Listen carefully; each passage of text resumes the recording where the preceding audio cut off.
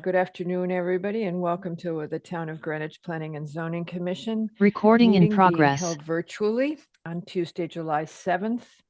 This afternoon, Mr. Lowe will be late in joining us as he had an emergency come up, and Mr. Harris will be seated for him until Mr. Lowe comes in. We have two postponements. One of them is item number 3, the parish of St. Catherine of Siena and St. Agnes for a final coastal site plan for the farmers market, which will have tents, not tenants, for a period longer than 14 days at St. Catherine of Siena. And this is in the R12, LBR2, and coastal overlay zones.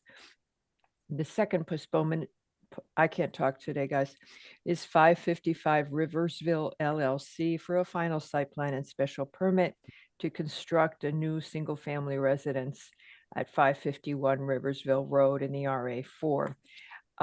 Before we start, or as we are starting, I would like to, I would like to ask for a motion that we move 129 Hamilton Avenue to begin after our public hearing ends. And that is the time, and I'm doing that because I'd like Mr. Lowe to be able to join us. He requested to remain seated as this has been with us for quite some time. Would somebody be willing to make that motion? So moved. Give it to Dennis. Sound like Give a it to dead heat. Dennis. We'll give it to Dennis. Mr. Yeski has made the motion, and Mr. McRae, was that the dead heat? Do you want a second? I will second. Mr. McRae has seconded. So we now begin with our first item. It's a discussion item. The Historic District Commission and the Historic Properties of Greenwich to review the report from the Historic District Commission and provide comments and recommendations to designate the William B. Tubby Jr. House as a local historic property pursuant to the town charter and the provisions of the Connecticut General Statutes, section 147P through Y. Yesterday afternoon, Patrick and I also did a dead heat. And we both sent you guys the statute at almost the same time. So I'm sure we've all read it carefully now. And but the clarity here is that our role is not to approve or disapprove, but to make recommendations to the HDC based on their report. Who will be presenting for the HDC? I thought it would be Ann Young, but I'm not seeing her in, and nor am I seeing Elise or Mr. Malillo. Well, let me see if I can find Mr. Malillo. I have his phone. Oh, I may have Ann's as well. Hold on. That's when somebody's going by alias here. If anybody's here to present the historic properties application or discussion, please raise your virtual hand. I do have her number. Hold on.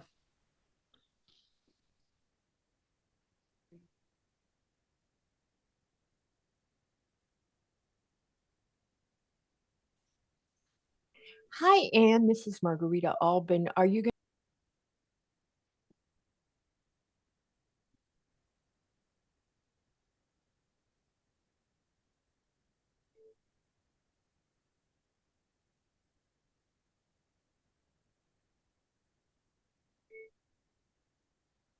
This is interesting, right?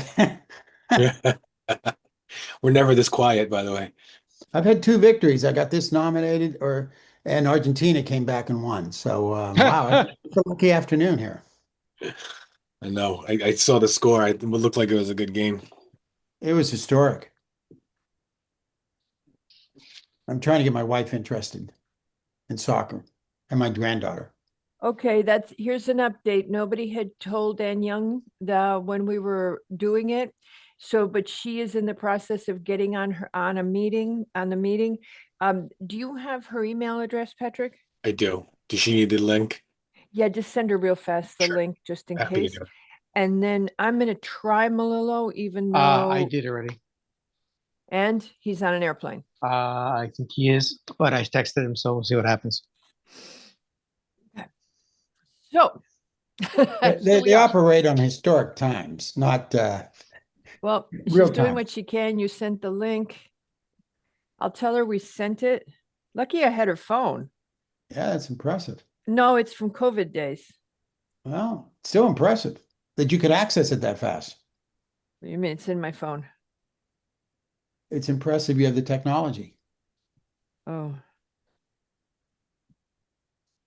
All right. So I don't know. What about Mr. Bishop? Do you want to try him? I don't know how involved he has been. He's not a signature on this, so I would have to defer to one of the, either Elise or Jacqueline, who was the other two. Okay. Oh, may have Elise. Oh, she's on. Good. I'm not seeing her. Oh, there she is. Okay. Awesome. Hey, that wasn't bad, you guys. We only spent 6 minutes on that. She's in. Hello, Ms. Young. Hello. I Hi. would have dressed appropriately. and go- It's all right. It's okay. Yes, all you right. all move faster than I can keep up. So I am ready to discuss whatever you'd like. So we have the HTC report on the William B. Tubby Jr. house. Thank you. And our mission here is to provide you comments and recommendations. Correct. There were some comments yesterday, and I will, do you want to make any summary presentation to us, since we do have not that many people here. We only have about 20 people watching. Basically, we're certainly following, the same steps as before when you all have been reviewing a local historic property designation for a house. This is privately owned. This has nothing to do with any town-owned property. And per the Chapter 97A for historic preservation by the Connecticut Assembly, we are looking to get comments from you that can either be incorporated into the report, or possibly you might have additions that you would like to see incorporated into the report. Or if you would like something removed because you may feel that the report is too large as it stands, any type of those comments would be very welcome. Okay.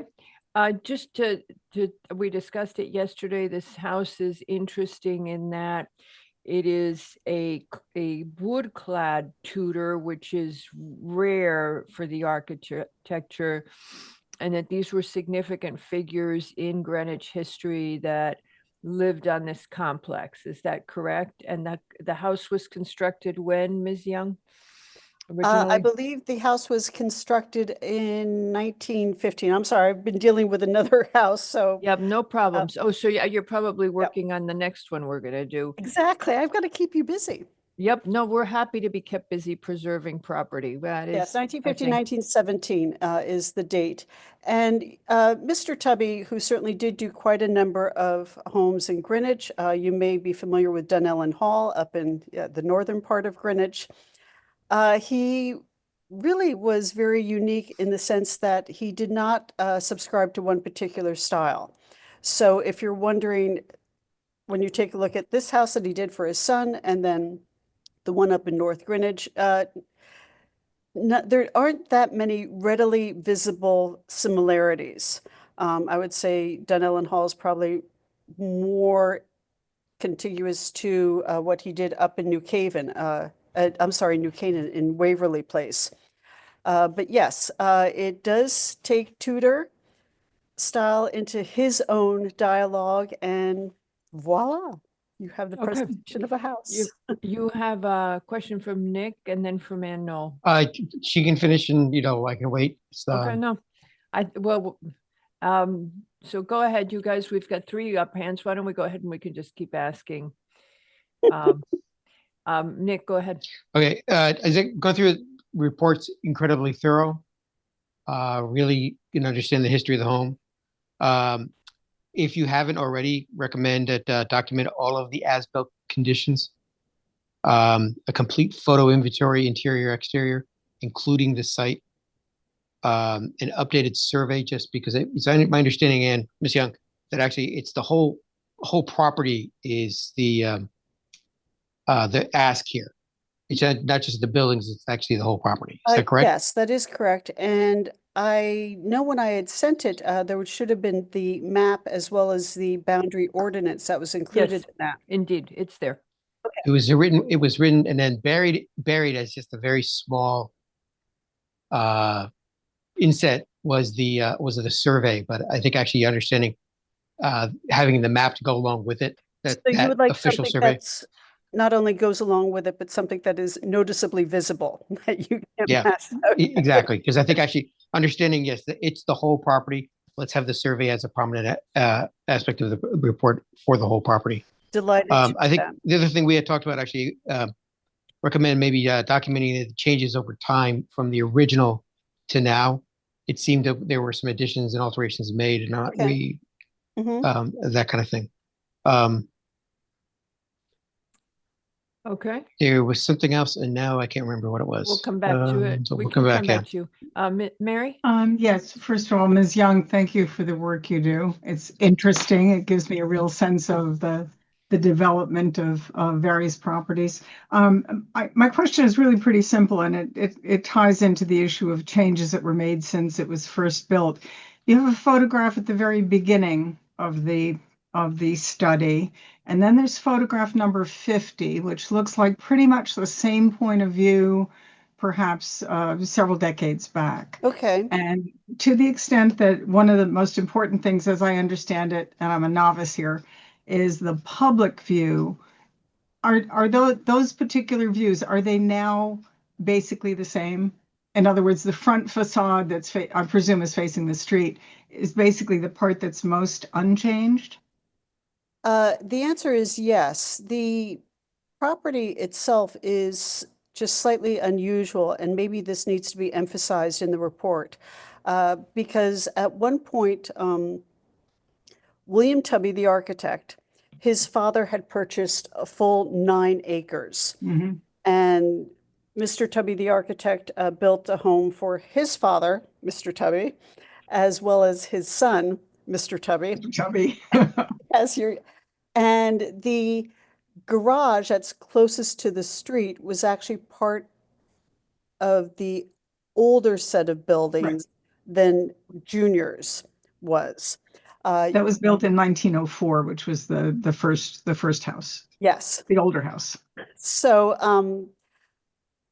I have been obviously dealing with this property for quite some time. It makes complete sense to me, but I think you bring up a great point that for someone who may not have spent that much time on there may need to be either a better sentence structure that brings us to light, or possibly a separate area where we discuss, the chronology of the buildings to then show, what came first, second, third, what is truly visible from the street, which is that garage, which was part of the older part, not the 1917 part, with the house sort of being set then behind that garage. Am I making sense to you? Does that?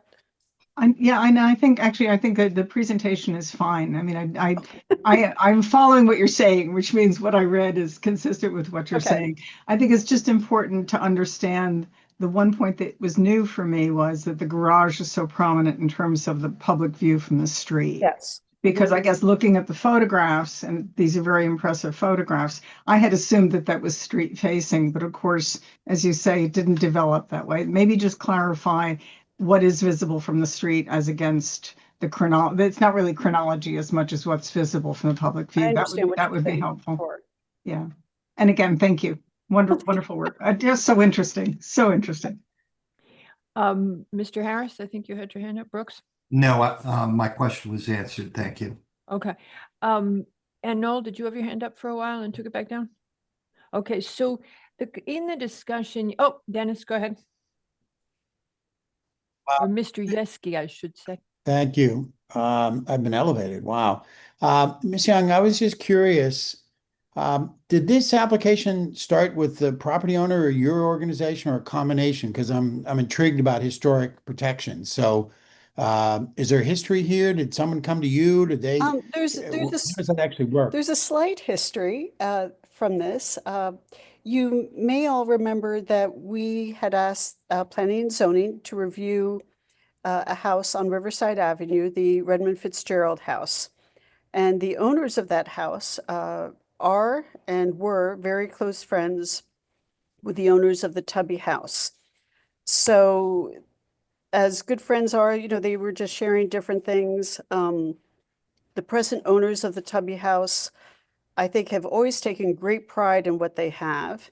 And they saw what the process entailed and of course what the finished product was and felt very comfortable, so that they were attending a few functions held by Historic Properties of Greenwich. They got to know us as people rather than an organization. And they felt comfortable moving on with, you know, protecting their home. So they approached you on this one saying, hey, we've heard about this and that we think it's the right thing to do, and you picked it up from there. Correct. Yeah. Have you picked up or seen other houses in the neighborhood also? In a word, yes. I guess it's. How about the whole neighborhood? How about the whole neighborhood? Well, of course, I think that would be lovely. And as long as properties are buttressing one another, they could certainly form a district. I am hoping that within 2 or 3 months, you will see a report for 341 North Street, just down the road and across the Albert Henkin House.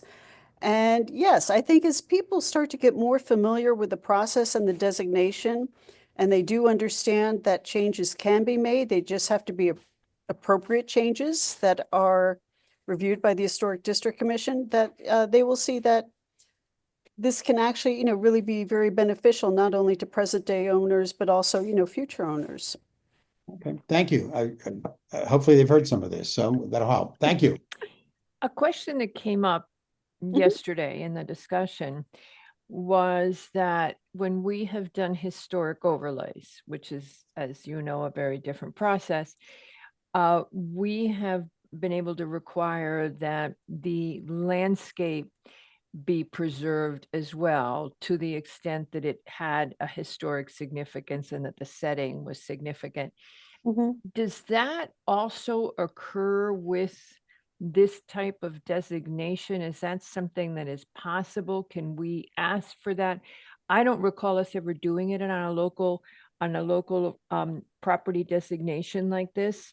But as we become more and more interested in the historic landscape and settings, we were curious yesterday.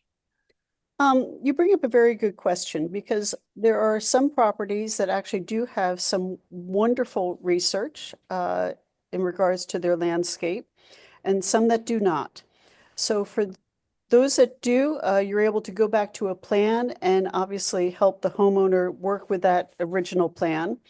For those that do not have a planned historic landscape, it becomes up to the HDC to really assign what can and cannot be done.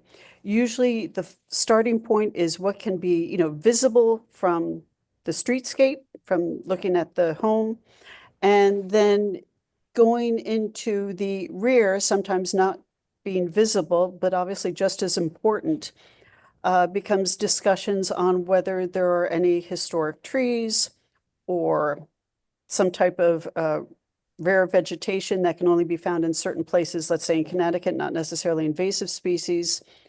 And then that becomes sort of a continuum discussion. Needless to say, it always helps to have any type of photographs or newspaper articles that discuss a variety of things. I know the Historical Society did a wonderful exhibition a few years ago about gardening in Greenwich. And it just becomes a discussion. But yes, some reports will highlight certain vegetation, certain trees that maybe, you know, one type of variety or one or two that have been prominent in the site, maybe not necessarily from when the house was built, but let's say a few years afterwards. And those would be something that, yes, should be most certainly considered when there has been a request for either change and or addition. Okay. Arn? Yeah, thank you. Ms. Young had a question. You mentioned in this situation, you were approached by the owners. I was just wondering, does the HDC ever approach an owner on their own if they're aware of some historical significance with a home? Are you ever proactive, or just the way you're set up, you're better suited to be reactive? I have to say, really, it's a case-by-case basis. I know Andrew Melillo, who does get quite a here? number. No, I believe he's on a plane. No, he's here. Oh, he is. Oh, well, I think I should let Andrew speak for when he promotes a local historic property designation. Mr. Melillo? It's not the best time. My 3-month-old niece is crying in the background, so I would try, but as you can hear, probably not ideal. No, we can't actually hear it very well, but that's fine. Okay. We'll let Ms. Young proceed. Go ahead. But I do know Andrew has always been, when he's asked to either review certain applications and or just approached about, well, what can I do? Not only does he, promote the local historic property designation, but, he also takes into account historic overlay as well, depending on what the house needs and what it takes to be, something that's compatible with 21st century living. I think we can all attest to the fact that a beautiful, charming, pre-revolutionary house may not have the space that's required. And, maybe it takes just a little more time to figure out how to keep the house, but then also enlarge it with, appropriate additions.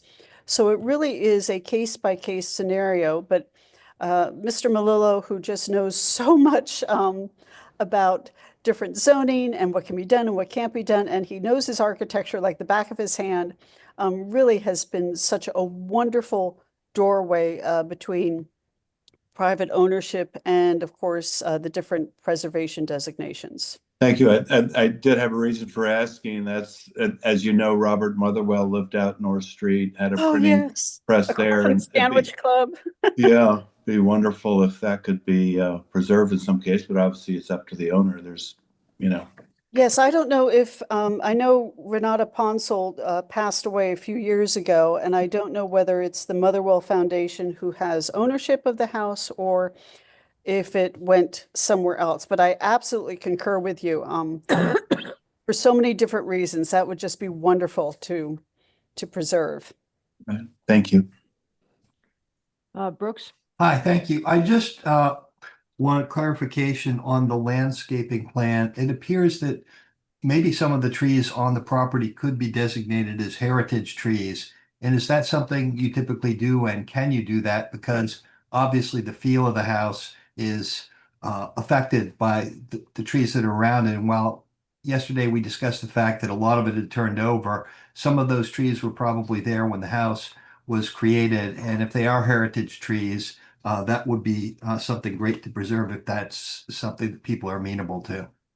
So for a question that you have, I would like to ask you to somewhat rephrase it in the sense that speaking on the behalf as a member of the Planning and Zoning Commission, you would like to see additional documentation on any heritage trees that are on the property to be added to the report. That would be a comment that you could certainly make. Perfect. So us. exactly where we were going is that we would like to recommend that Thank the you. commission discussed this yesterday, and we would like to recommend to you that every effort be made to designate and preserve the landscaping, which may be historic, heritage, but because there's also the issue of the way the property is landscaped, and if any of that goes back to the Olmsted influence, and that we would want to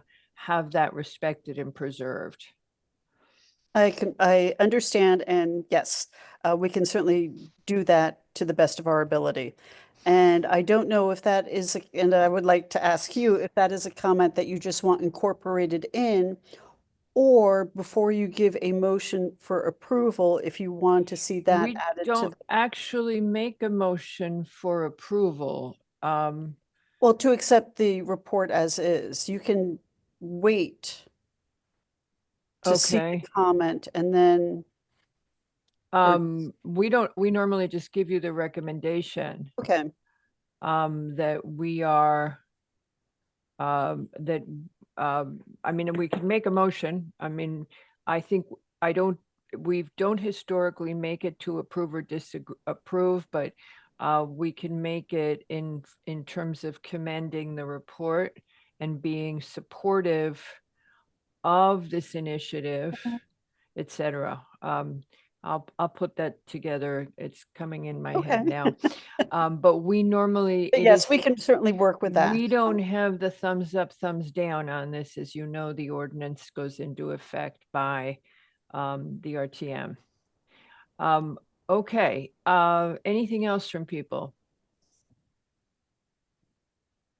So I hereby move to express the commission's support for this initiative, which preserves an important piece of architectural heritage for Greenwich, and which contains wonderful background. The report contains wonderful background on the history and evolution of Greenwich, and the commission encourages every effort be made to preserve existing historic landscaping, heritage planting, particularly as pertains to trees, and that we would also be very, very happy to see the commission would further encourage the owner to restore what is visible from the street to, as much as possible, to the original facade.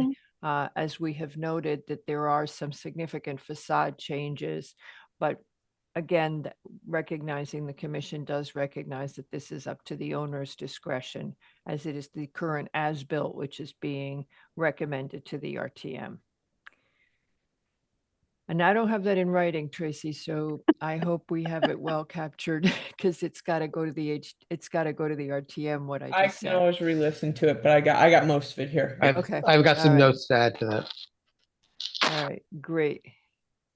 Okay, anything else, Nick? Did you want to No. add to that? Okay, so based on that, all in favor of the commission's comments, I think we can just do a vote, an oral vote without doing roll call. Aye. All in Aye. favor? Aye. Aye. And so with that, those are the commission's comments. If I goofed anything, Patrick was temporarily lost connection, so he can tell me later. If I could just say, I am so sorry that I've kept you all waiting. If I had thought I was No, gonna that's be on, okay. I would have been there. So thank you all for your patience. No worries. Thank you for the flexibility in joining when you weren't aware that you were going to have to do that. Thank you too. Yep, I'm so thank you. sorry. Yes, thank you. Thank you very much. Okay. All right. This happens, Ms. Young. You're not the only one. Thank you. Bye-bye. Okay, so with that, as mentioned previously, the next item has been moved. We made a motion to move the next item to the end of the public hearing. The following item has been postponed. So item 2 has been rescheduled to be heard at the end of the public hearing as a regular item. Item 3 has been postponed. And with that, Mr. Court Reporter, we go to item number 4, which is we are now open the public hearing. So now the public hearing is open, and we will, let me get the people in.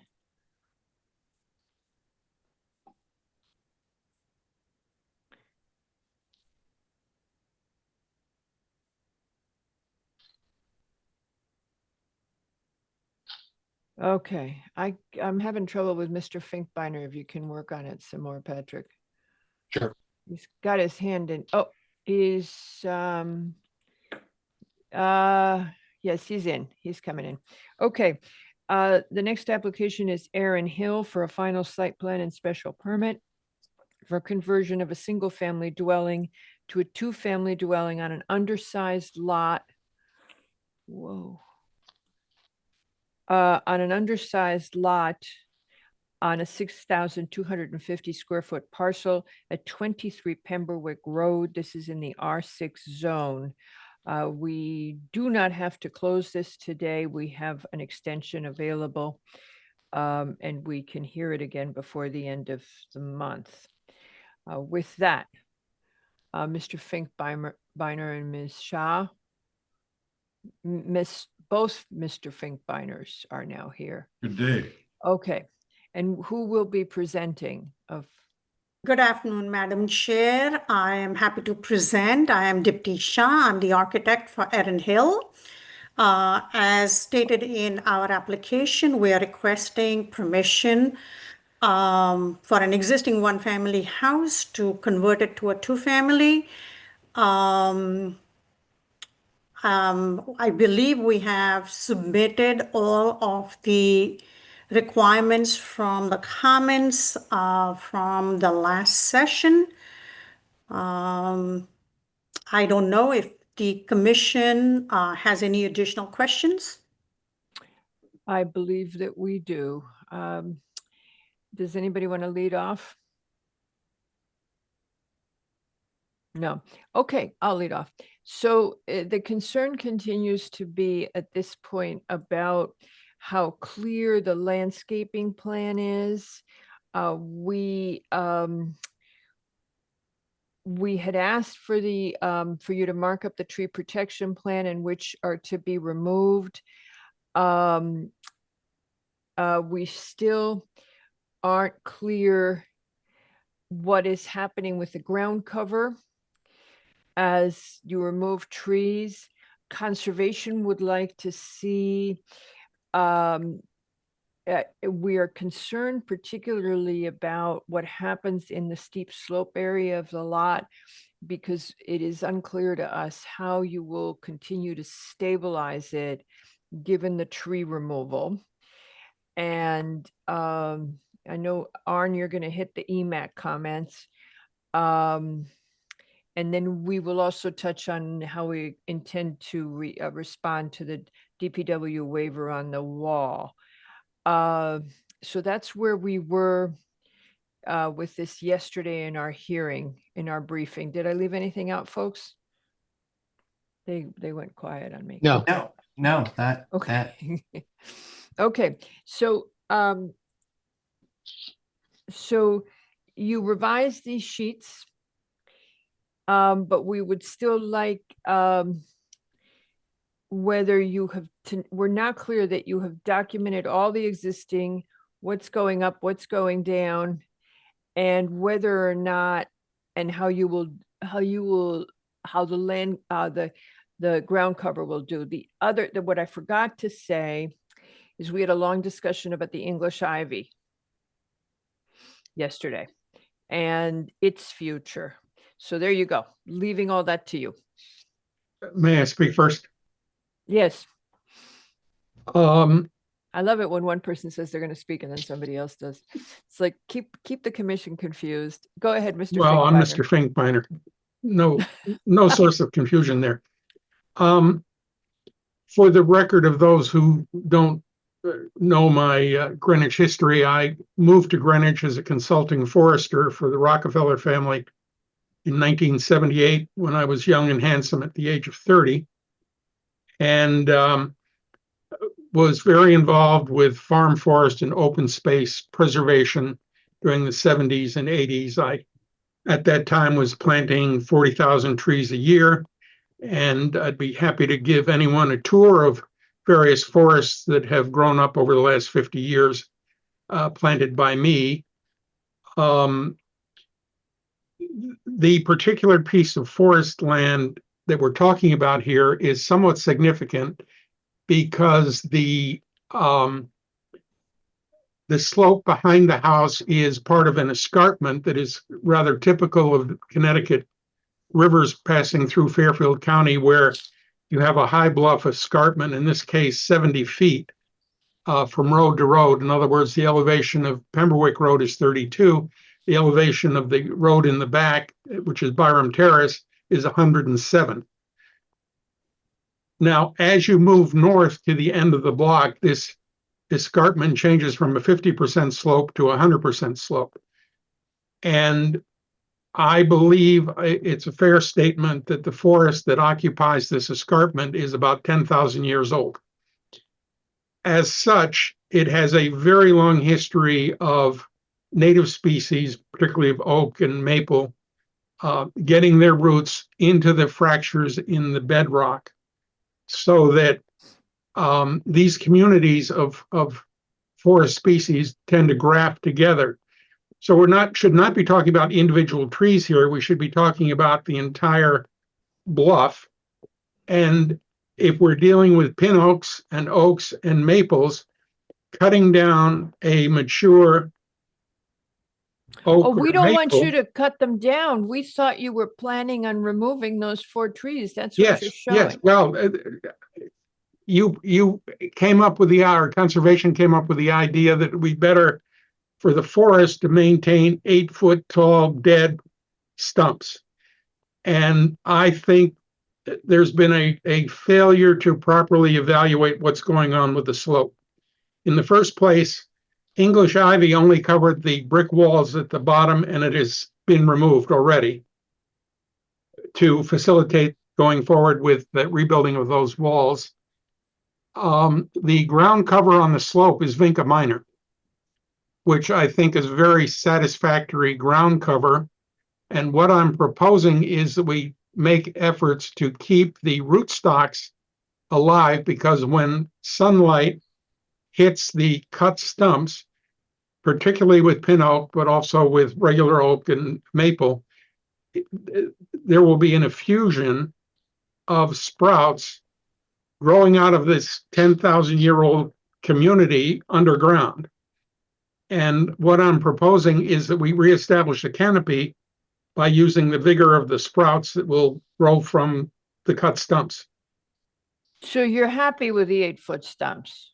No, I'm very unhappy with the idea that we should be managing dead trees when we have a very vibrant forest community that has been highly stable. Okay, you're losing me. We would like you to keep the vibrant forest community. You're proposing to take down a part of it. Conservation then says at least keep the stumps, which we thought was strange, not familiar with 8-foot stumps ourselves and stags, but we're always willing to ask people these questions. And now you say it's a wonderful community of trees, so you shouldn't mess with you.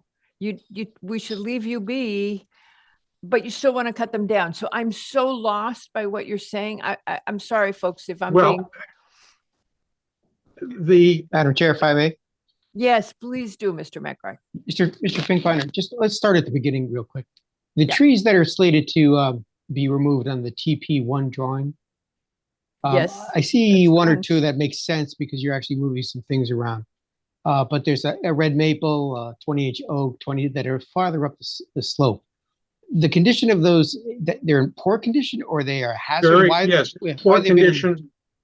And they're leaning into the light and air that was behind the building that will be filled.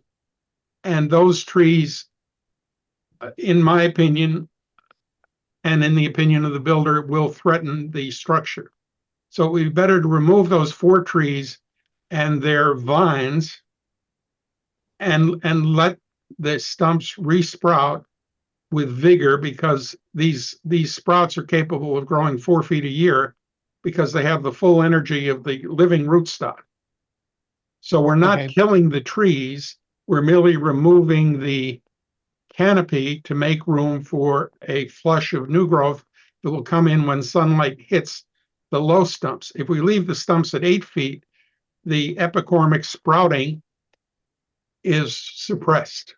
Okay, but on the other hand, Nick, before you jump in, I just want to clarify, the Vinca, when you start getting seedlings, the Vinca is highly invasive, and the Vinca, one of the problems with Vinca minor, I mean, yes, I realize that the species is popular, but one of the problems is that it will actually take out, it will displace the native vegetation and suppress the other native vegetation and suppress the tree seedlings. So, I mean, and that is from our knowledge. If you had a different setting, in which you were doing the vinca, but here it's going to be competing with trees that you're trying to restart. And I see an issue with that. Nick, I'm sorry, go ahead. That's right. So the stumps will stay.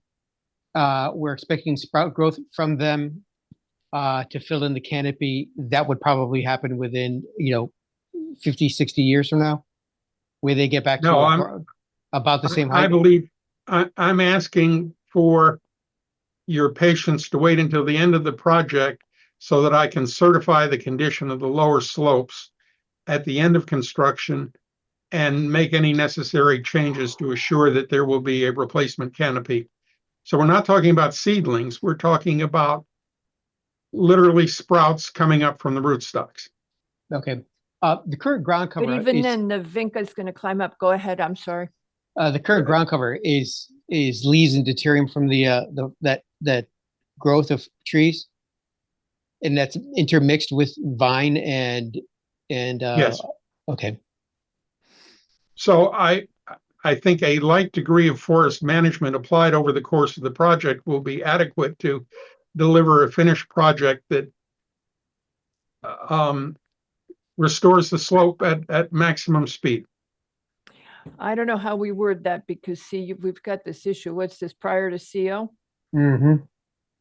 Well, if I may remind the commission, when Wickham Hill Road was approved as an 1,800-foot cul-de-sac, it exceeded your length specification by 300 feet. So the developer at the time designated me as the consulting forester to report to P&Z on an annual basis that the tree safety protocols were being observed during the period of development. And I'm just asking for the same courtesy that you allow me to manage the slope and prior to CO give you a complete report on recovery of the slope and stabilization. Okay, I would add steps to that because I'm still not convinced about the approach with removing the trees nor of retaining the vinca minor. So I would, the periwinkle is the common name for anyone who doesn't call it vinca.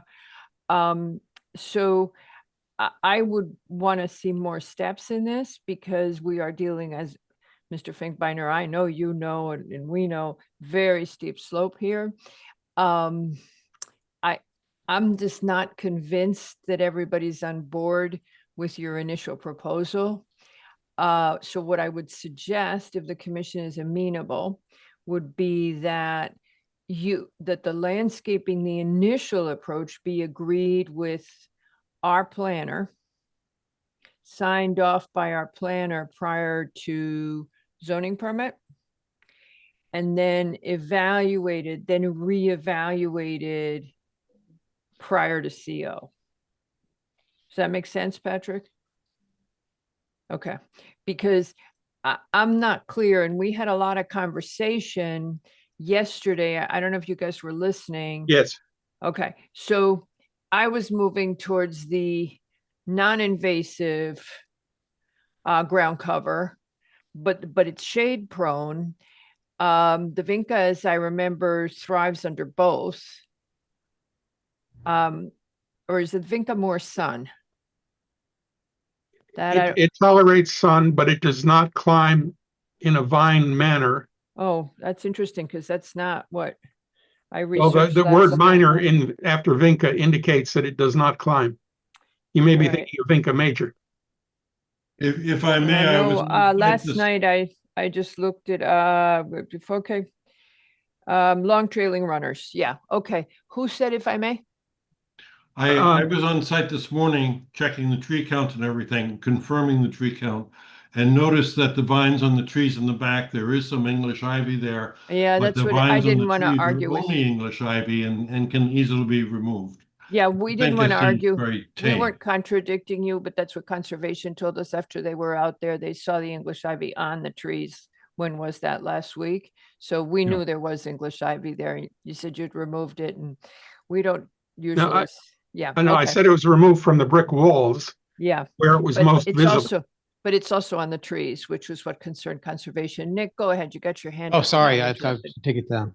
Sorry about Okay, that. well, Nick, are you good with your line of questioning what you were saying? So Yeah, plan- I think I know where he's going with this. It's just a matter of actually trying to figure out how to do this. How to I think word the it. biggest concern is making sure that we don't have a denuded slope, and that actually the growth comes back in a timely manner. I don't think I want to wait a long time to have the slope come back to it. Yeah. But if we're looking at actually trees that are actually compromised or will be compromised by the construction, we got to take a look at that. So, And also potentially a threat to the addition. Now, that said, exactly. What I'd like is for the planning analyst to sign off on all the tree removal as being necessary. Brooks and then Mr. Wells. Thank you. Yeah, I'm concerned about the stability of the slope and the trees, and it's nothing specific to the applicant. I mean, I'm quite impressed by, the history that they've gone through. But just as a general matter, for me, it's easier for me to understand the plan if you say, this is the plan I think we're going to follow that we need to do to replace these trees that are, providing stability and providing canopy, which are both important. And then if you get in there and find that, a different plan is called for, you want to tweak it, then you could do that as opposed to a generic, it'll be good when we're finished, because it's hard for me to see from where you get from here to there, albeit I'm not an expert like you are, but it'd be helpful for me to understand at least kind of what you think you might do. And I'd be very amenable to, if you have to change that once you get out there and figure out what's going on, fine. But it just seems a little generic to me right now to say we're going to do it well, and we promise we'll do it well, and I would draw a slight distinction between the tree safety protocol in which you're trusted to perform on that. That by definition has to be a trust item because you're going to be following a protocol in the future to promise to protect the trees, and obviously you're going to do what you need to do, and even in those circumstances I've seen people describe what they're going to do to protect the trees, put up certain fencing and such as that. So yeah, I feel like a little more specificity would be helpful to give greater confidence that this will work out the way we hope it will. All right, if I may respond to that, we do have a specimen cut leaf red maple on top of the first wall that we're protecting. So needless to say, the trees that are threatening the house are going to be removed in a way that protects that landscape feature, which is a very significant part of the backyard landscape. And the reason that it's hard to see what's going on is that there's so many maple sprouts growing up in that space. So it looks like there are no trees there, but there is a profusion of small diameter maples, with the larger trees being off the property. So it is somewhat visually deceptive, but I know that consulting foresters basically have one tool, which is either a chainsaw or a good set of lopping shears. But I believe that what we're trying to do is establish the health of the trees on the slope that are remaining, and to give maximum, growth opportunity for sprouts that I believe will grow 4 feet a year. I would just then reemphasize what Mr. Bakri said, which is I think that's a good plan over 30, 50, 70 years, but over the next 10, 15 years, what's that going to lead to? And obviously be concerned about both the short-term and the long-term impact. Well, I'd like to revisit that at the end of the project. And I think there will be a very satisfactory outcome by the time this project is ready for CO. Using the natural vegetation and the trees that are already growing there. Helped out with a little pruning by my hand. Okay, Okay, Mr. thank you. Wells? Yeah, I just wanted to comment, the applicant's been very responsive to EMAC. Applicants come back, I think 3 times now, Ms. Shaw, to EMAC's comments. So, number one, I think you've satisfied our requirements for disclosures. Also understand this relatively small project.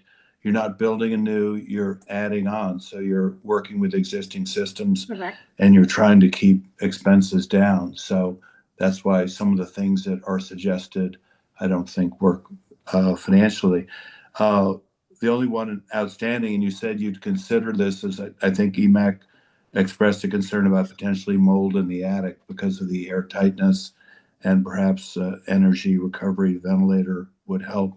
And you commented that I think you would take that under consideration, along potentially with solar later on. But I don't have, further comments beyond what EMAC has said, but I do want to thank you for your responsiveness. Thank you, Mr. Wells. And I just want Madam Chair and the Commission to know that I have had extensive discussions with Ms. Hill, Erin Hill, the owner, and she understands, what would make this project more sustainable. And as I've mentioned in our response, is that once she knows what all of the costs are, we are actually going to go back and revisit if there is any additional sustainability features, including putting EV solar panels, or at least a conduit, with the extra in the panel box for the conduit. We can put those in. We will certainly be willing to do that, but I thank you. Thank you. And Madam Chair, if it's okay, we would request if you can close the public hearing, we can continue any additional discussions if the public hearing can be closed for the next meeting. We actually, if we close it, we can't have any more discussions with you. Okay.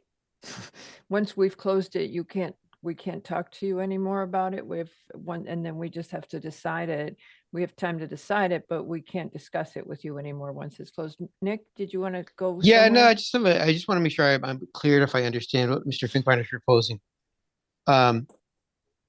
The tree removal plan, reviewed by staff prior to zoning permit. Then a zoning permit's issued. The trees are cut down. The slope is fixed, whatever. We're waiting for the trees to grow back. And then we have a part of the CO, we have a report from the forester, if you would, about the condition of the trees, etc. If But that's the case, then if that's the case, then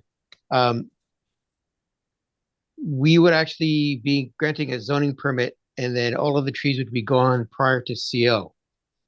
But right? prior to the zoning permit, they would come in and work with Jackie to beef up the landscape plan. And that would be our request, because the first comment that we get from conservation is that while a landscape plan has been submitted, now it is, I'm not seeing the comment, but I'll find it in a sec. It's meager, and that they would look for more. And they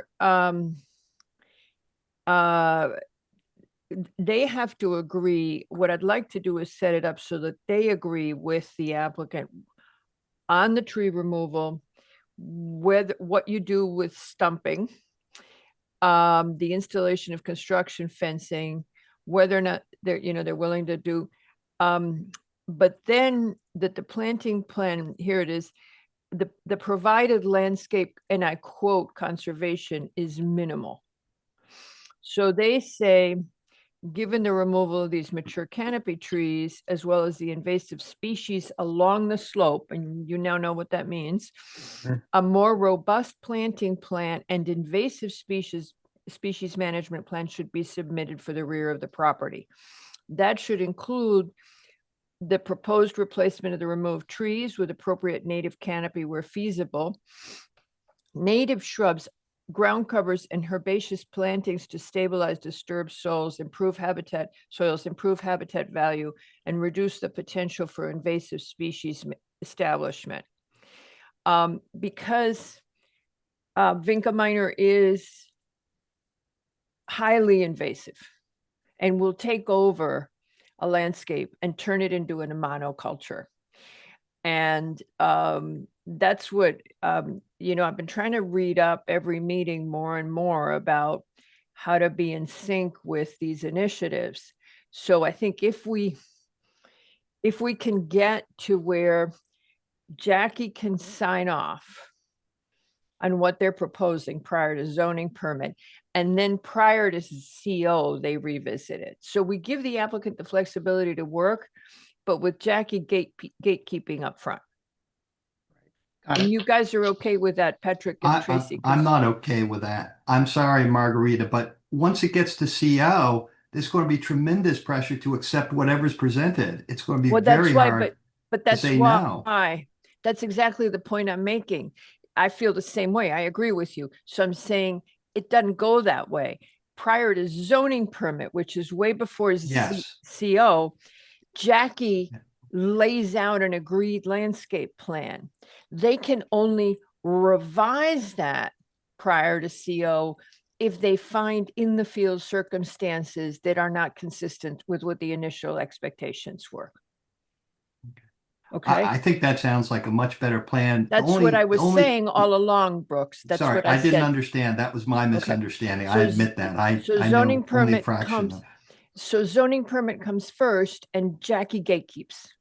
Okay. My only other comment is that I wish, and maybe it won't be the case, it'll be the case here, but I wish there was a minimal response to what conservation had asked for. So we know, even with Jackie as gatekeeper, we know what the baseline Good with is. that.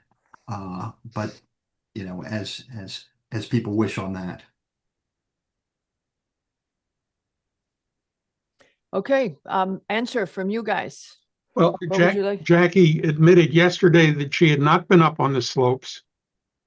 And I welcome the opportunity to work with her. I think it's a great move by the town of Greenwich to have a landscape architect on staff. And I'd be happy to follow your suggestion, Great. Ms. Albert. Okay, so that's great because, we have enormous expertise with Jackie. And actually well aware. with Tracy and Patrick as well, but Jackie is your planner for this. So we'd like to do that. I want to jump topics. There's a question that I saw in the staff report. I don't know if we got to it the last time, I don't remember it. The garage can only be accessed by walking outside both of the units, correct? I couldn't see any Yes. doors. Yes, that is Okay. correct.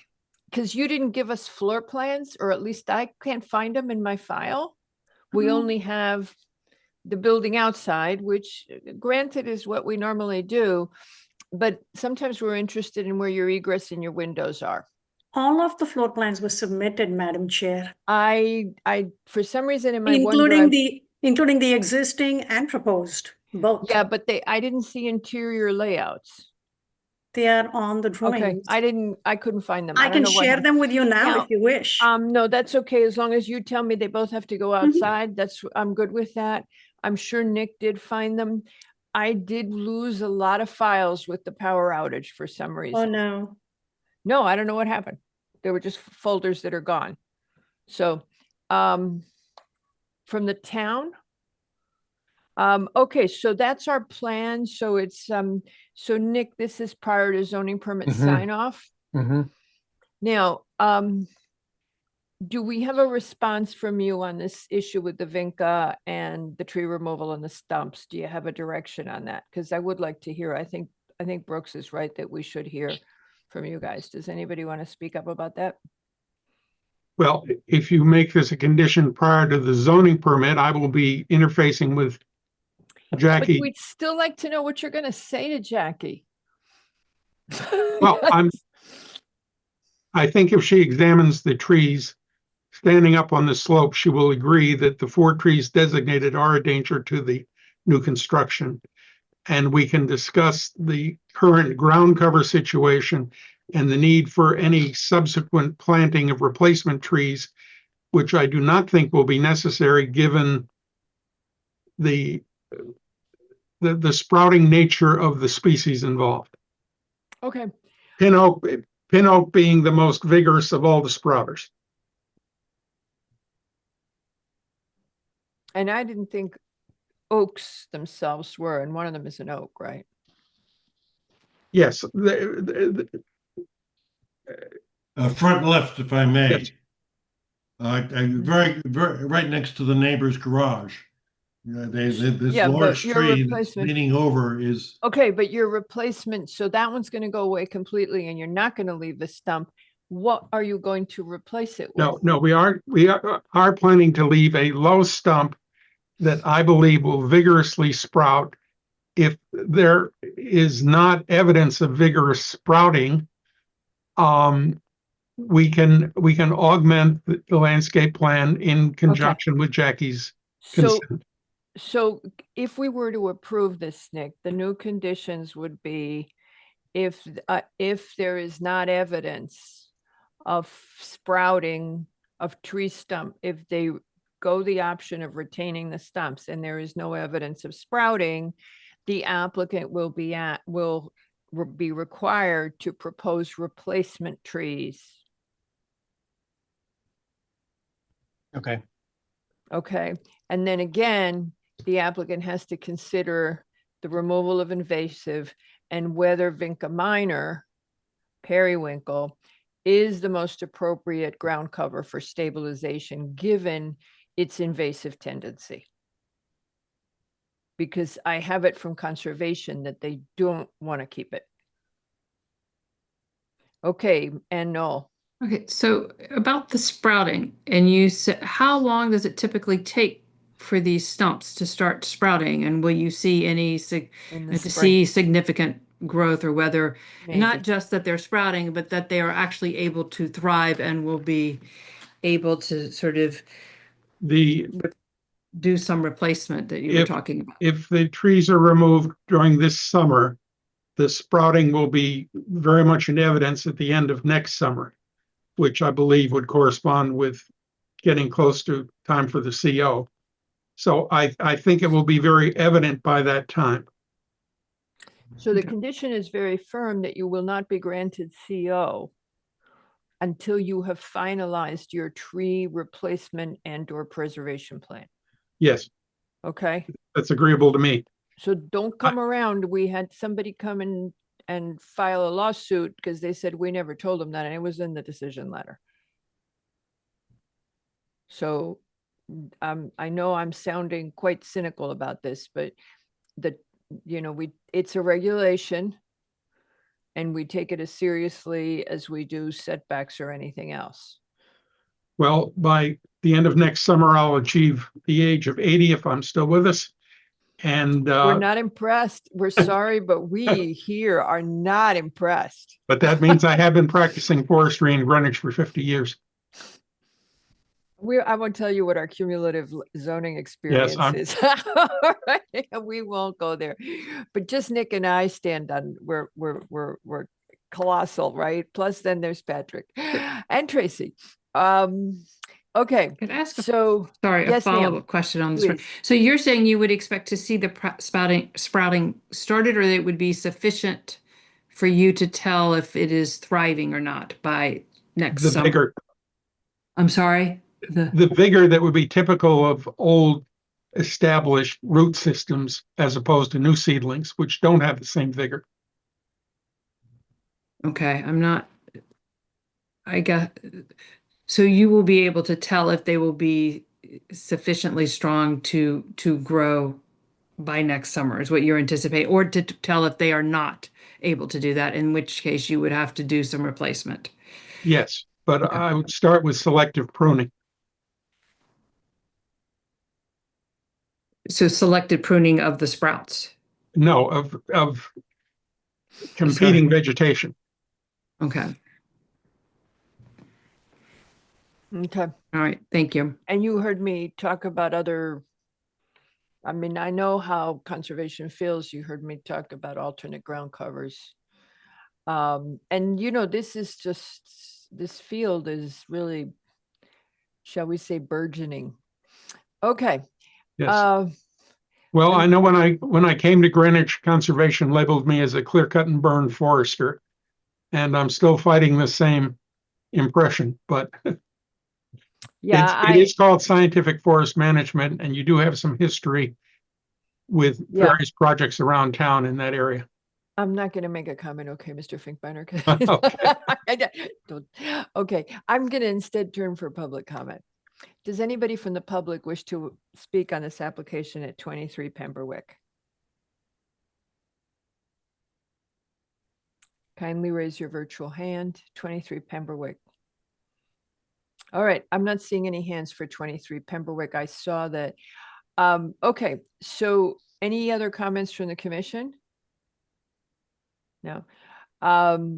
So just again, to reiterate, Jackie would of course be coordinating with conservation, who raised these concerns about the minimal landscaping plan and the desire to remove the invasive, and that they consider that other green infrastructure be considered.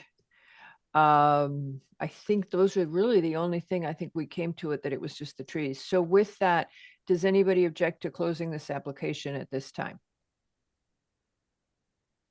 Seeing no objection, this application is hereby closed. And Ms. Shah, we will probably decide it tonight unless our secretary goes on strike. Super. I hope not. Thank you so much. Great, Madam thank Chair, you. members of the commission, we appreciate. Have a good evening. And hope it's a short evening. Yeah, we do too. Thank you. And okay, I'm just getting Ms. Shah. Okay, so our next application is Greenwich Country Club. Who's representing the applicant? And it is a bunch of people. Okay. Mr. Haslam. Mr. Haslam.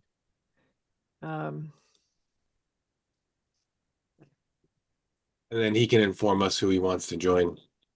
Oh, okay. Well, I have somebody from Mr. DeAndrea's firm in, and then there is Mr. Haslam. Also raising their hands is Jerry Hupy. So you want him? Yeah, Jerry Hupy is the architect on the project, so I'd like him to be Joseph Larico. Pardon me? Joseph Larico? Yes, he's the landscape architect. I'd like both of them to be promoted to presenters, please. And then also should be Keith Armstrong, who's the GM of Greenwich Country Club, and Jim Clark, who is a board member. I'd like to have them both. No hands up for them, but we may have gotten ahead of them schedule wise, not seeing them. But you've got, there's Keith Armstrong. Okay. Yep. All right. And so with that, our next application is Greenwich Country Club for a final site plan and special permit to make improvements and additions to the main clubhouse, relocate the kitchen into the new building, and reconstruction of the fitness facility, including one additional squash court. The increase in volume would exceed 150,000 cubic feet on a 148-acre property located at 19 Dublin Road in the RA1 zone. By the way, if you did not read Mr. Haslam in that report for the Tubby House, there was an interesting little tidbit on the history of Greenwich Country Club and its initial formation. Yeah, and how it was originally formed with some land that nobody could sell, and it was called, what was it called? Fairfield Country Club? Fairfield Golf Course or something. It's quite interesting. They just figured they'd go play golf because the property hadn't been sold, so they set it up to play golf. If they only knew. Yeah, and the others, yep. So there you go. So okay, Mr. Haslam, off you go. Thank you, Madam Chair. As you recall, we were before you last fall, and you approved renovations to the clubhouse.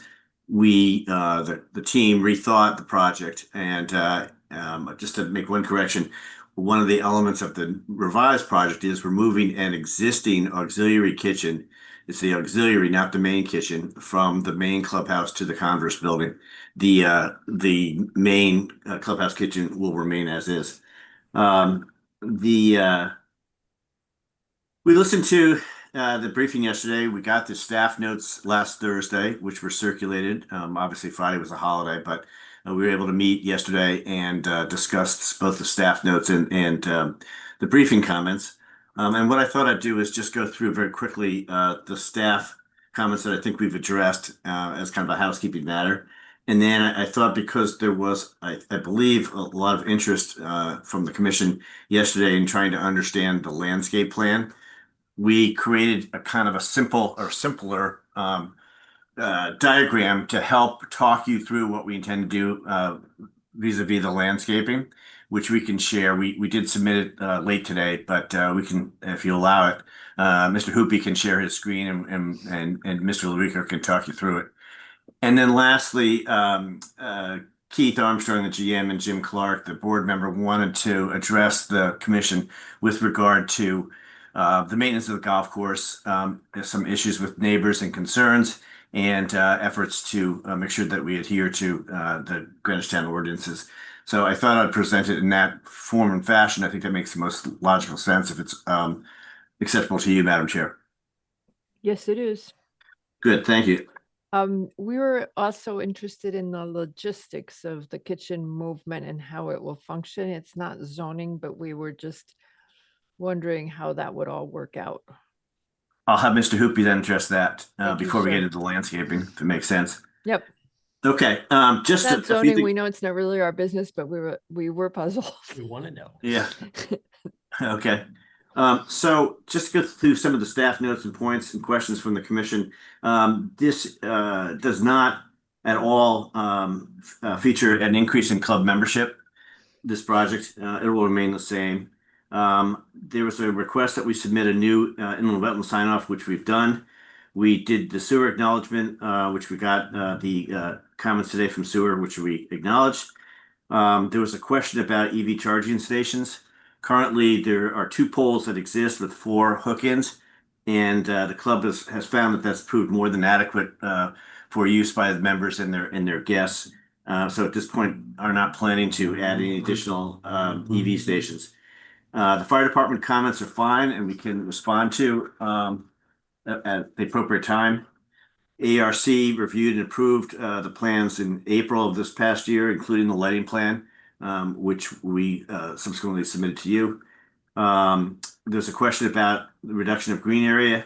It's minor as a result of the parking lot. We're currently at 94.4% green space, where 94% will be is proposed and 72% is required. So it is a minimal, it's 0.4% decrease in the green space.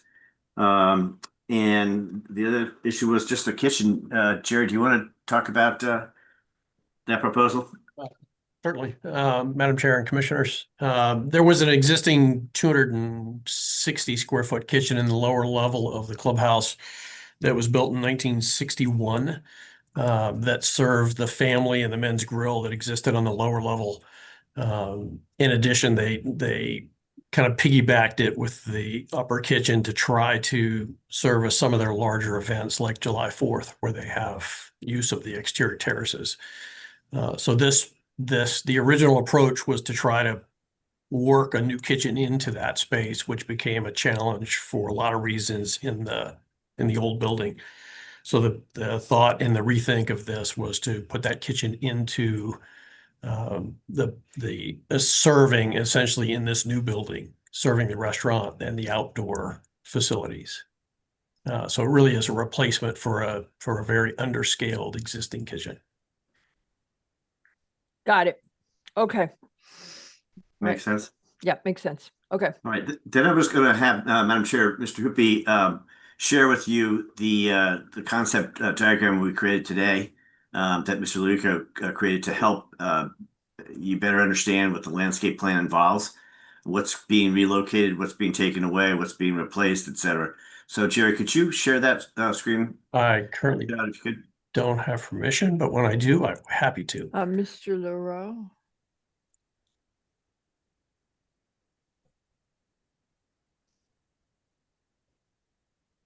And then, Joe, once it comes up, if you could talk the commission through it. Sounds good. A bit, and then respond to questions that they may have with regard to the overall plan. Yeah, so in response to the comments, we prepared this supplemental for the meeting today, showing the tree removals as well as transplants. The tree removals, as I'll say, fall into kind of three categories. We have the transplants, which are shown in green. We have removals, which were shown in red. And then in orange are trees that were previously removed. There were a number of hornbeams that did not make the winter, as well as a sizable beech that, though after several years of trying to save it, succumbed to the beech nematode and needed to be removed. And we have all of the DBH as well as the species indicated in a chart on the upper left-hand side of the page, showing all of the replacements. And then on the upper left-hand side is the plant list showing all of the replacement plants being proposed. There was question too raised about the rain garden. Yes, we were and was there a planting confused. plan for the rain garden? Yeah. Do you want to address that too, Joe? I think Keith might actually be able to address this better than me in terms Keith, of yeah. What's being proposed there. That's fine. Sure. Thank you. Yeah, so the rain garden being as it is in the located in the driving range, the idea behind that would be to plant it with wispy turf type fescue, so it matches the aesthetics of the driving range and the golf course. So basically grasses rather than plants, hence the planting plan. Nick, go ahead. Mr. Armstrong, the transplants, where are they actually going to? So there are three pin oaks that are behind the chipping green bunker. We're going to transplant two of those to the driving range, which is roughly on the left side of the drawing you see on the screen. Mm-hmm. And we're going to keep one in place. And then the two Patriot elms that are closest to the patio, we're going to hopefully transplant those as well to the perimeter of the driving range, provided that the root systems aren't compromised from the existing patio. And then the lindens, the silver lindens stay within the tree, within the parking area themselves, just in a new position. Right. In the landscaped islands at either end of the lot. Correct. There's 4 of them currently linear here. 2 will remain in that area. The other 2 are going to this end. Okay. And you said you did have an opportunity to review the conservation plans. They are asking you to change the ground covers because they say they are dominated by non-natives. They would like to see you using more natives. The Pennsylvania sedge, I believe that is, as well as the salvia and the Pachysandra procumbens that we were talking about yesterday. Would you be willing to revise your plan to incorporate more native? So we might be able to add some natives. I think we were hoping that we could keep the ornamental plantings along the perimeter in case in the future those beds, we'd like to be able to add kind of ornamental plantings, shrubs, maybe things like that would be in keeping with the character of the club. However, they would not necessarily be natives. So that would be any of the beds along the foundation and along the patios. So would you be willing to give us what that would look like? Where you would keep the ornamentals and where you could add the natives. The big blue is a pretty plant if you were thinking about it being more decorative than say the Pennsylvania sedge. Yeah. So that's pretty. I don't know what its bloom period is, but it is an attractive, when it flowers, it's pretty. If that's what you had in mind. Correct. And even when it's not blooming, it has, you know, a nice grass-like appearance. But it's actually, it's interesting that they are, oh, that's a difference. So it has another genus that is non-native. I haven't been able to find one of the ones that they recommend. I have to tell you honestly, some of these are hard to find. But they may have sources. The other thing that they're asking you for is that you consider a rain garden near the patio. I'm not sure where they're referring. Yeah, I think our issue with having a rain garden near the patio is that it's high visibility, and also you know, guests are going to be kind of walking on and off that patio. And so there's not really a location that would not be both highly visible as well as potentially in the way of some kind of circulation or golfing. Can somebody just show me exactly where they meant they would have wanted it? Right there where your little hand Oh, is? I don't think I know, but I know that this portion of the terrace, the reason that this is what it is because it is a walkway for the golfers to essentially get over to the practice facility. So this area all along this practice area is the walkway. So I think that's why Joe was talking about when we've got trees in that area, but to put a rain garden in that area really is right in the path of circulation. And we all know that if you don't get a golfer a straight line. Yeah.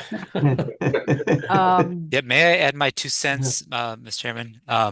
Yes, this is Mr. Turini? Yes, it's Adam Serini, civil engineer with DeAndrea.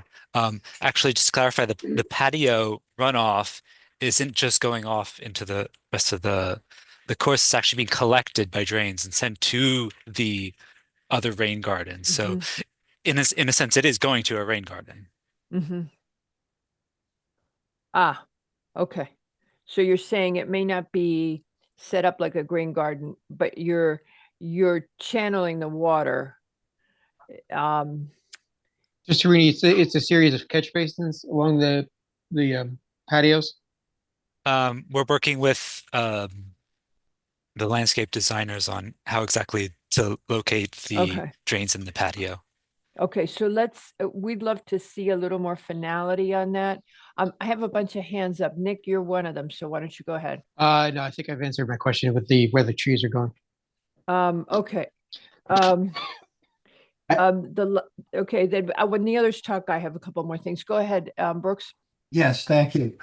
This is a much clearer map in terms of where things are coming from, so that's very much appreciated.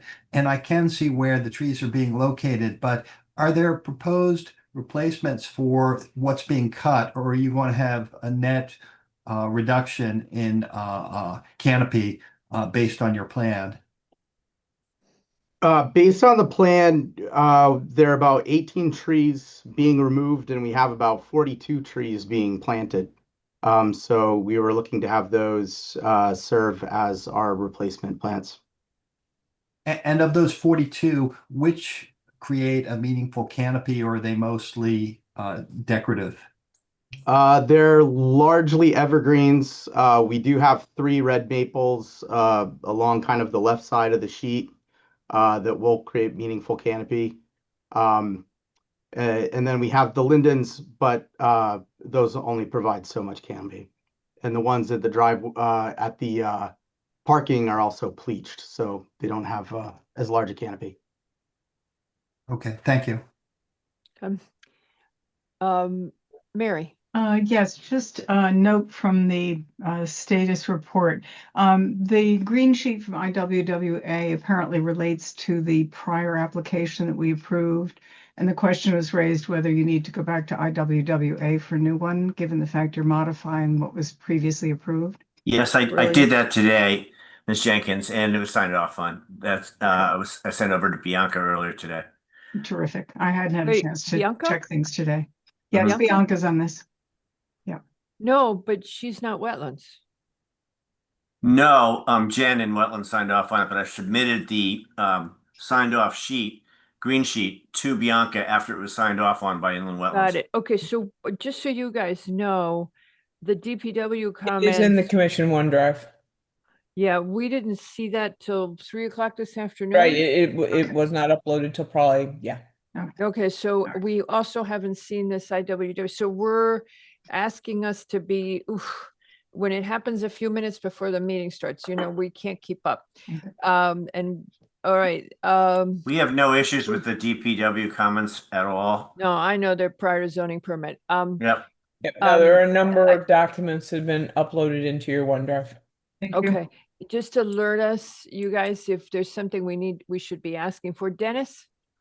Yes, this is not a landscaping question.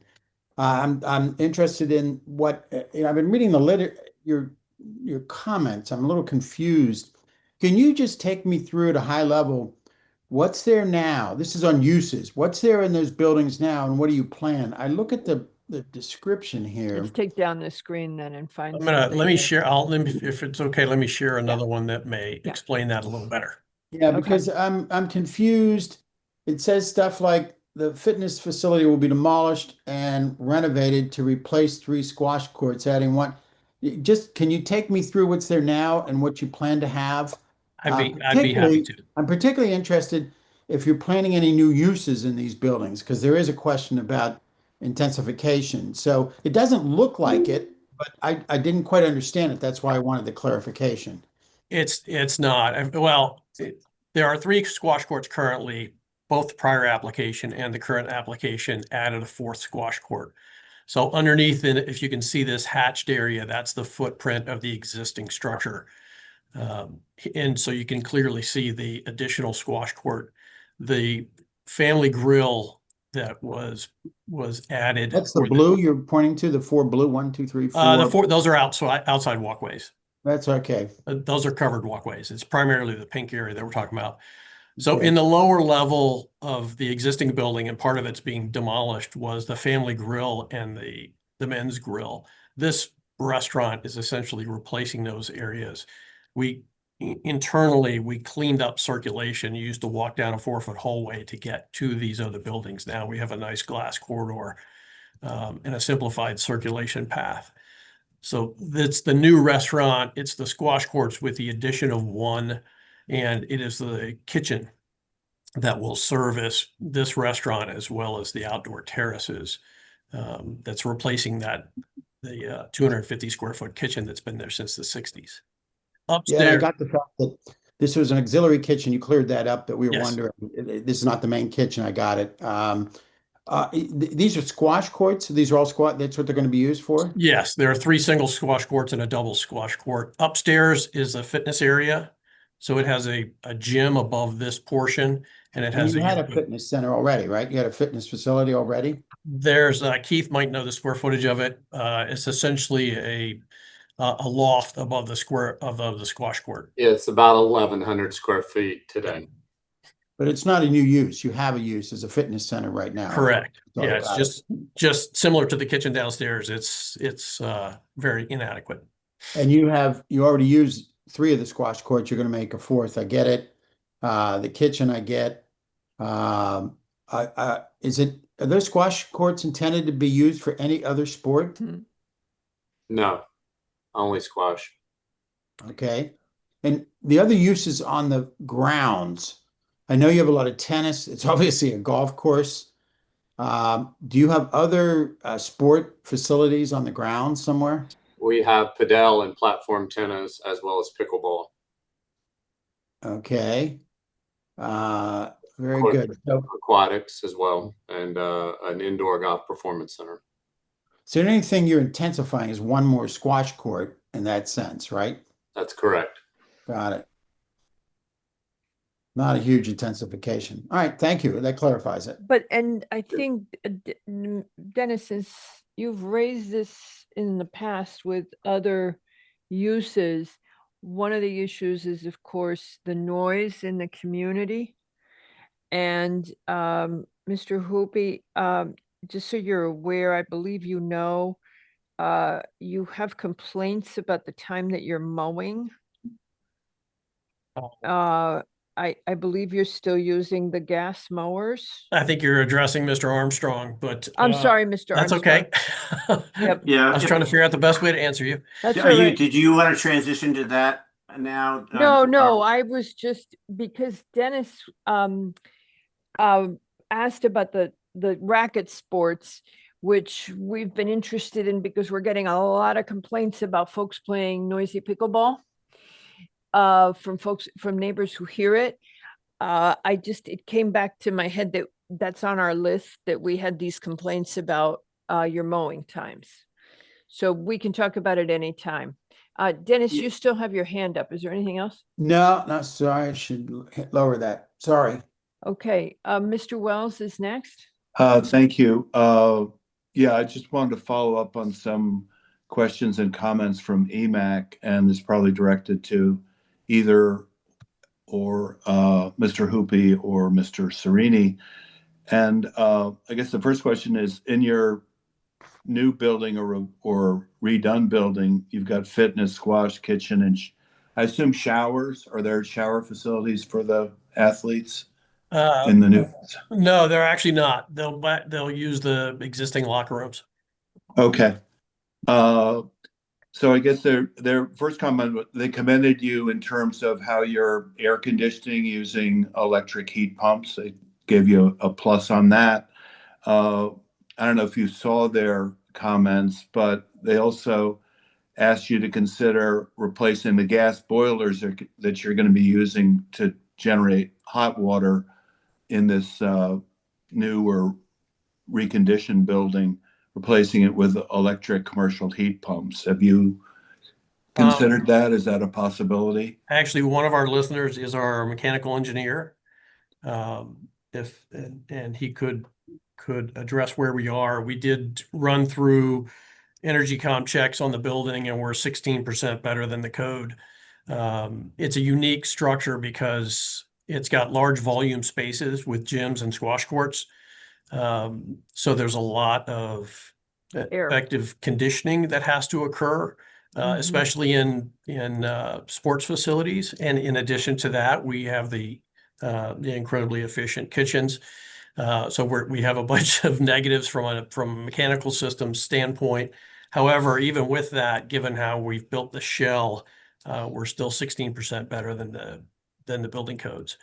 I think we're less than 6% of glazing on the building. So it's there's kind of a trade-off of having to feed those spaces and stay efficient.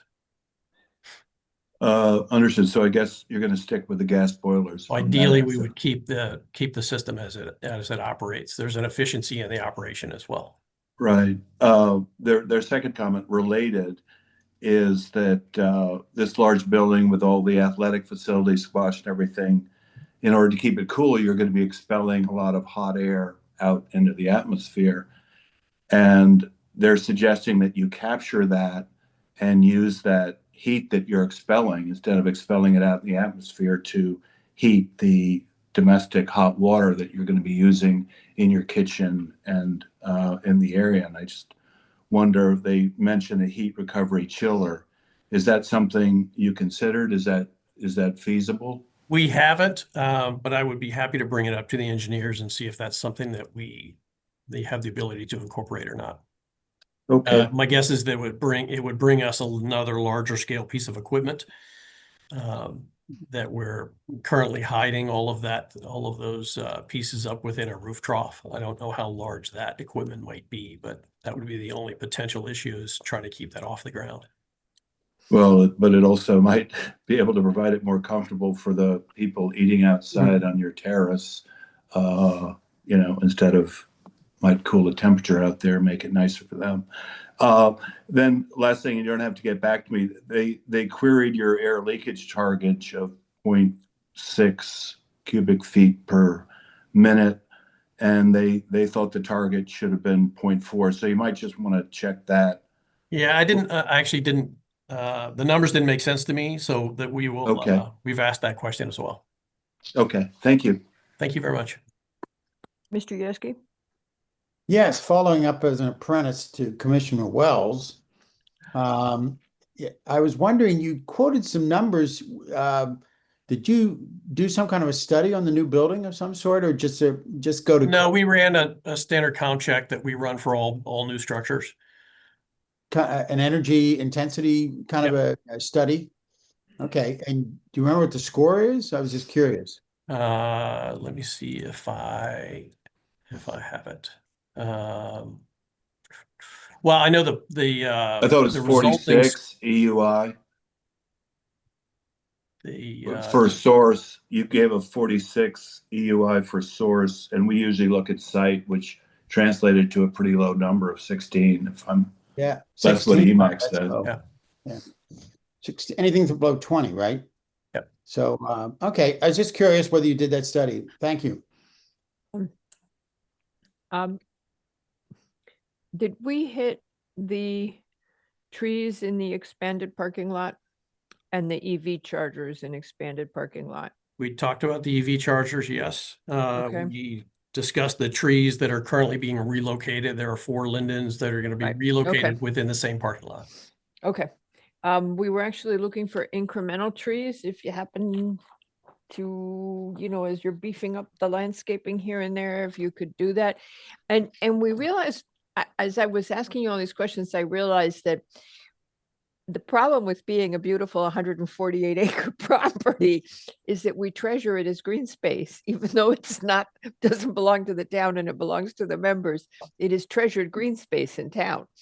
Yes. And it's important green space in town. So we pay special attention when y'all come in with the clubs, when the clubs come in, because this is really important to the community, because you give us canopy and just green space. And just to make the pitch, we were talking about it at the commission, the reason that the Paris heat wave was so bad is Paris's shortage of trees.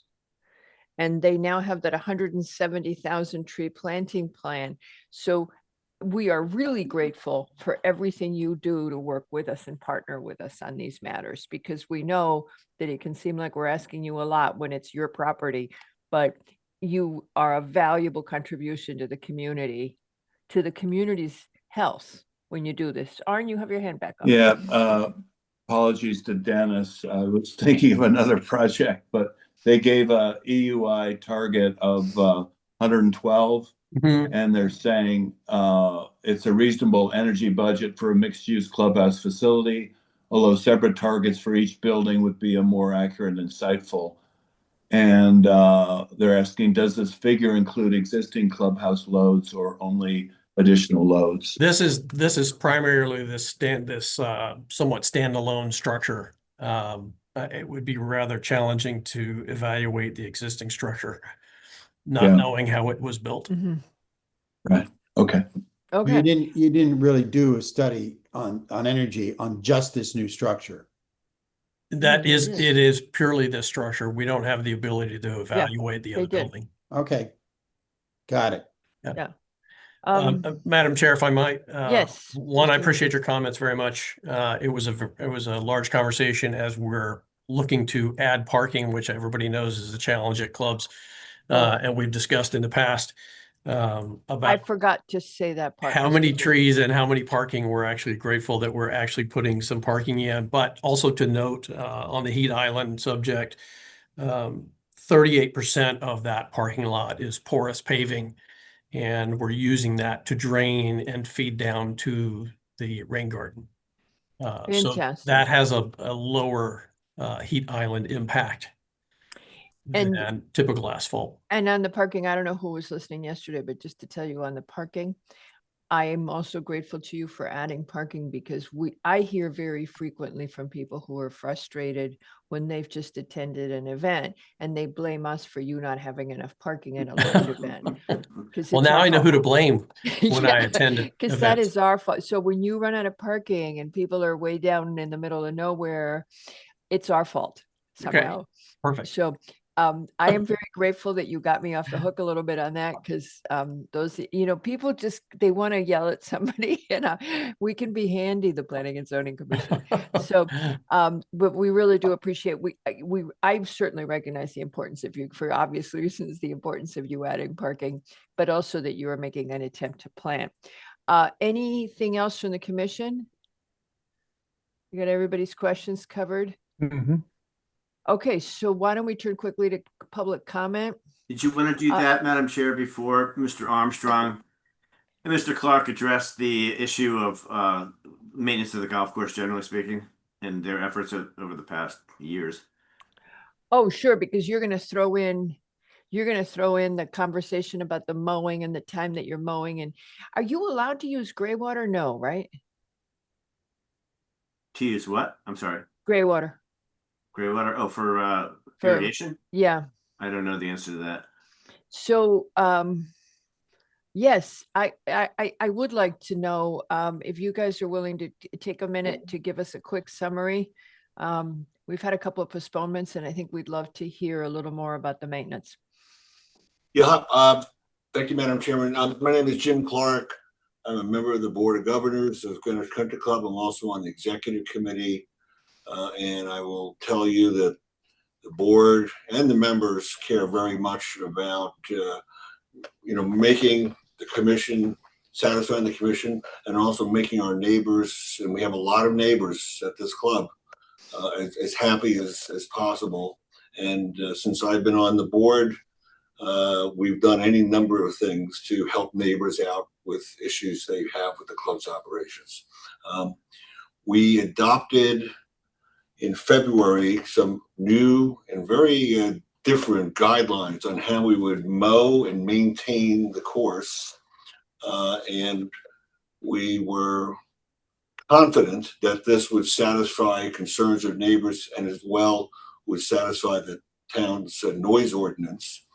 And we discovered yesterday, I guess, with some pictures that were taken, that certain members of the maintenance crew were not following the guidelines that we had established in February.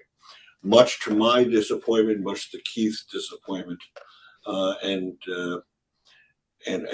that is being rectified immediately, and that will not reoccur. Okay. And we'll live with those guidelines, and hopefully that will satisfy whatever complaints the neighbors may have. And we also are considering improvements, and I put that in quotes in the guidelines, as to when the hours of operation can start. Yeah, and we recognize, I thought you were going to cover some of this, but we recognize you have an issue because you have a window where you, before the golfers come out, and they start at what time? They start teeing off at, say, 7 a.m.? Yeah, on the weekends, yes. Okay, so they're teeing off at 7 a.m. and you have to get the greenskeepers out there and finished before they start playing, but that's before you're allowed to make noise per the ordinance. I had commented yesterday, Mr. Heslin, I think you heard me say it, that Millbrook now has the much quieter mower that they use for very early in the morning. They have, I believe, 10 of them. So if that seems right. And that I had been explained that by a greenskeeper there, that may help address your issue of being able to meet the noise ordinance and working quietly. I don't know. I'm just throwing it out there because I realize you have the trade-off of the timing. I honestly find that the electric leaf blowers are not significantly quieter. Yeah, okay. But I recognize they have other advantages, but we're talking, and I know you're surrounded by neighbors, so you have a tough balancing act, and we're happy to try to be helpful to you, but at the same time, these neighbors' quality of life is important. Keith, could you touch upon what the investment that the club's made into trying to do that recently? Great. Yeah, thank you, Madam Chairwoman, and we agree wholeheartedly. I mean, over a year ago, we started making significant investments in electric mowing equipment, fairway units, robot mowers. I agree with you on the battery powered blower. I'm not sure it's much quieter. And as well as electric greens units to mow all the perimeters of the golf course. Anything abutting a home.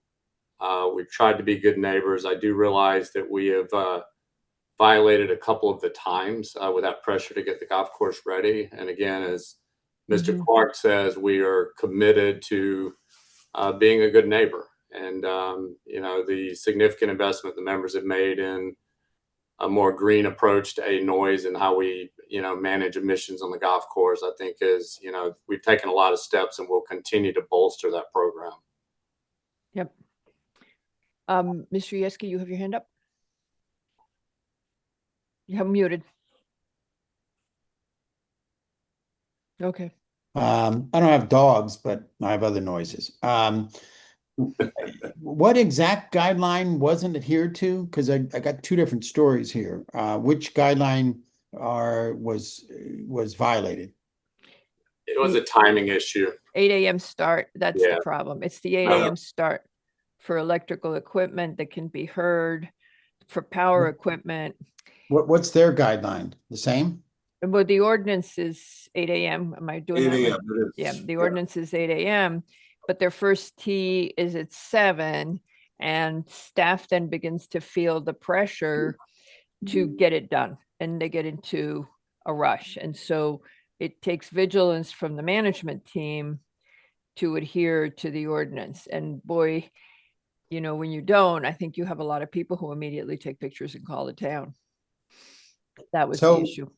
Your guideline is to not start mowing until 8 a.m. Or to mow quiet. Or to mow, well, meaning you get an electric mower, is that what you're saying? The robots. Right. Yeah, well, we do have, sorry, it's Jim Clark, we do have electric mowers. The town ordinance says anything that's below 55 decibels is exempt from the start time. And I think really one of the problems is 55 decibels is what the ordinance says, but if you're a neighboring owner, 55 decibels may still be too loud at 7 a.m. in the morning. I think that's a problem. And if I you get have- that. So you don't mow before 8 o'clock is what I'm hearing. That's where I'm confused. That's been a couple of the violations, yes. It's not every time, every day. It might be before a golf tournament, big member tournament coming in. You know, But so the yeah, guideline there's is been a couple 8 of o'clock though. The guideline and it has exceptions.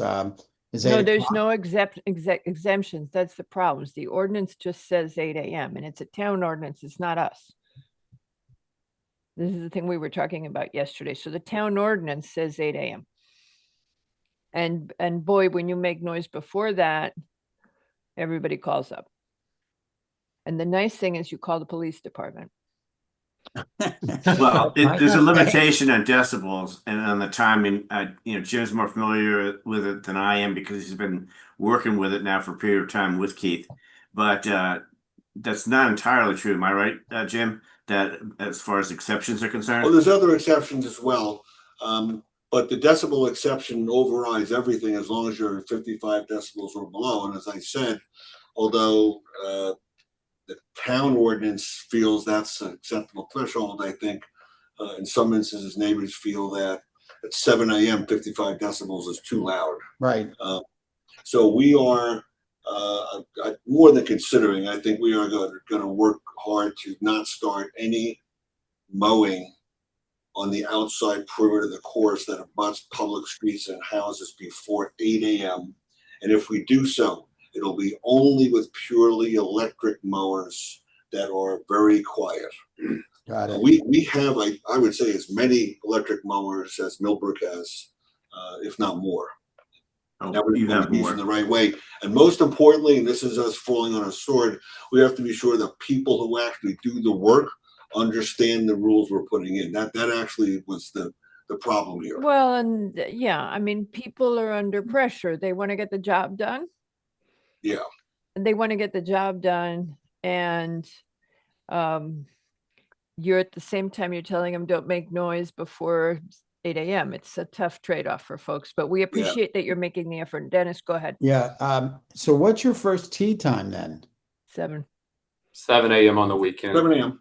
Is the first tee and the second tee on the perimeter? No, they are not. The first tee runs down there to the edge of the property, right? It does, yeah.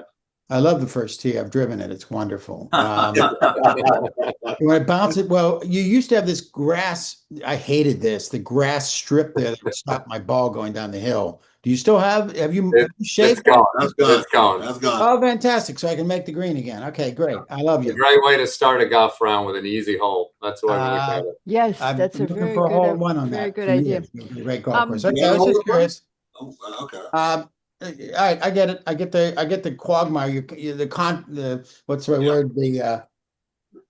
Okay, so you're going to address that. You have no complaints about pickleball. I'm doing this for Mr. Yeski because he's been very concerned about it. We don't on the pickleball because we're fortunate it's on the inside perimeter, Good. or it's on the inside of the Yes, property. I remember that from when it was, Yeah. I remember it on the plan, but I'm just, okay. So I think we're good on that. You guys were both, everybody was familiar with this history of the club that in 1892, a businessman named Warren Smith developed this property. And he Yeah. was going to put houses. You all are all aware of how it transpired, and that So- Julian Curtis Yeah, organized.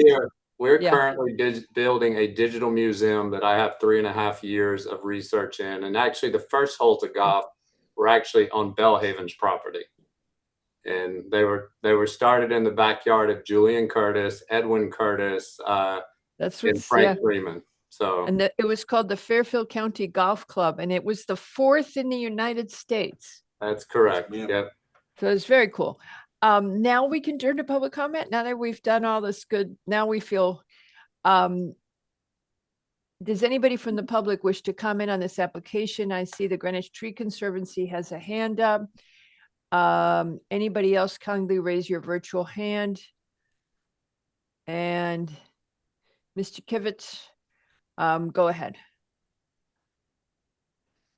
You would unmute, you're all ready to go, and you will be followed by Michael Lulkin. Hi, thank you so much. My name is Kate Jakevich, and I'm the Executive Director of the Greenwich Tree Conservancy. The Greenwich Tree Conservancy appreciates the Greenwich Country Club's dedication to transplanting and working around certain trees in the development plan, but remains disappointed by other factors presented. As currently proposed, the application does not provide a complete accounting for trees to be removed, as noted in the issues and recommendations section of the application. While the plans identify at least 15 trees to be removed, additional tree clusters were mentioned to be slated to be cleared, but are not mentioned in this total. Based on the diameter at breast height information provided, it's clear that many of these trees proposed for removal are mature native specimens, such as oaks and elms. These trees provide invaluable environmental benefits that cannot quickly be replaced.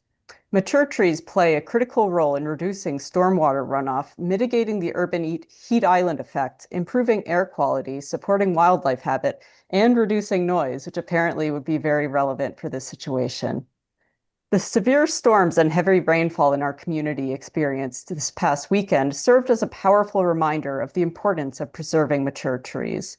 They are among our most effective natural defenses against flooding and erosion. While we appreciate the applicant's commitment to planting native replacement trees, we're concerned that the proposal would eliminate decades of established tree growth and the many benefits that these trees provide without sufficiently exploring alternatives that would allow them to remain. One removal that particularly concerns us is a 24-inch diameter oak tree proposed to be cut down to accommodate a concrete pad for a generator. Research has shown that a 30-inch diameter tree removes approximately 70 times more air pollution annually than a tree measuring 3 inches in diameter or less.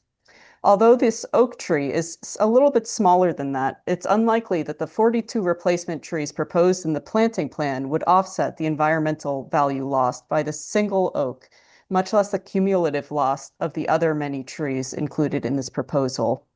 This decision is all the more disappointing given that you just mentioned that few of the replacement trees would be shade trees, as this oak tree is.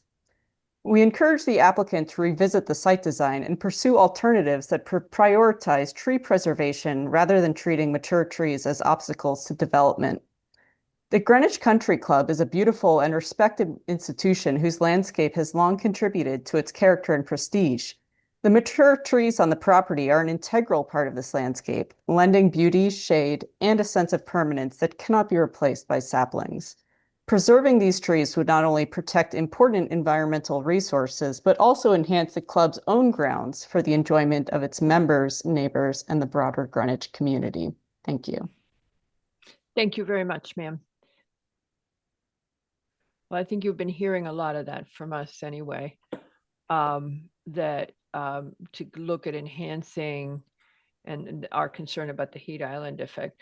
Well, Mr. Loken, I'm really glad that we talked about the noise. Go ahead, sir. If you would, will we hear from you now? There you are.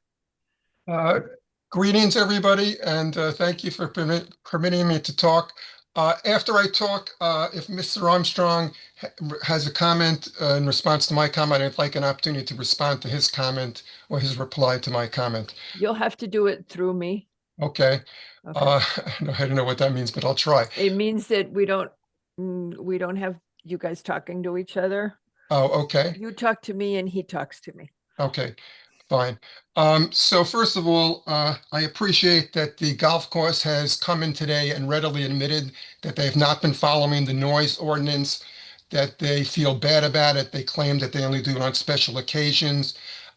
In my humble opinion, that's not the case. They do it constantly. Yesterday, I'm sure Mr. Armstrong and the rest of the group listened to the briefing. The briefing session, yes. Yes, and knew what was a concern. I was pleased that many members of the commission felt it was an important issue, and you'd think that would make a difference. Yet today, they had a tractor working, a diesel-powered tractor. Diesel is considered gas under the statute. They had it attached to something called, it was a PTO. That means they have a blower attached in the back that goes into the drivetrain. And it was working today for at least 4 hours. It was working at 9:47 a.m. And it also was again working at 1 o'clock. And I can send in more photos today to Bianca, and hopefully it made it into the record. But it's really bizarre that an organization that is now saying we made a mistake continues to make the mistake. I complained to Mike Kincaid, so I'm hoping that Mr. Armstrong speaks to Mike Kincaid. He told the police I was stalking him. He wondered how I got his number to text him. I pleaded with him to let me speak to somebody else if he was not the decision maker. He never had anybody talk to me. And now they come in when they have an application and they say, oh, gee, please forgive us. And I know, Chair, that you're quite sympathetic to the golf course situation. And if I was a golfer and didn't live around the golf course, I would say, what is this crackpot doing? Why is he so upset? Well, I'm upset because not everybody can afford to be a member of a golf course, and not everybody wants to run their air conditioning 24/7 or can afford to run their air conditioning 24/7. And I have a right, and my wife enjoys it, to open the windows so that we can get fresh air in. And I hear the work. I hear some of the electric blowers working. They have total disregard of the rules, and it's simply untenable. So what do you do? It's very simple. They shouldn't be working for 7. I'm not sure that the decibel levels are what controls. I think, or possibly it is, but they're never going to not be out of compliance with the rules if they start their grounds crew coming to work at 5 a.m. And if you look at the schedule they put out there, it says 5 a.m. on weekends, 5:30 on weekdays. Now, I get that golfers don't want to hear loud workers. They don't want them to be in their way. Well, guess what? We, as the neighbors, do not want to hear those ground workers either. So it would really be self-policing, and they would in fact be much more expeditious in getting electrical equipment or equipment that doesn't make noise if they started working closer to the time that people started golfing. So I would say that in a situation where it's a special permit, that you shouldn't be rewarding a organization, a huge corporate organization that has a commercial enterprise in a residential zone by extending their permit. I think the permit should be denied until they prove that they can be good citizens, they can follow the rules, they can do what considerate neighbors should do. Okay. It's, Okay, let me just, I'm going to stop you for a second, just to answer a couple of things. We've had this problem with other people who come to us who have a violation. If the application has nothing to do with the violation, we have to, there's a different, and it's just the way state law is set up. It has to go down a different path. And I'm happy, I don't have your email address, but if you write me, I will send you, you can look. There was an article on something we just approved at Burning Tree. They had a what we saw as a noise violation, but it is relative to a prior approval and not part of an application they had before us.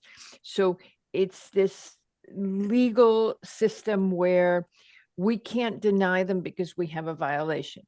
So, but we can press them, which we've been doing in the nicest way we can, but we can press them on the importance of being respectful.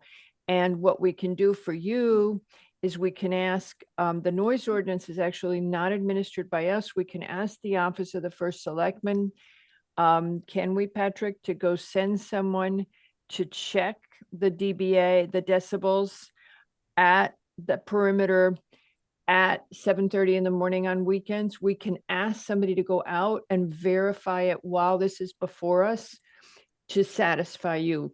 Because although you may have thought that I'm sympathetic to golfers, I'm just sympathetic to the fact that everybody has different priorities. And so I talk to greenskeepers to understand why we're getting noise from a golf course.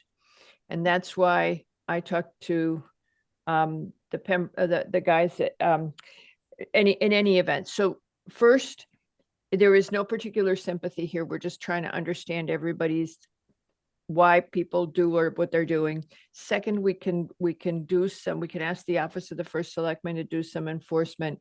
But third, it is not a cause for denial for this proposal that they had a violation, but we bring it up because it's bothering us.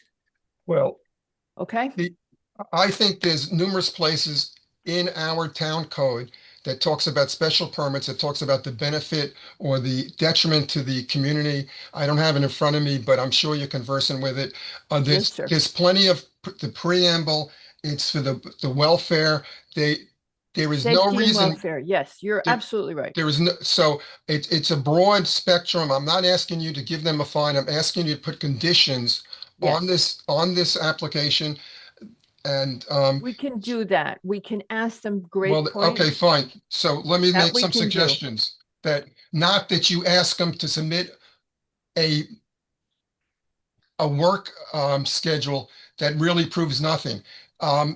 So let me not ask Armstrong, but let me ask somebody. You can only ask me.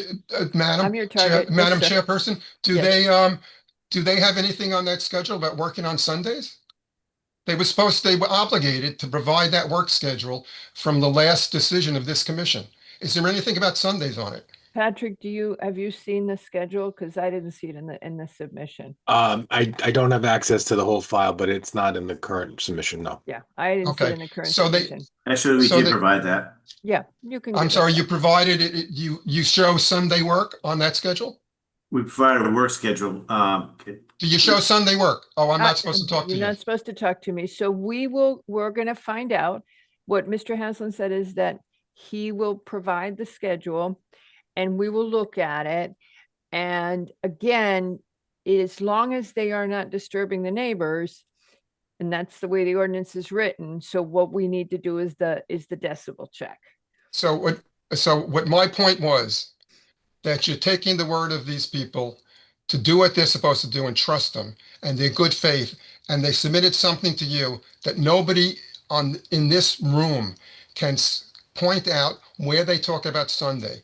Sunday, they gather their people at 5 a.m. They start working at 5:30 according to their schedule, or according to what they say, that they take half an hour on the other days to get going. And they're not supposed to start work on Sundays until 9 o'clock. So the decibel levels are till 9 o'clock on Sunday. And, Okay. So on the face of it, what they've submitted shows that they're continuing to violate it. I don't know how that's not detrimental to the welfare of the community and something that should be considered in a special permit application. Because it is, we'll do what we can, okay? I'll worry about the legal rigmarole. I hear what you're saying. You have an issue here, and we're going to do what we can to address it through the right way. Okay, so we will do that. Now, let me ask you, just to clarify something. Is your problem with blowers and mowers, just mowers? What are you hearing? Listen, electrical equipment by definition, actually, no. Electrical equipment, when it's new, is much more silent, or not silent's the wrong word, is less loud than gasoline-powered items. However, when you use them in concert, when you send 6 people with blowers in the green closest to my house and have 7 people working at once, that is against the environment. That is noise. That is noise pollution, intentional noise pollution. They should never be doing that. Today, they shouldn't have ran a blower that is diesel powered. They put a fan recently, a mobile fan near my house. They let it run for 8 hours or 10 hours. It spews out soot and gasoline. It's like having nobody wants to live next to a lawnmower that's going constantly. It sounds like a lawnmower going constantly. They are totally disrespectful to their neighbors. All they care about are their golfers. I get they're a golf course, that's their job. But it's not right. It's not right, and there are town rules that they're violating. Okay. And I don't see how the town approves something when they have a giant, allegedly well-respected institution that is violating the rules, and they admitted it today that they did, and they say, "Oh my gosh, sorry." They, ask for forgiveness, right? Not permission. Mr. Loken, Okay, I'm time out. rambling. Thank you. Yeah, Mr. Loken, time out. So, in answer to my question, it isn't the leaf blowers or the mowers. It is the fact that it is many people working at the same time early in the morning, and also that they've put the fan back out that we thought they had removed on your green. I remember the fan. We had an issue with that fan. It was the green that stayed moist. As I remember, yes, it was several years ago. That green was staying moist, and they started running a fan on it to dry it. I'm sure they had that problem after the storm, and they probably took it out and ran it again on Sunday.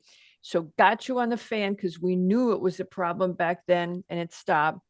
Got you that if it was an individual thing, it might be quiet. What you're hearing is a concert.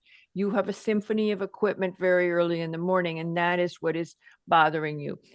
We will work whatever legal path is open to us. That should not be your concern. I wanted to explain it to you, but you have an issue from your side, and we should address it. Patrick, what would you like? You're allowed to talk to Patrick. Patrick, what can I?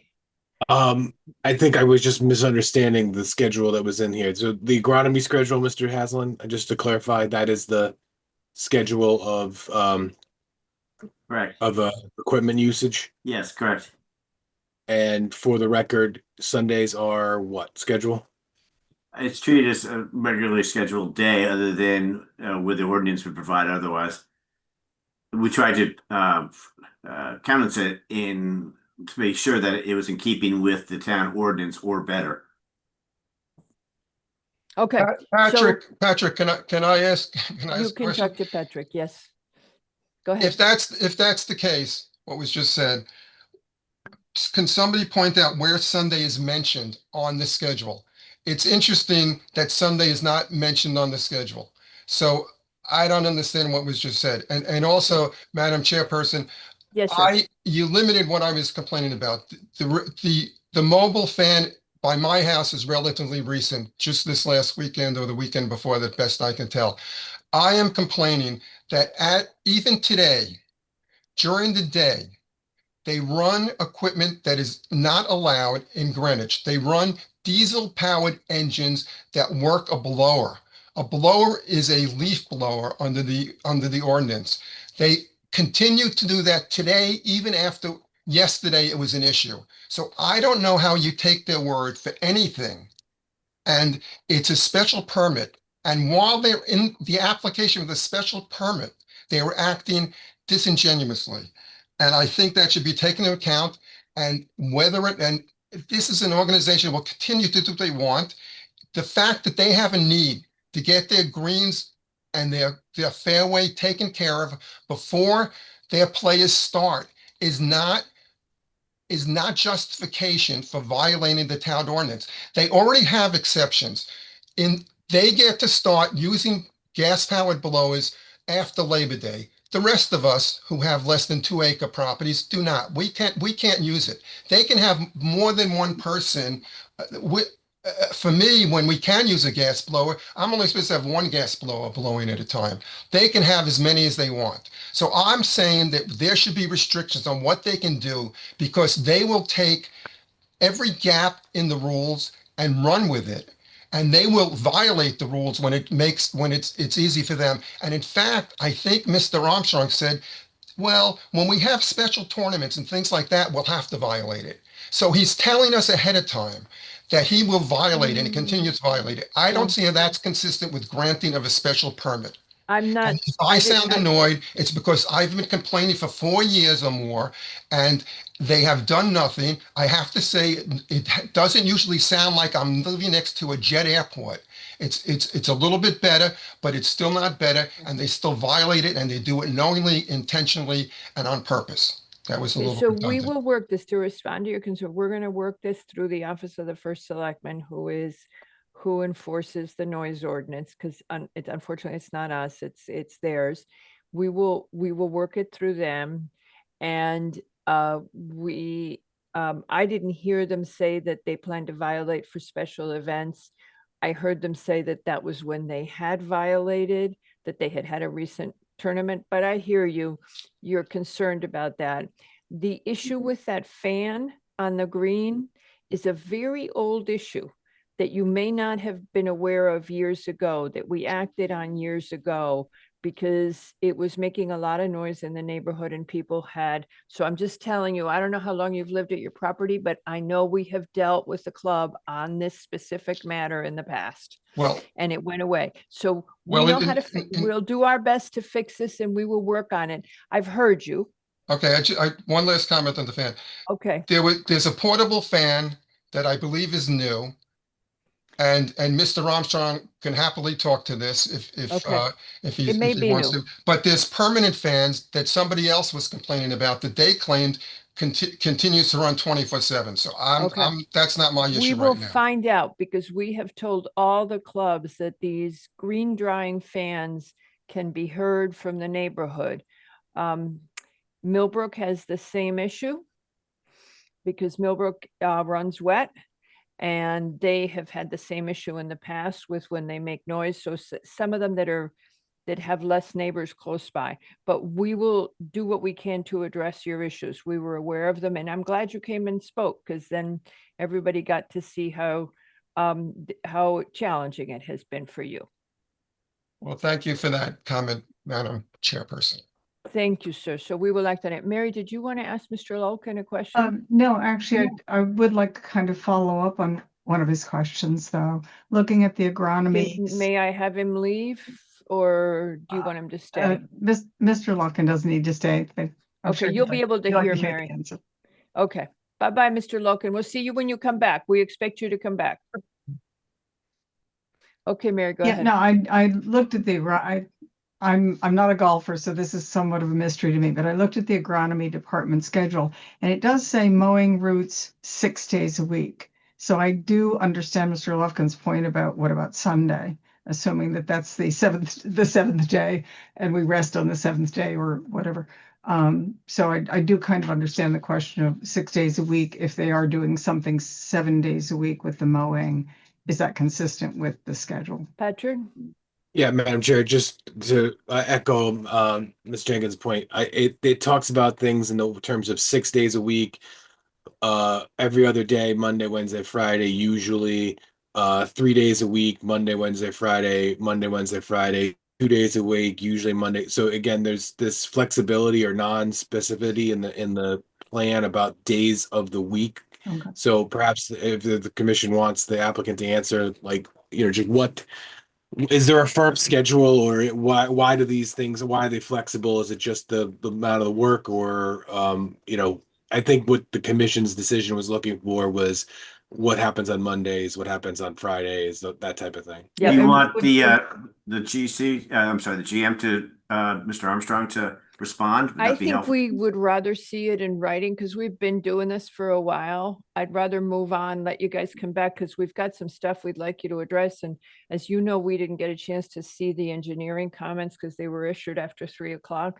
So if you could work on the landscaping, Mary can ask you specifically when they return. Mary, what do you want to see? I guess it's just not clear to me.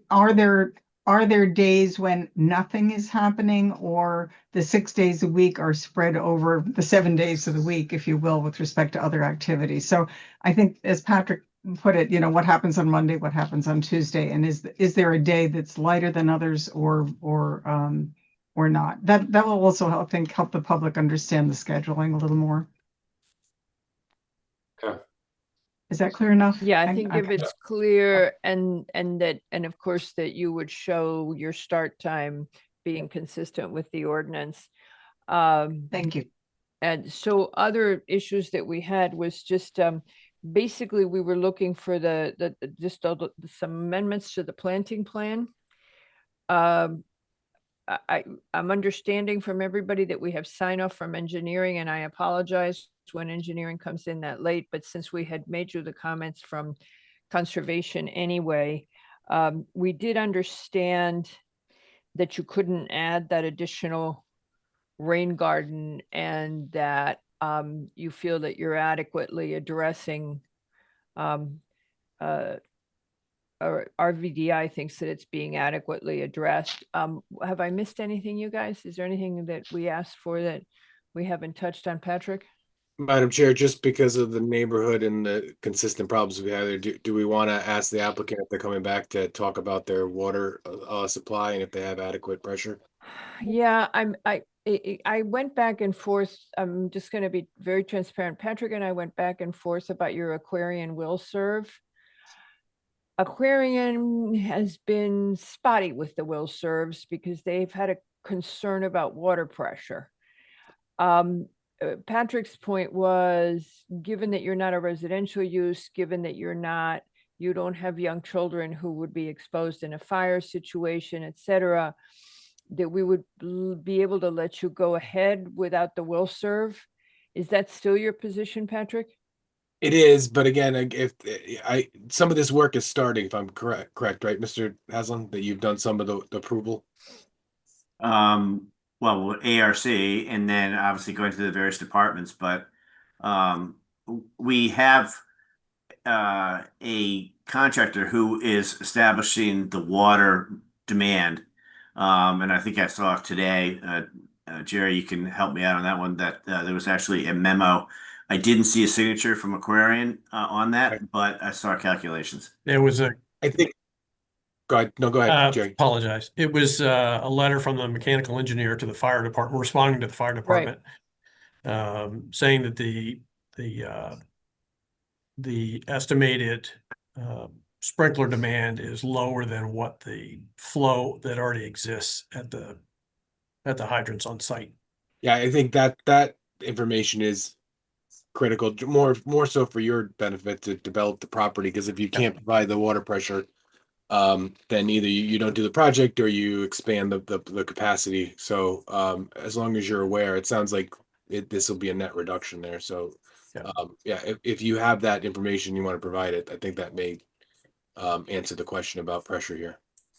And Chip, you have that, but I'm happy to forward it to you. I do. I didn't want to forward it because it was, I think, addressed to the GFD more so than Aquarian, but I wanted to have the discussion with you, Jerry. And so, yes, I will forward that. And of course, we'll be looking for what you can do with those fans on the greens. We know it's, I mean, it's been an issue at other clubs. And we finally. You broke up, Madam Chair. I didn't hear you. Your audio is bad. Huh, I wonder why. How's that? No. Huh. It starts off. Try again. Trying? There you Nope, go. that's good. There it goes. Okay, I'll just hold on to it. Okay, so no, not working. Yeah, you start off fine and then you fade. You sound like you've moved down the hall. Ooh, that's not good. Yeah, back up, back up. You were better when you were sitting back a little bit. Okay. Yeah, when you move close is when it disappears. Okay, so better? No, no, no. Stay right where you were. You were good. Right there in the middle. Right there, you can Yep. hear it. Right there. Okay. I think it needs to be. You can hear. Somebody just go like this when you can. Okay. It's light, but I can hear if I. I'm gonna just switch sound systems. Hold on. All right, hold on 1 second. So what? No, wait. I'll do it. Built-in microphone. Okay. How's that? Perfect. Better. Okay. So it's kind of creepy using that system, but okay. All right. So that got me all distracted. Somebody remind me when we were trying to do wrap up. So landscaping, what you're going to do with those fans on the greens, the plan for the greenskeepers that you call your agricultural agrarian department or something. What else?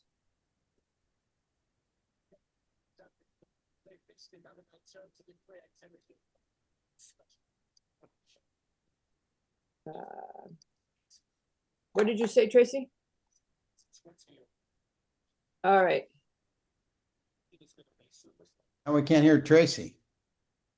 Tracy, you're I muted. didn't say anything. All right. And everybody's good now, right? Okay, so I think we've got it, and you'll be able to work with us on the two main issues that have come up. You're good with ARC. We do want you to do all the S&E and to show us that there are things missing from your landscape plan, and I think we're good. I think we said that several times. Is there anything you need from us that was not clear, Mr. Haslam? No, I do appreciate you pointing out, Madam Chair, though, that those activities in maintaining the golf course are unrelated to the proposal that's before you. But again, we want to be good neighbors. We want to make the commission happy. So we'll endeavor to do so. And you can see we made a very similar, what I was trying to explain to Mr. Lulkin on Burning Tree. Yes.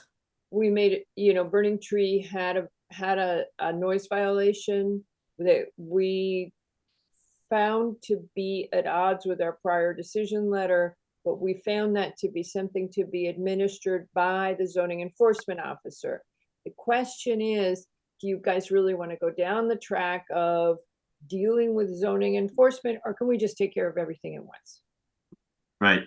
Seems more. Yeah, we've actually, Mr. Clark, Jim did speak with the director of health about this a while ago, as I understand it, who basically said she didn't really know much about it, didn't really want any involvement, even though it would seem from the noise ordinance that she's the person. So then I suggested it's probably first selectman's office and Wendy, but we don't, if we're going to, and maybe it's a collaborative thing, but. So you missed the history. Yeah.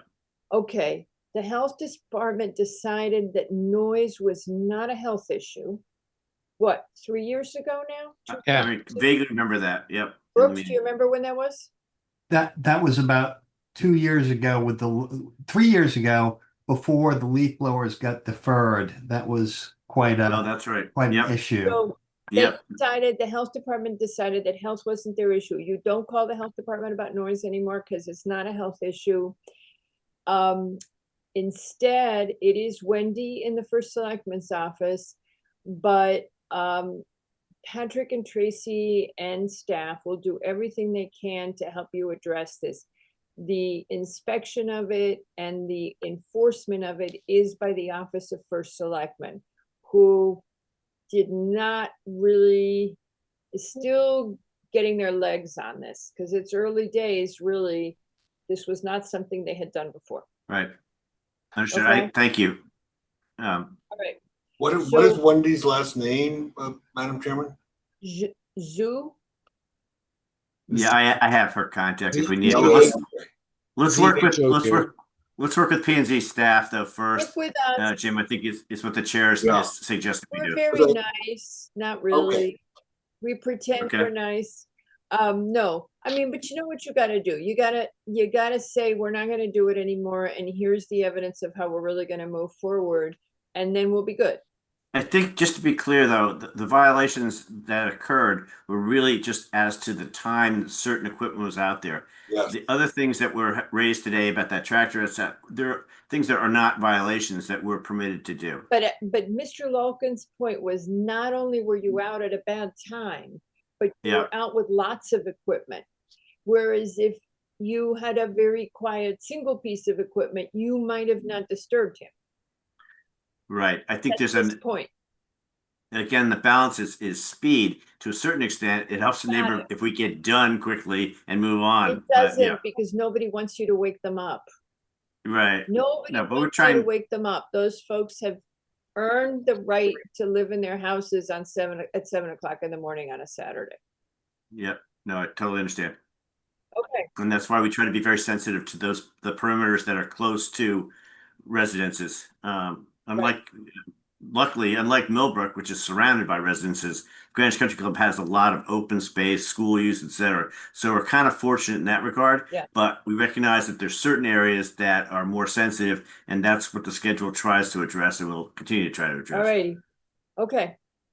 All right, so we'll talk to you when you come back. This application is therefore being continued, and you've got your laundry list, and I hope to see you soon. Thank you. Thank you, everybody. Thank you for the time. Thank you. Thank you. Okay, now, oh, I forgot Mr. Armstrong. Okay. Oh, and Mr. Haslett, are you going to join the committee? He didn't join the commission. Okay. Folks, we are now, item 6 has been postponed, as you are aware. Our next item is number 7, the Planning and Zoning Department for a zoning map amendment to establish 2 conservation and traffic mitigation districts pursuant to Public Act 25-1. As we have discussed in the past, this allows us to require some parking in buildings that are less than 16 units. We have had this at a public hearing before.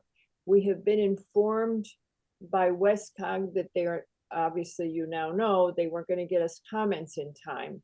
Therefore, we will not be able to make a decision on this tonight because nobody has answered us that owes us comments. If y'all want to say something about what I would suggest is, since you are all aware that we do 2 things, that we put the map up, that we then ask if anyone in the public wishes to speak about it. Then you all, if you have any comments on the changes that have been made, the change that was made particularly since our discussion where the area around the hospital was widened, you all comment, and then we'll just move on and we'll close the public hearing. How does that sound?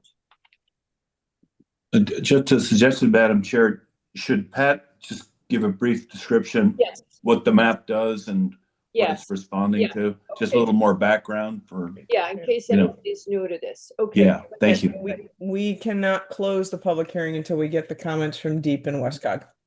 Yeah, I just said that. Oh, I thought you said you were going to close the public hearing. Got it. Sorry, No, I meant we're misunderstood. gonna, I'm sorry, we are going to end the public hearing in general.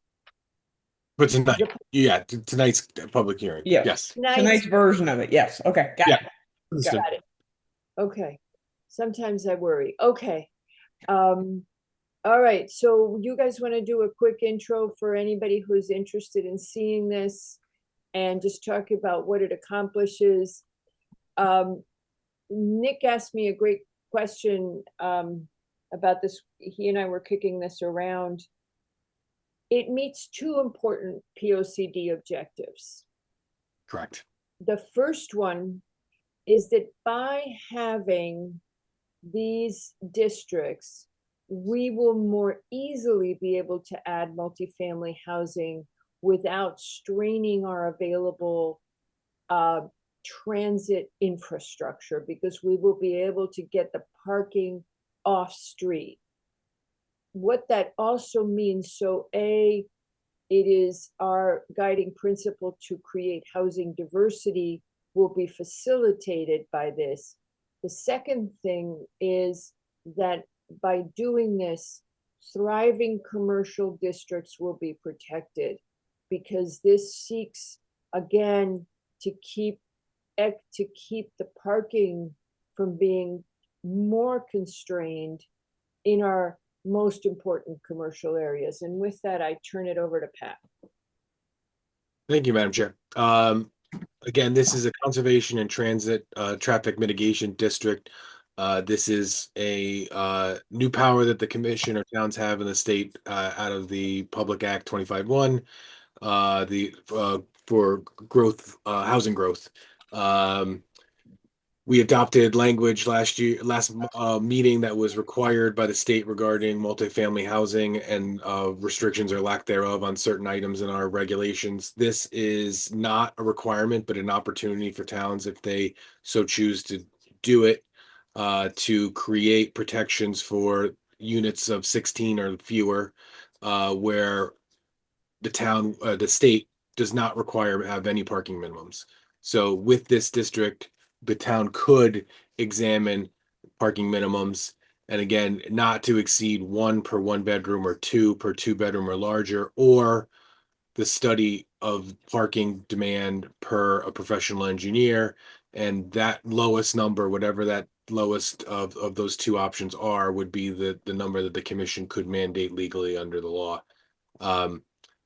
As you pointed out from the POCD discussion, this talks about covers our most important areas for commercial districts. A lot of our existing neighborhoods that were developed before CAR and on the smaller lots are encompassed by this, as well as flood prone areas where there is not the infrastructure to expand the roads or provide off-street parking, public or otherwise, without the development providing it themselves. So that's the overall general idea. Changes from the last map that may have been viewed by people is there was an expansion of the district in this area here around what I refer to as the hospital access way from downtown up Deerfield and into Lake, and the smaller lot neighborhood around there. As was suggested, we did remove some of the areas in this part of town. This is an R20 zone here, to offset that. We also, per the statute, divided it into two districts. We're calling it District 1 and District 2 right now. And that is because the language seems to clearly indicate that we can have two districts totaling neither larger than 4%, but combined, not over 8%. So District 1 in this map shows about 3.76% of the total land area of the town. District 2 is about 2.9%. So collectively combined, that is 6.67% of the town's land area that would be encumbered by this, which is below the 8% as allowed by the ordinance, the new state statute. I think that's those are the changes. So I don't know if the commission wants to ask questions or has any statements. No issues here. Anybody? Okay, and here's the key part. If nobody has comments? All right. Okay, anybody from the public wish to speak on this conservation and traffic mitigation district map proposal? Anybody from the public, kindly raise your virtual hand. No, okay. So we have to continue this because we can't close this item. So we will leave it open until we hear from Deep and Westcott. And with that, Mr. Bazili,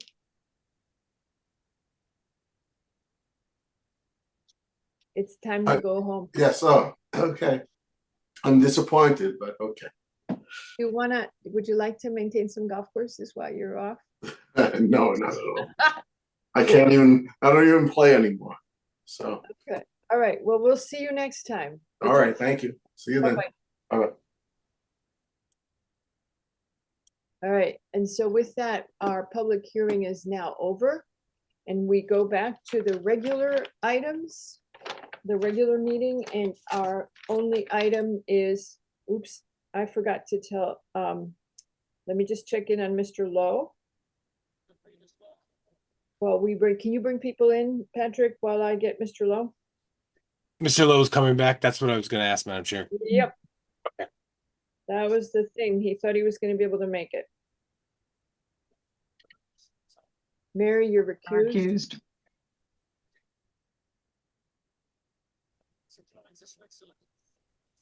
Hi, I forgot to call you. So I'm calling you now. We're about to start. Okay, thanks. Bye. All right. All right, he's coming in. And we have Mr. Pecora. We'll just wait a second, and while you guys are here, I will take the opportunity to announce the item.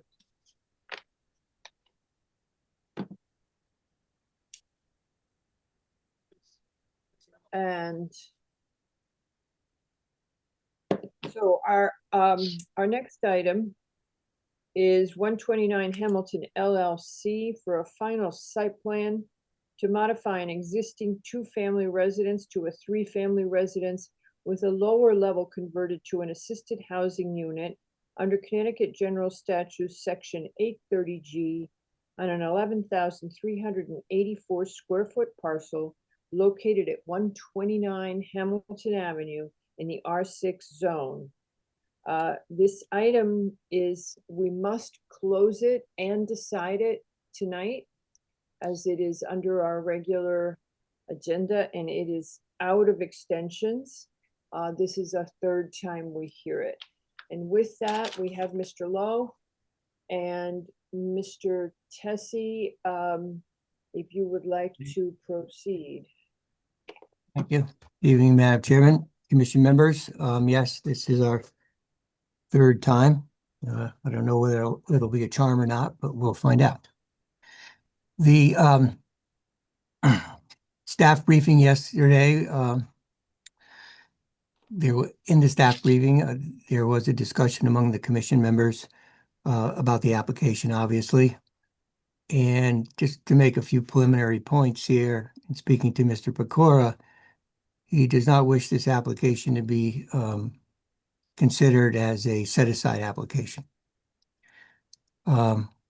We feel that it could and should remain an assisted housing application. The definition for that type of application is that basically the applicant has obtained or will obtain governmental financing. And therefore, since it's not an absolute in the statutory definition, that financing be in hand at this time, the way I read the plain language of that section, it's definitional section under 830G. The commission could and should proceed with this application in terms of making its decision on the basis of it being an affordable housing application. Right, it would still be an 830G. Yes. But since you haven't approved, we recognize that. I think you heard us at the briefing. We were advised at the briefing yesterday that we fully appreciate that it's an 830G. However, because you have not received conditional commitment from the trust, it would be a set aside until such time that if you receive approval from the trust. And if we were to move this forward, we would recognize that you have the ability to do that should the trust move you forward. Well, we wanted to state for the record what we believe to be the case. Well, Obviously, the you commission's did. you can render your, Go ahead. still an 830G, Mr. Tessie. Oh, yes, it's an 830G application. I'm just pointing out for the record that I believe you can decide this matter on the basis of it being an assisted housing application. The requirement is that we have in financing. hand now, or we will obtain governmental assistance, financial assistance. I might say this, it may, or, I mean, obviously we'd like to work with the housing, Affordable Housing Trust Fund Board. However, it is theoretically possible that other financing, governmental financing may be available. We've been doing some research in those regards. That would satisfy that requirement. Right. But our goal is first to work with the Affordable Housing Trust Fund. We think that that's appropriate. That's the vehicle that makes the most sense for all parties. We believe the financial assistance being requested on a per unit basis for this project is essentially similar to the fundings provided in the past, again, on a per unit basis by the Affordable Housing Trust Fund. Correct. We totally agree with you. You are requesting funding. However, you have not received a conditional letter of approval. And therefore, because you have no existing indication of a willingness to fund, we are advised that it cannot be approved as being assisted because it is not at the present time assisted. However, what we understand we can do is that if you do receive that, any approval, if you were to get it from us, you would be able to go ahead as an assisted. So we open the door for you and we say, right now it's not an assisted, but if next week they get a nod from the trust, then they convert to assisted. Look, that at the end of the day, to go, look, I think that's basically, we're arguing, I think we're splitting hairs, Mr. Tessie. No, I was just pointing out, it's my reading of this. We have to beat it to death that you could treat this solely as an assisted housing that is application, not what but okay, you've gotten advice to the contrary, and I'm not here. If at the end of the day, Mr. Pecora has that opportunity to work to obtain the financial assistance to satisfy the assisted housing criteria, well, you're assuming you approve the application, obviously, and words to that effect are in there. Mr. Pecora may want to say a few words, but I think that would satisfy his ability to seek that financing and have the results of that financing produce a product that he can economically afford to undertake. And may I please, and so the question is, yes, you might be able to get funding from a different government entity. This is correct, but at this point it does not exist. And that's really all we're being told. Patrick or Tracy, do you want to add anything to what we've just discussed for the record? I don't, Madam Chair. I think, well, I'll let the commission ask the questions. That's fine.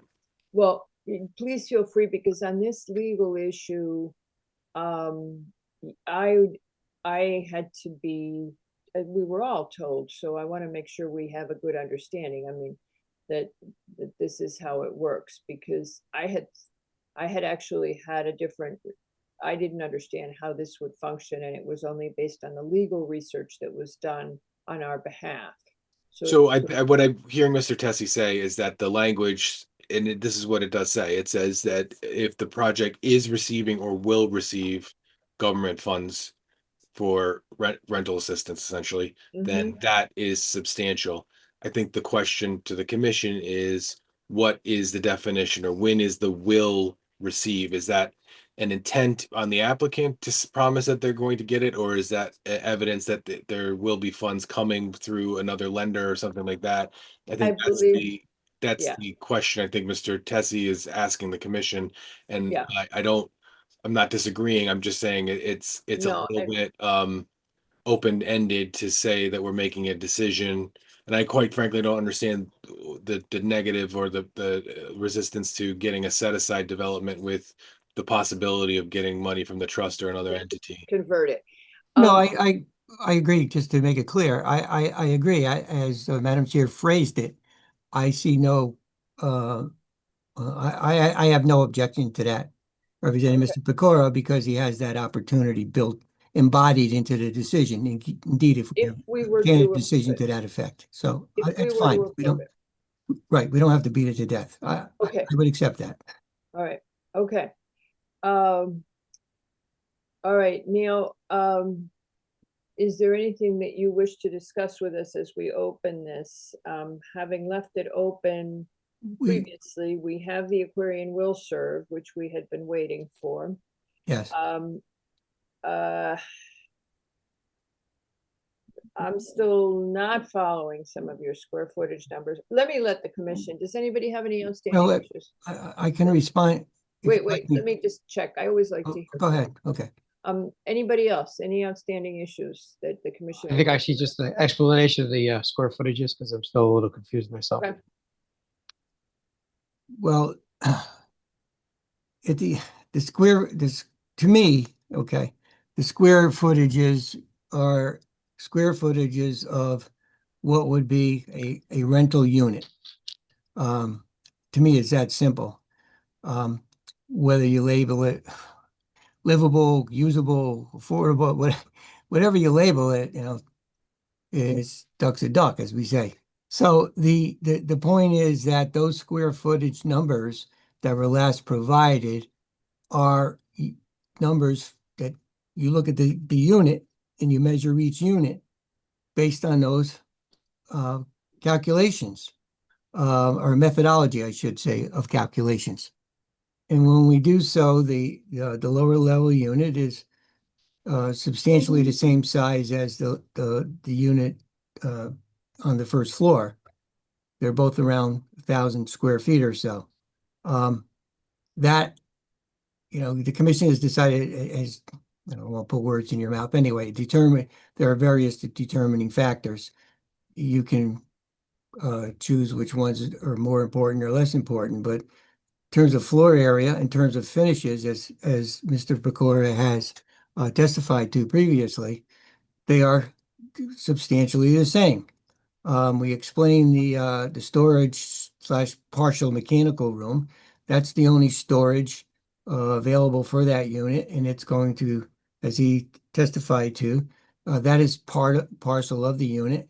As the landlord, he utilizes it to maintain certain mechanical equipment, which is shown on one of the floor plans there. Very little of that space. If you want to take out 10, 20 square feet for that part that serves the other units, that's fine. But at the end of the day, that's the only storage. There's a door into that the occupant of that unit would have access for his personal or their personal property. So to the extent that comparability is even a factor, in this instance where we're only producing one, there's only one proposed affordable unit, we're not asking for any other bonus units. We think it satisfies the criteria in general. There's been also, an ongoing discussion about the number of windows to satisfy the building code. We have to do that, obviously.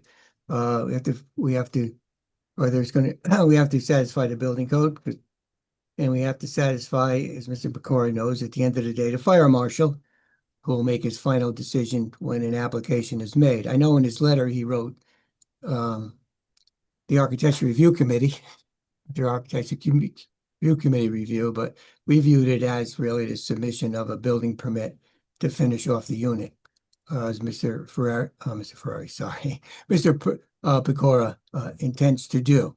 So we believe that's a building code matter, not a matter from the commission per se, in making a determination here, which, as you know, under 830G has limited bases for the commission to deny an application.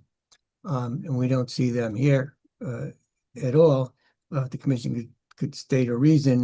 We really haven't heard it when we get down to the basics of what the commission would need to establish if an appeal were taken. that would override the need for another affordable housing I'm unit. sorry, I don't even know what you're talking about.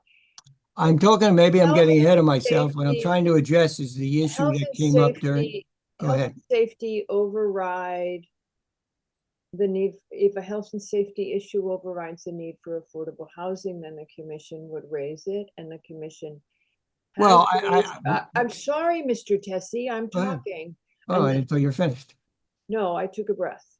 Okay. That, and the commission has raised the question of the windows, because there's only one room that's shown on the plans as having windows. And we understand that from a safety, an egress, a fire egress point of view, you have provided the bedroom. However, we have continued to have concern about the lack of windows in the unit.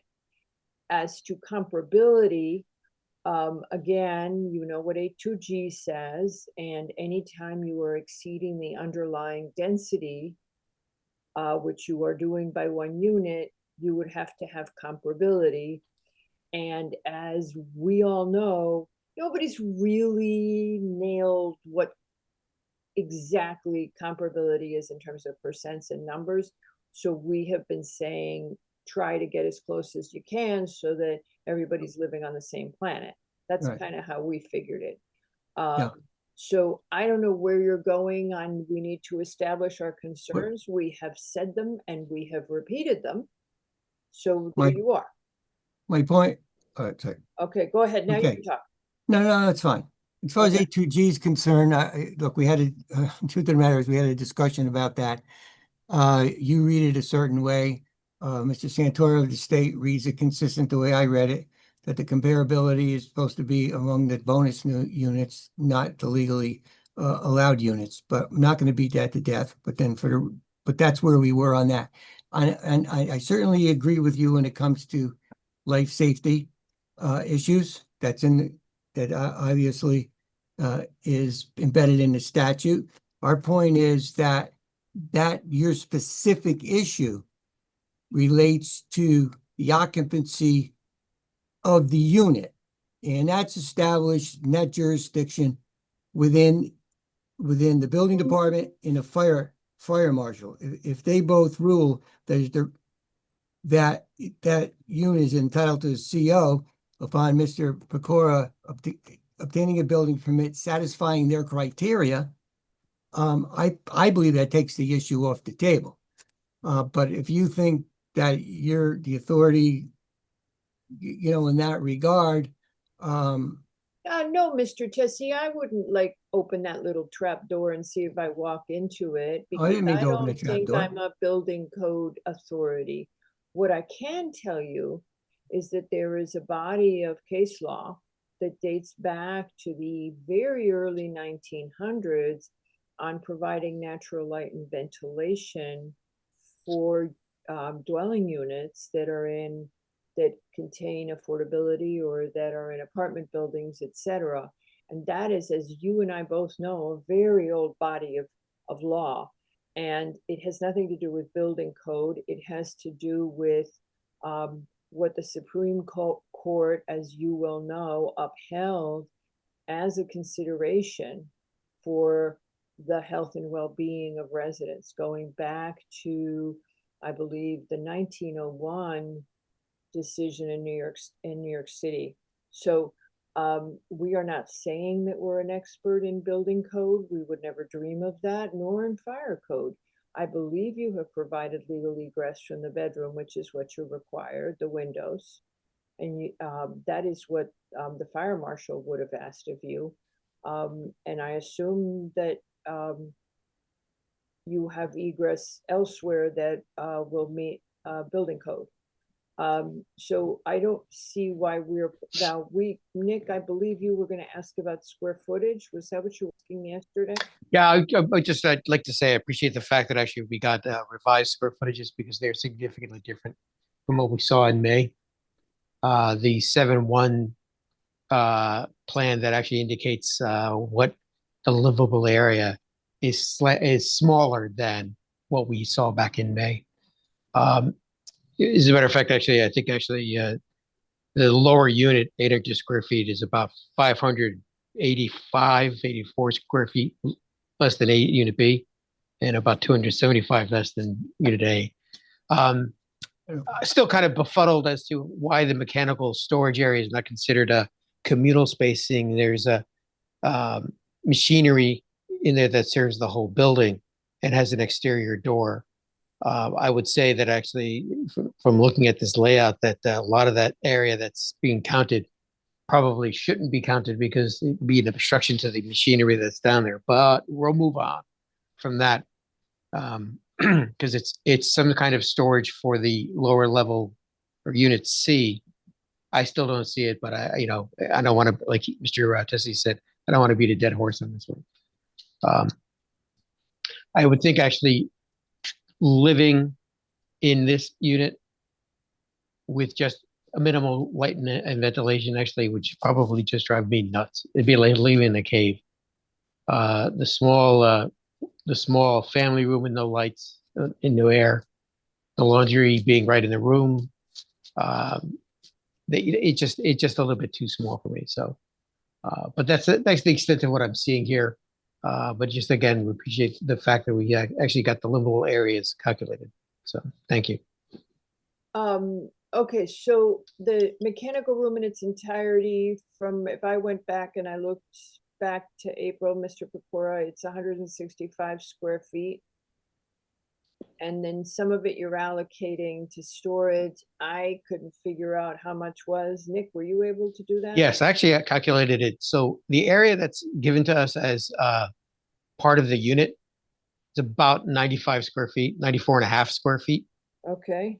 The total floor area for the whole thing without that is only about 707 square feet. When you add in that mechanical storage, you get to about 800 square feet, 801 square feet, which is what is on the drawing.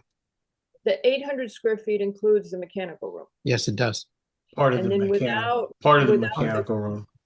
Without the common area of the mechanical room, it's how big is the So unit? the unit itself, the area of the unit without the mechanical, as marked on the drawing, is about 700 square feet, 707 square feet to be exact. The floor area of the mechanical space, as marked on the plan, is about 94.25 square feet. Okay. In total, 801 square feet. Okay, got it.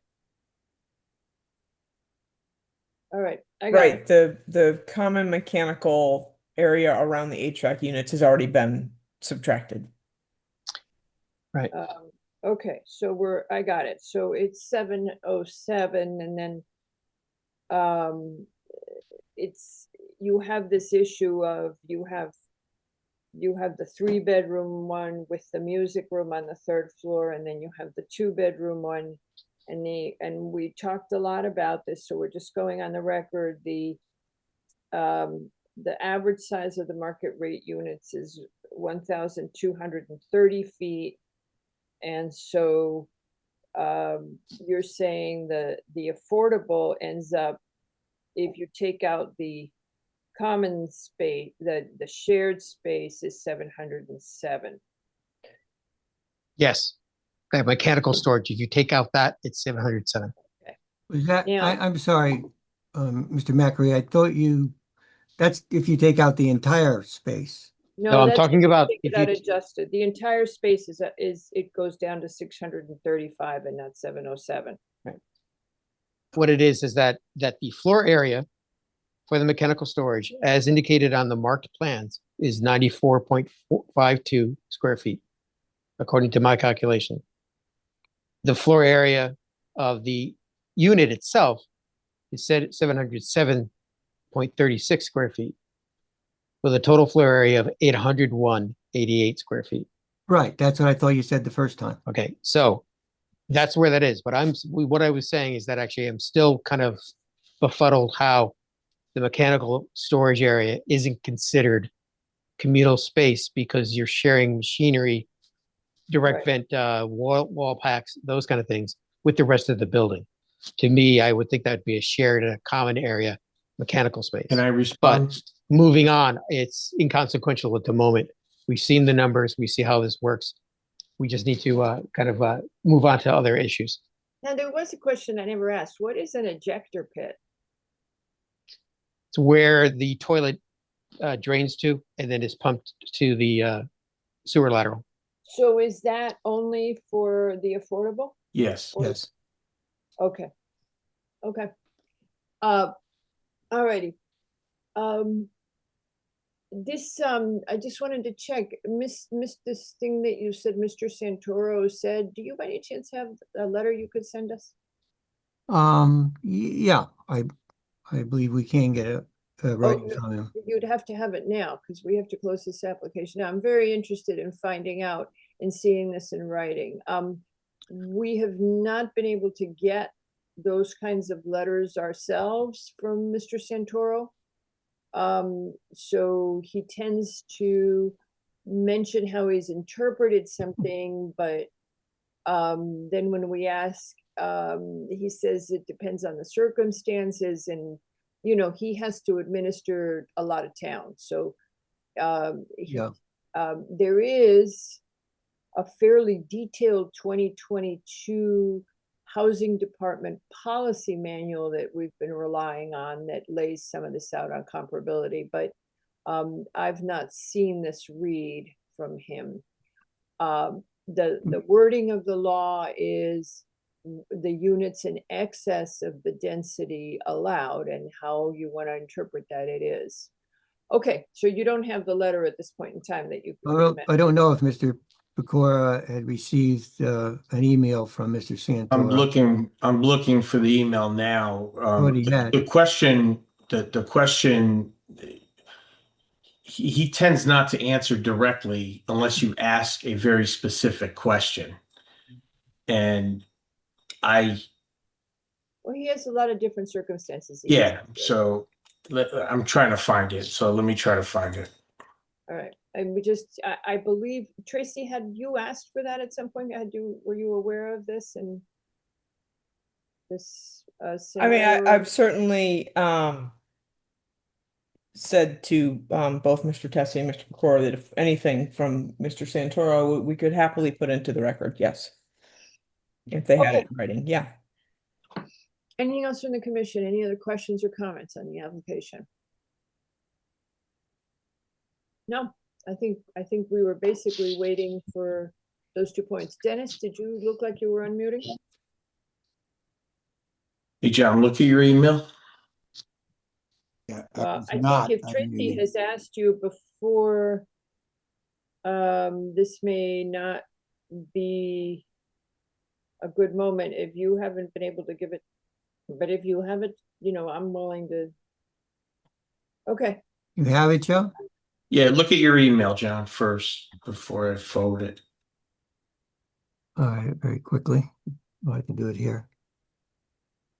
What's that? Oh. First, this is about to die. Michael Santoro, you discussed with this week's square footage. We have seen parts.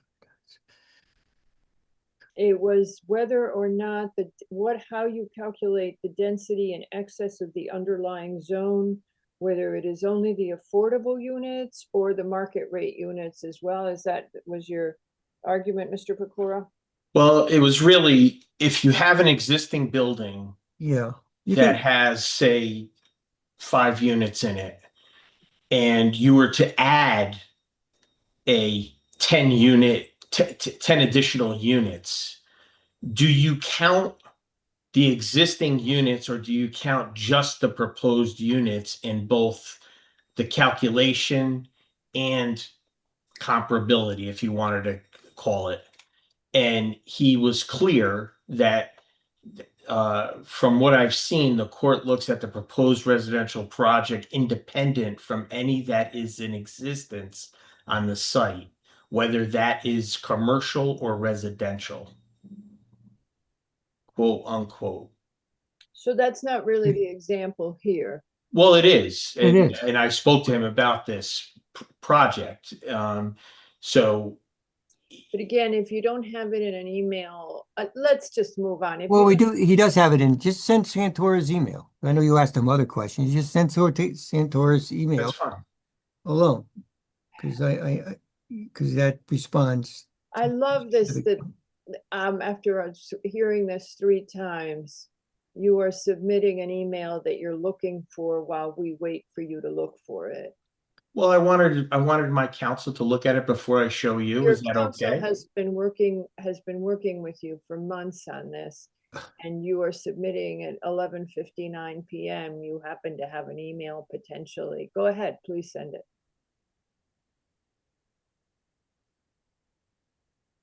You can send it. I mean, it makes logical sense, but to me, And the 3rd unit is not existing, so I'm not sure how you can go for an existing, this is an existing development that is being converted, because we've walked this road. The 3rd unit does not exist at the moment. Exactly. no, it doesn't. That's the whole point. See, here's the problem. The problem is it's a 1-unit proposal and it's only an affordable unit. The statute overall wasn't crafted for that kind of scenario, really. Well, the statute overall was crafted so that people had the ability to achieve comparability as best they could. And I'm not seeing, okay. All right, are you sending it to Patrick? Or Yeah, I sent it to Patrick and Tracy. Okie dokie, so. I'm sending it. Hang on. No, don't Hey, I send got it to us. I got it sent. Okay, just tell us what it says, because it's gonna have to be verbally for the record now. Tell us what it says. Okay, do you want me to read it? I want you to summarize it and then read it. Well, it's short, so I'll read it. Okay. Okay. Joe, this is from Michael Santoro, Director, Office of Policy, Research and Housing Support, Department of Housing. As we discussed, strictly speaking of square footage, we have seen the courts look at units within 8% of each other to be comparable. Relative to activity, 8. Yep. 8. Yep. Between 6 and 8. Relative to activity on an existing site, to date, we have not seen any consideration for the existing buildings on a site in relation to a proposed set-aside development. That is, from what I have seen, the court looks at the proposed residential project independent from anything that is in existence on the site, whether that is commercial or residential. Mike Santoro. I don't hear that as what you have interpreted. And if I could follow up on the square footage side, what he said was that that's what he has seen in the courts. That doesn't mean that somebody else puts in 70% of the other units and it goes to the court. He can't say what the courts are going to decide. But see, you're talking about site, not building. He doesn't mention structure, he mentions site. Those are 2 very, very different words. He is not saying the structure, he said the site.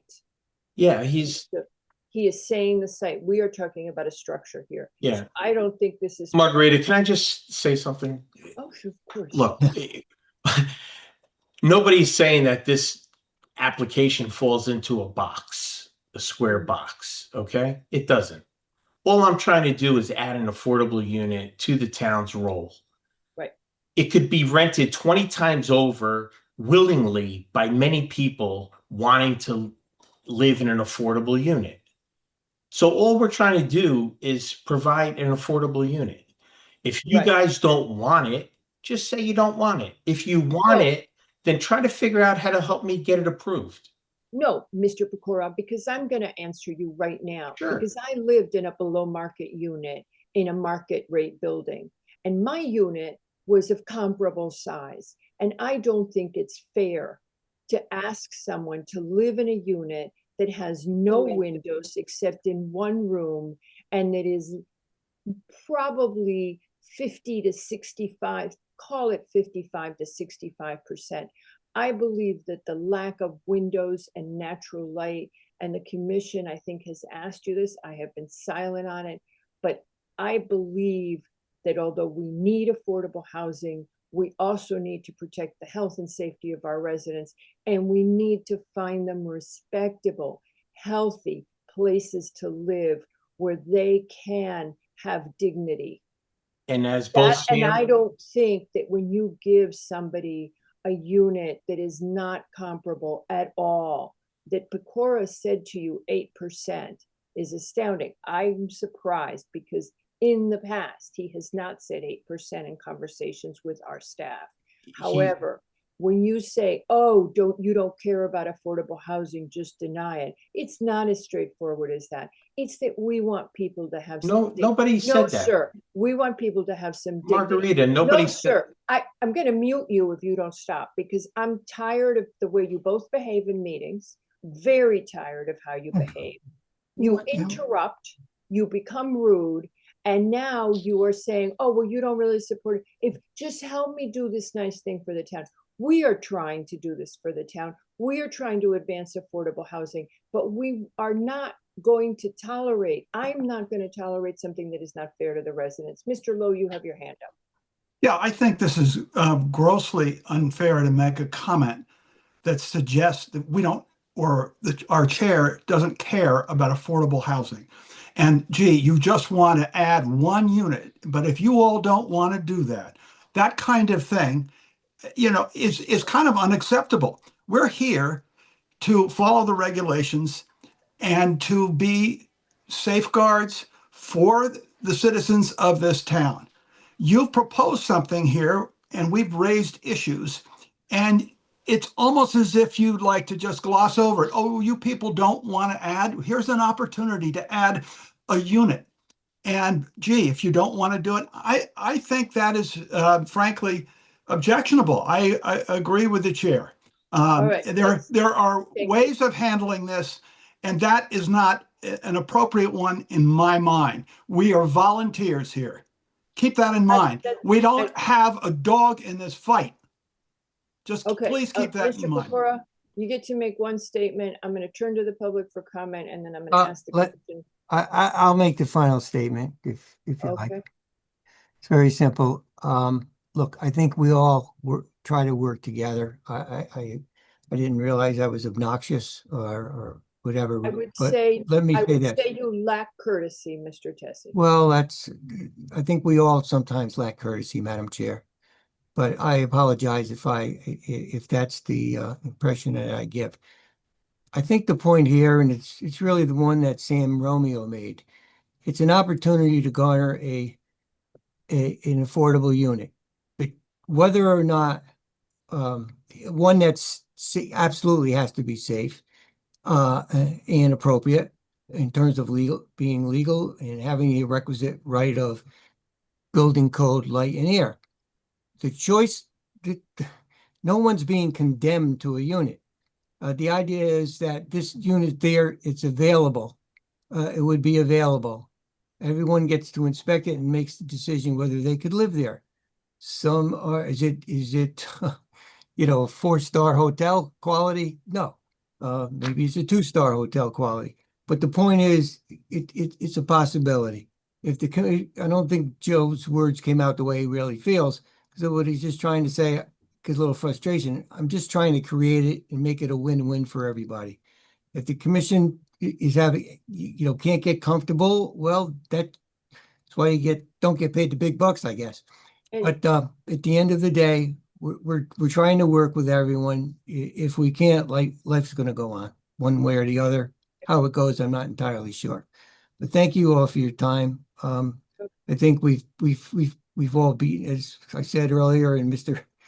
Macri agreed. We kind of beaten everything to death here. Okay, and I would just like to add that by giving people a choice, that the whole reason that the 1901 tenement law passed in New York City was because the only choice people were given was to live in inferior housing. And a law had to be passed to stop that because that was all they were given. So giving people a choice of living that is less than acceptable, that other people would not pick if they had options, and that a person who has no other options than selects is not acceptable. I'm going to turn to public comment. Does anybody wish from the public? Does anybody wish to speak on this application at 129 Hamilton Avenue? This is to convert 129 at Hamilton Avenue to an 830G. Does anybody wish to speak? I see no raised hands. Does anybody from the commission wish to object to closing this application at this time? No. Seated on this application are the regular members. This application, having seen no objection, this application is hereby closed.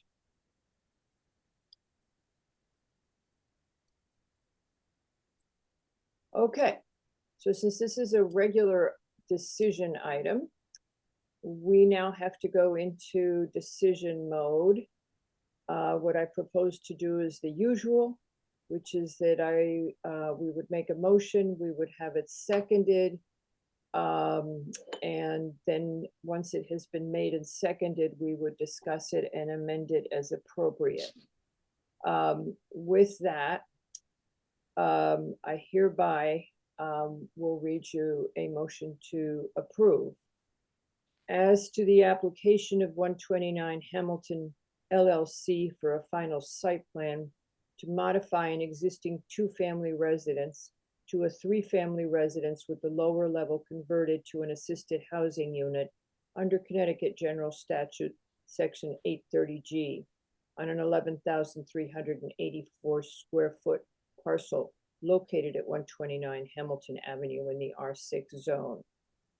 Whereas the building would contain 3 dwelling units, Unit A, 1,776 feet on the first floor with 2 bedrooms, a study, and 1 bathroom. Unit B, 1,384 square feet on the second and attic floors with 3 bedrooms and 1 bathroom. And Unit C, 800 square feet on the lower level containing 1 bedroom and 1 bathroom. All 3 dwelling units would be rented.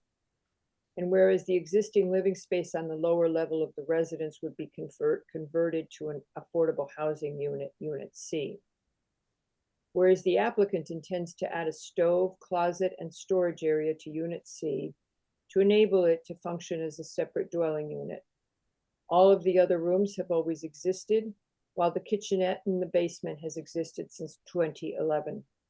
The front staircase provides access from the front entry hall of the main level to the family room of the proposed unit on the lower level.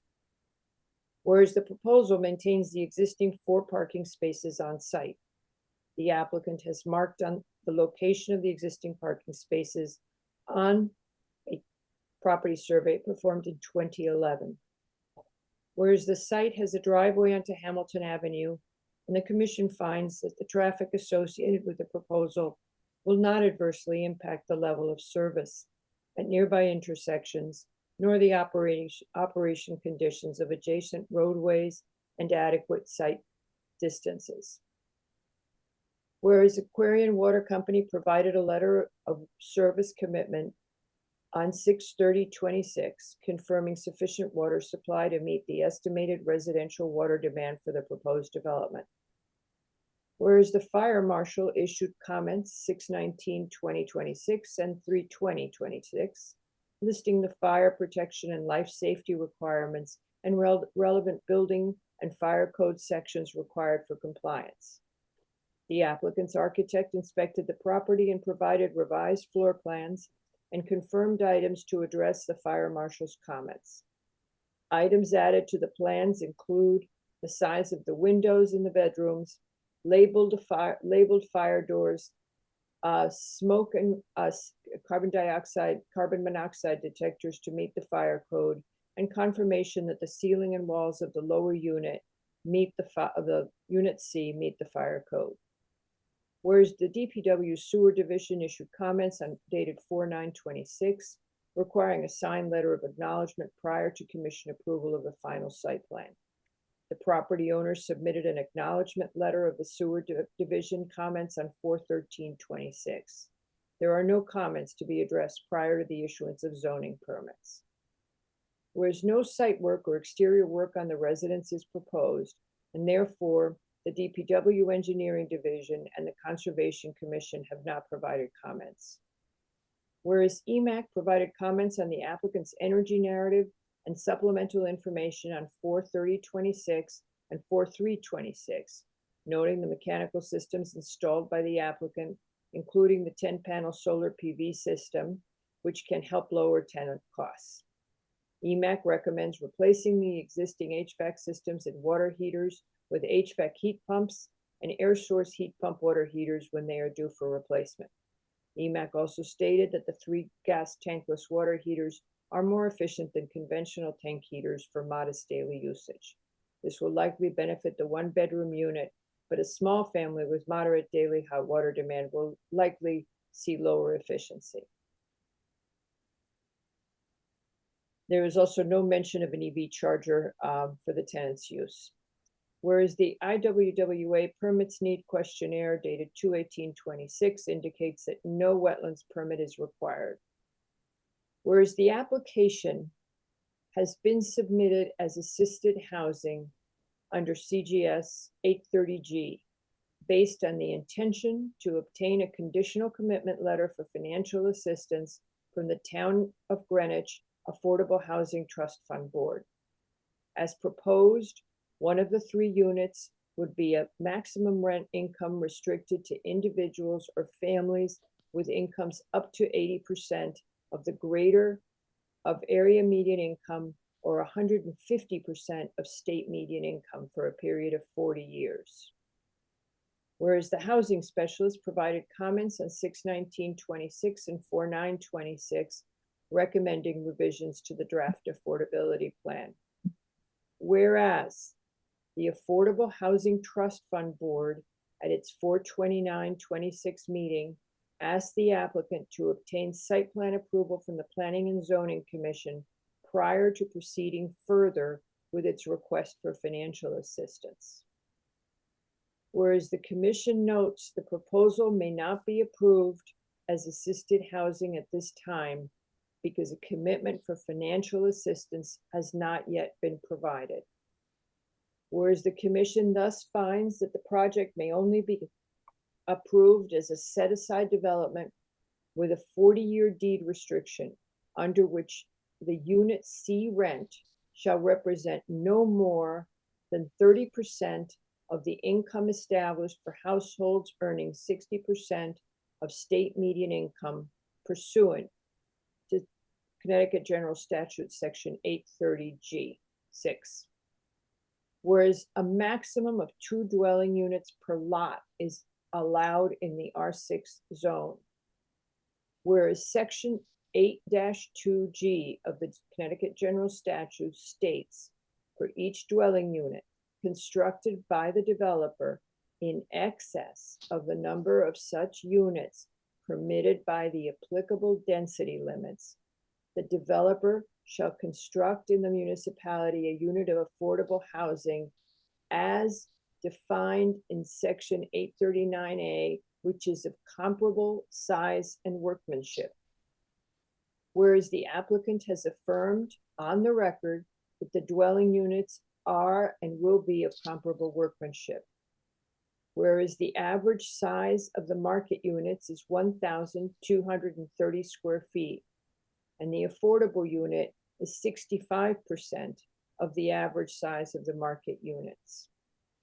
Whereas the commission notes that excluding the mechanical room, the affordable unit size would be roughly 707 square feet, as opposed to 800 square feet, which would then indicate the affordable unit is approximately 57% of the average size of the 2 market rate units. And whereas the commission continues to prioritize the size comparability standard in Connecticut General Statute 8-2G, but also recognizes that this goal to be challenging in an existing 2-unit structure into which a 3rd unit is being incorporated. Whereas the commission notes the affordable unit C does have legal egress from the bedroom, but has no windows in any other room, i.e. the family room, the bathroom, and the kitchen. Whereas the commission finds that the requirement for natural light and ventilation is one of the most essential precepts for the protection of resident health established since the early days of zoning case law. whereas the commission finds that a reasonable change to the proposed development would be for the applicant to modify Unit C to provide both natural light and ventilation in all the living spaces and improve comparability of the living spaces of all units. Therefore, be it resolved that this application is hereby approved with the following modifications. The applicant is to meet all statutory requirements of an 830G set-aside development. The applicant may obtain administrative approval from the P&Z director to convert the project to assisted housing should the Housing Trust issue a conditional commitment letter. Prior to the issuance of a zoning permit, the final declaration of restrictions and affordability plan shall be approved by the law department and the P&Z housing specialist and recorded in the Greenwich Land Records. The applicant is to modify Unit C to provide both natural light and ventilation in all the living spaces. Any changes to the proposed plans shall be reviewed by the Planning and Zoning Department staff. Prior to the issuance of a zoning permit, the applicant shall address any and all remaining staff or department comments. Could I have a second so we could discuss it? Second. Mr. Wells has seconded. Alban made the motion. All right, you guys, do you want to talk about this? So we're asking for windows. We're asking them to provide natural light and ventilation. Right. And prior to zoning permit, a conditional commitment letter from Housing Trust. I don't know if they could have the zoning permit and not have the letter from the trust, because they don't have to do anything construction wise. It would only be that I assume that they can't have the CO for the affordable until they know whether the tenant is at 60% of SMI or at 150 of SMI. Yes, I said it correctly. Tracy? The affordability plan has to be in place before they can get a zoning permit sign off. So if it's going to be an assisted housing development, they're going to need their letter. Okay, so prior to Yeah, because the affordability plan is tied to the structure of the project. So whatever they decide to do, that's the affordability plan that has to be recorded. So all right, in okay, effect, so- that means they have to have the letter from the trust. Now, my understanding is they're going to the trust again in about a week. Yeah. So,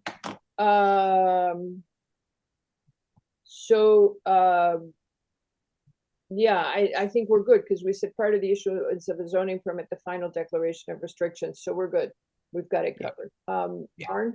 Just trying to figure out the process, Madam Chair, under which Yes, sir. we decide whether the presumably revised plans provide for adequate lighting and ventilation. I mean, should we say that the applicant needs to submit revised architectural drawings acceptable to either the commission or the planning? I have it. Any changes to the proposed plans shall be reviewed by the Planning and Zoning Department staff.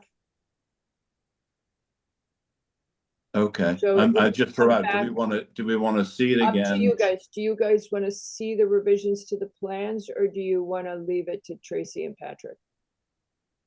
I'm just going to throw out, this is a pretty big change in terms of adequate lighting and ventilation.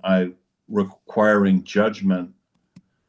I think the commission should take a look at it again. I agree.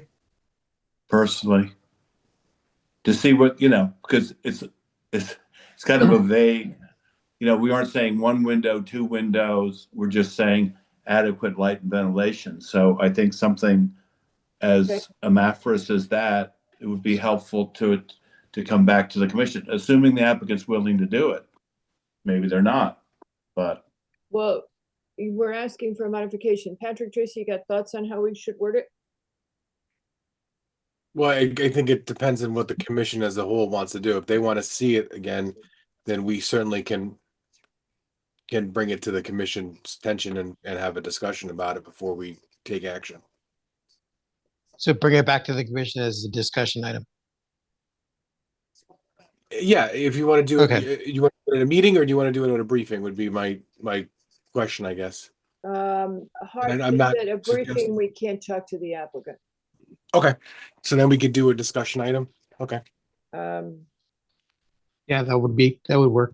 Okay, so any changes to the proposed plans shall be reviewed by the plan, shall be brought to the Planning and Zoning Commission as a discussion item? Correct. Yeah. Mm-hmm. Okay.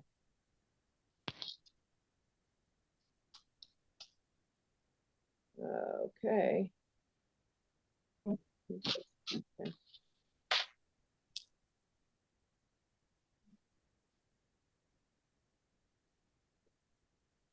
Anything else?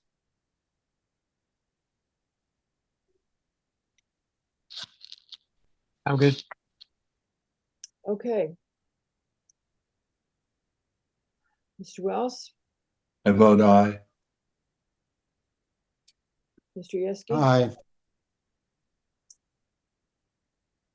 Mr. McRae, Aye. Mr. Lowe. Aye. Albin is also aye, and with that, the motion passes 5-0. All righty. Okay, folks. Tracy, I will send you this as, there's a couple of typos in it as usual, because I was rewrite at the last minute, so I will send it to you as soon as I can. All righty, so we move on with our agenda now, and we go to the discussion items. Madam Chair, do we want to take a break? You guys want to take a break and then we'll do the 3 discussion items? That seems like a plan. Everybody okay with that? Yeah. I was hoping we could roll through. You're right. It's too long, right? Now that we're getting, it's going to be rough when we get back to those midnights. You know that, right? Because we're getting soft. And Brooks is soft. He's not even getting soft. I assume we just postpone to the next meeting if it's after 7 o'clock. It's getting so late, right? After 10 o'clock. After 10 o'clock. Cinderella goes to bed at 10. Well, now I'm going to bed at 9. Okay, it is now 7:30 p.m. on the dot. We will reconvene at 8. And I object to you calling me princess. I'm a prince. I'm a king. Okay, you got me on grumpy. No kings, Dennis. No kings. Only outside your family. I'm sorry, Ms. Bodkin. We're going to be nicer after we eat. If you don't mind, we'll be back in half an hour. We're just going to quickly eat and then we'll be back. We're really sorry, but we always take a break around 7 and we were running late. Okay, you're muted, but you sound like your face looks like. Okay, I get it. Sounds good. All right, So thank you. So 8 o'clock? Yeah, 8 o'clock. We'll be back. Okay, thank you. We are now going to our discussion items. The first item under 8A is Ann Bodkin for a pre-application review for a proposed exterior accessory dwelling unit with a non-conforming accessory structure side yard setback on an 8,999 0.496 square foot property at 21 Grove Street in the R7 zone. Ms. Bodkin, if you want to describe your project. Okay, go ahead. Okay, so I've lived at 21 Grove Street since 2015. I moved in with my son and rented the main house, not the detached garage carriage house. My landlord kept that and used it as his workshop. And then 2020, he fixed up the carriage house with the shingles and the roof. And then in 2022, I purchased a property from him. And in 2024, I added insulation and plumbing in the carriage house, and I got a CO for an accessory unit in the summer of 2025. And now that the town's prioritizing, affordable living units, and my son heads off to college in the fall, I'm hoping to get it reclassified as an ADU, and then I would rent either unit. And, it might be hard for me to stay here if I'm not able to do this, and anyone who purchased my house would knock it down.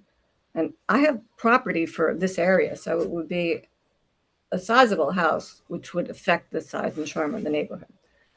So I just want to emphasize I'm well under the FAR. I didn't change the footprint of the property. The carriage unit was built in 1934. So it's non-conforming but legal. And now I just want to bring up some of the issues that my neighbor brought up.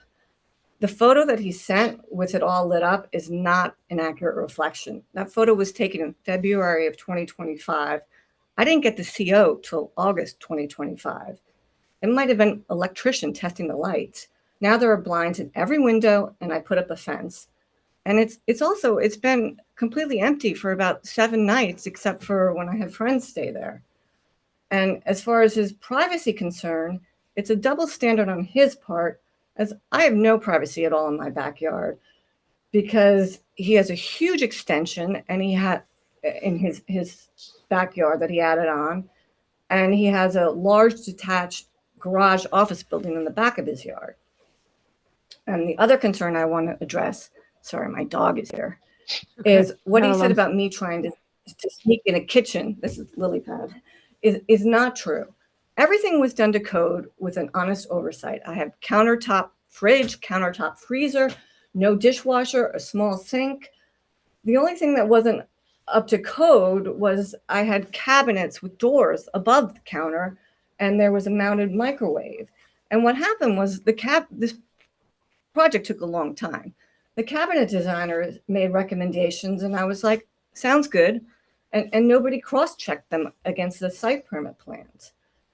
And then the only reason that my neighbor knew about that is when everything was done, we had a good conversation. I thought things were smoothed over.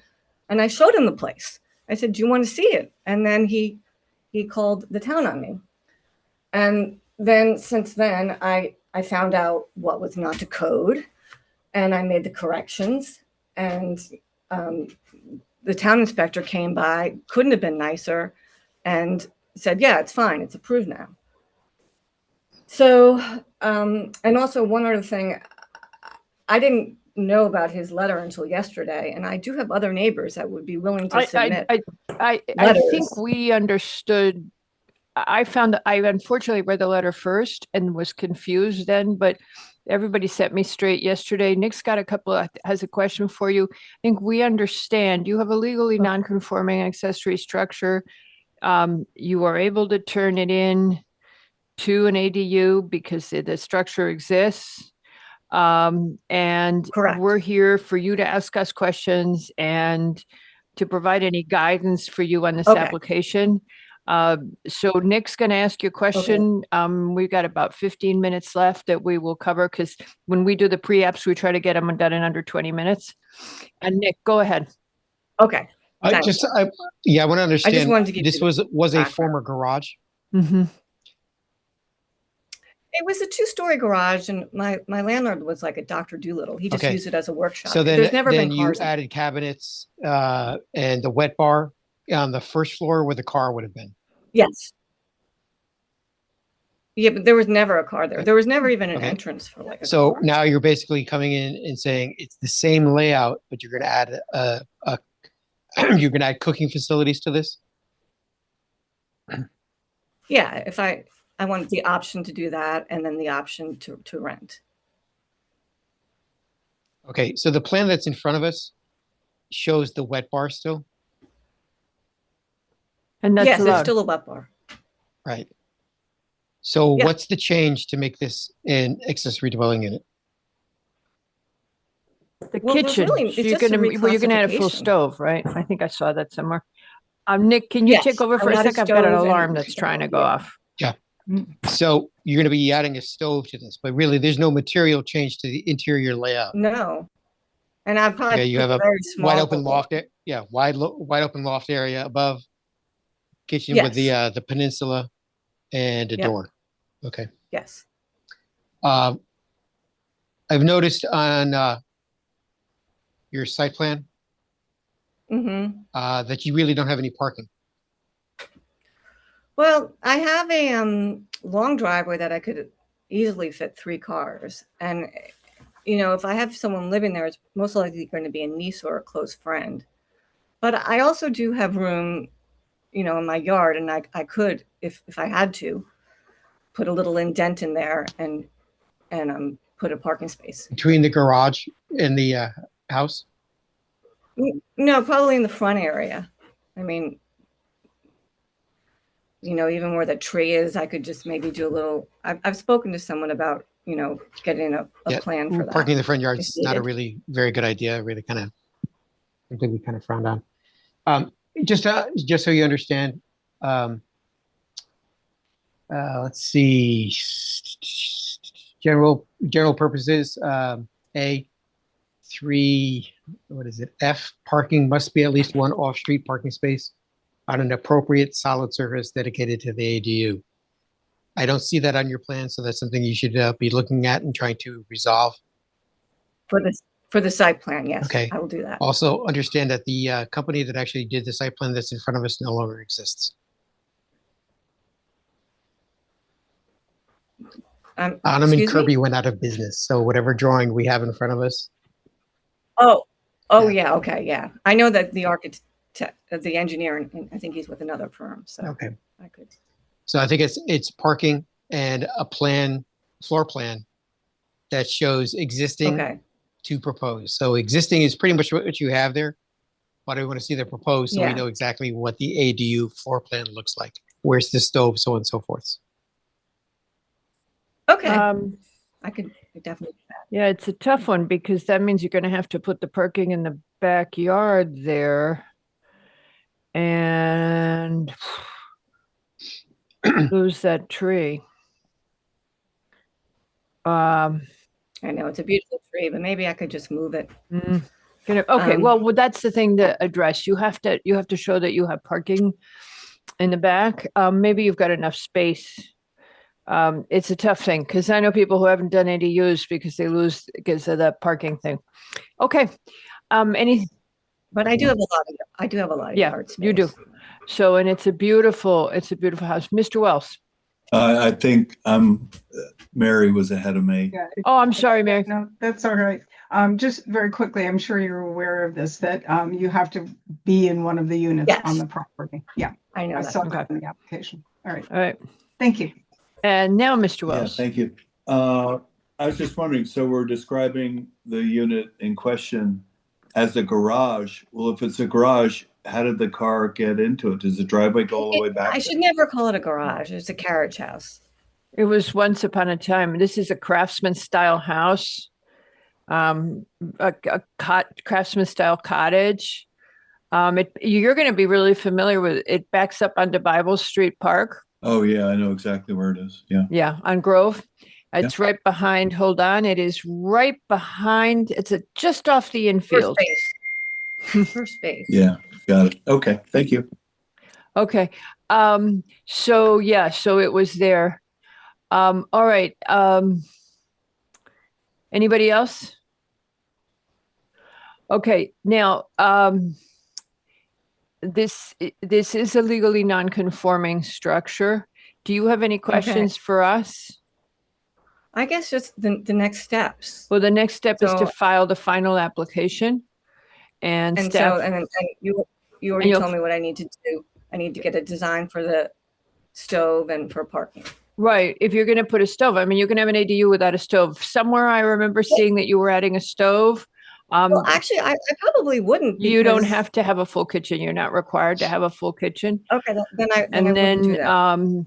and then you, but you I don't do like have to, Nick told you do have to show where the parking would be. Okay. All right. Well, I'll work with people that know more than me Okay. and figure the best strategy for All that. right. I'm going to turn to public comment. That's Wait, I before we believe- do that, Yes, Nick. what's the total size of each one of the floors? Do you know, Ms. Bach? I have it on the plans. Hold on. I'm going to tell you, Nick, because I've just got this open. If I can just enlarge it. Great plan. Or Nick, did you already look at this? I just think I just found it. Yeah, because it's in the plan. She's got the plans Yeah. from Vakoda Architecture. They're still Yeah, I have it right lot here. area, front yard, Yeah. rear yard. Let me double check something here. what was the question? Which Green one? area. Want to know? The accessory unit. I'm getting there. It says the required is 600 and its existing is 584.5 square feet. No, the required, the maximum for your neighborhood should be 500, correct, Patrick? No, it's Patrick? six. Eight, Six, sorry, six. six for the building, but 800 for the unit. Okay. So you're constructing it so it would be conforming? Well, Right. Yes. I'm It's not under, doing it's any under both. It's not- It's Yeah. under both accessories, Okay. accessory height and size yeah. and Is this- ADU. So it doesn't need a variance. No. No. All right. Yeah. Okay. Anything else, Nick? Nope, well, I think we're good. All right. Brian Connors has his hand up. And that would be anyone else from the public wish to speak on this application to construct an ADU at 21 Grove Street in Coscob. Kindly raise your virtual hand. Mr. Connors, please go ahead.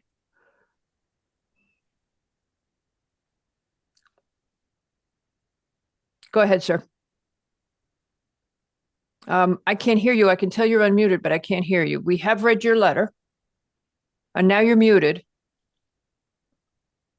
If you would unmute again and then try talking, you know the mic may not be on your computer. Nope, can't hear you. Mr. Connors, we do have your letter and she will come back with a final site plan pretty shortly, I would assume. And we are aware of your concerns.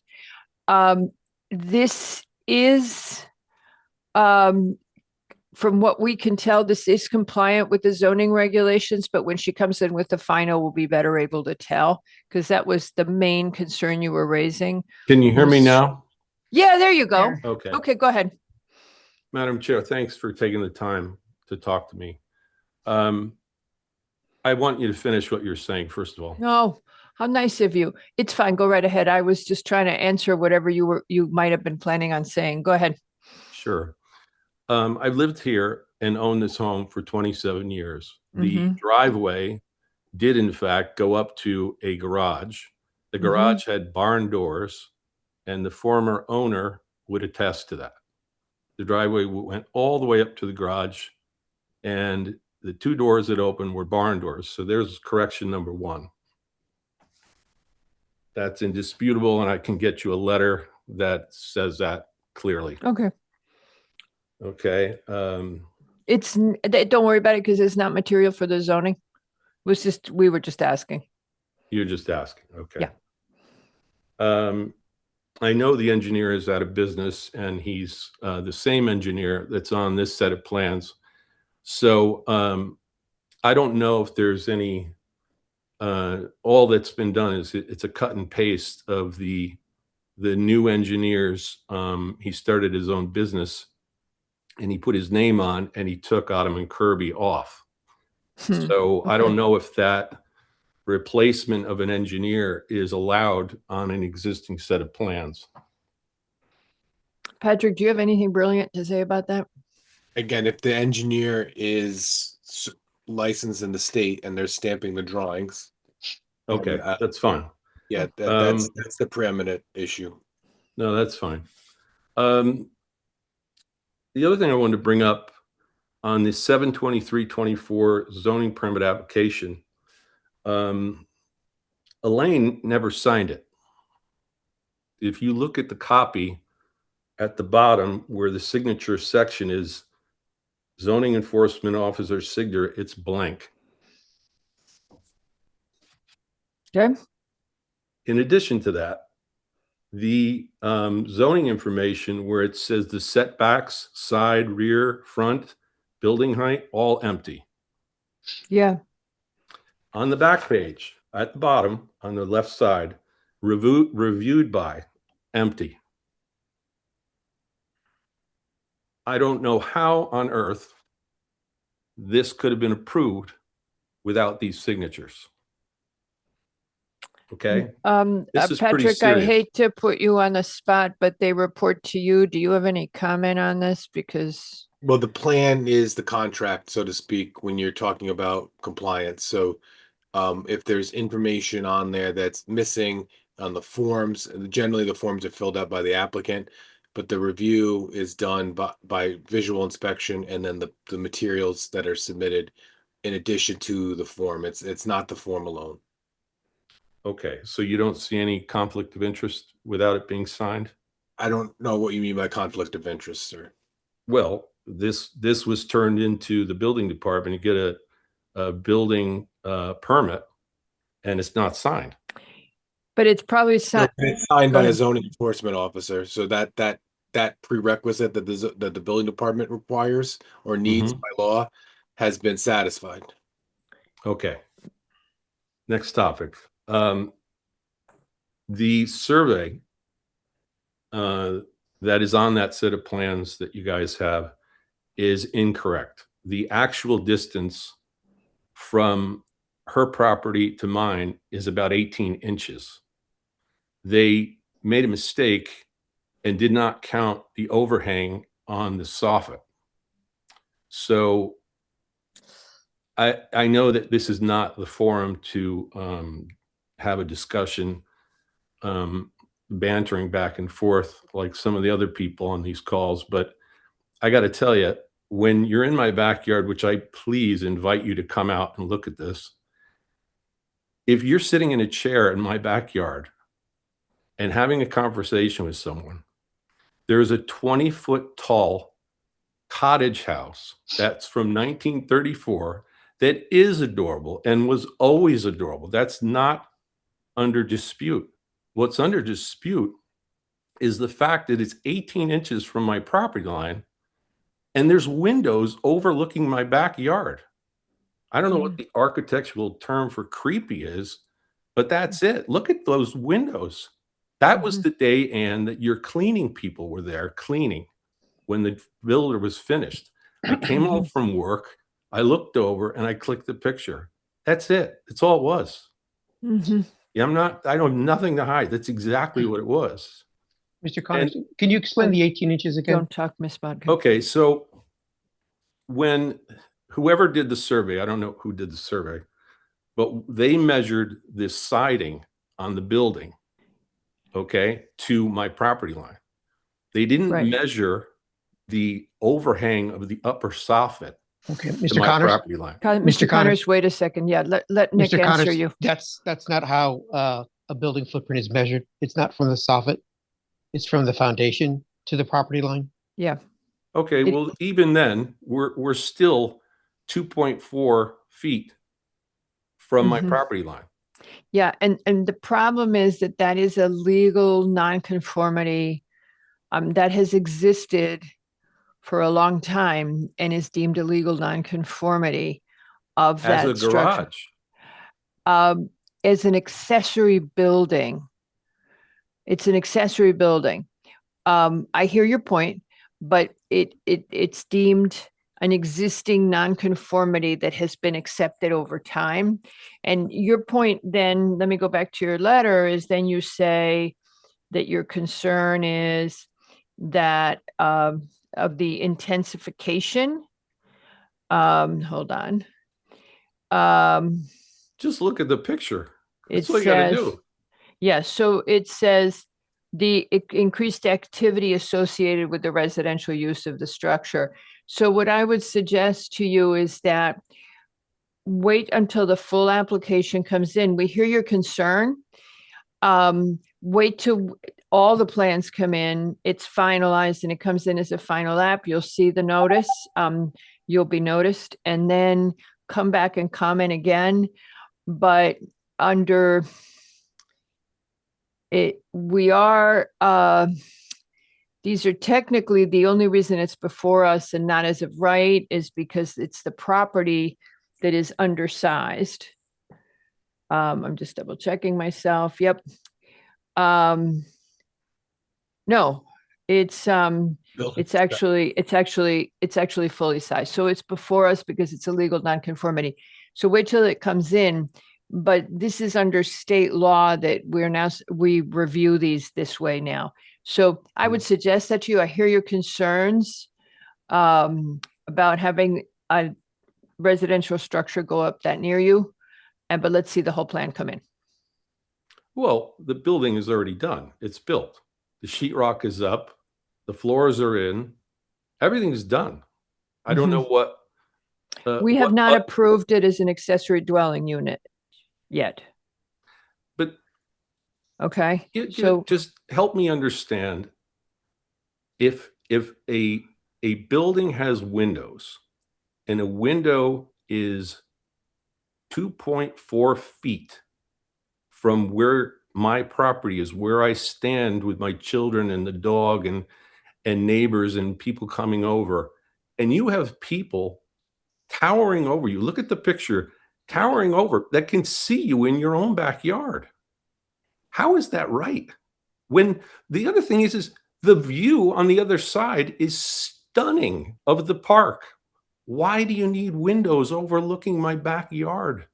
The rest of the building, the other three sides are fine. Why didn't they put windows looking at the park and the beautiful gardens that my neighbor put in, my last neighbor? You know, Ann and I were friends. We took care of each other. This is what's happened here is horrible. And we're not going to discuss the construction that happened. We won't even go into that. no, don't, because it's not pertinent to this. I'm hearing you. The building is up. We will work with the applicant to see if we can find anything that works for both of you. We always try to have people work with their neighbors, so we will work on that.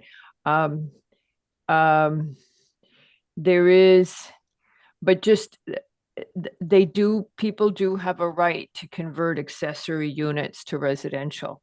And that's what the state is driving for at the moment. That is what I understand that within Okay. reason. You know, I don't have anything against ADUs. I don't. I just have something against people 2.5 feet from my backyard.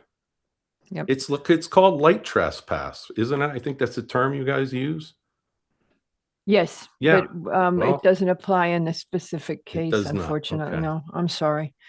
Okay. Anyway, that's what I would suggest. You come back when we have a full set of plans and we have the narrative and we're moving forward, because we'll be better able to Very address. good. Okay, Thank thank you. you very much, sir. Have a good evening. Thanks. Thank you. So Ms. Bodkin, are you still there? Because I have a weird view of your screen right now. Ms. Bodkin? Hello?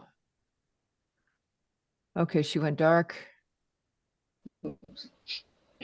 Okay, Ms. Bodkin?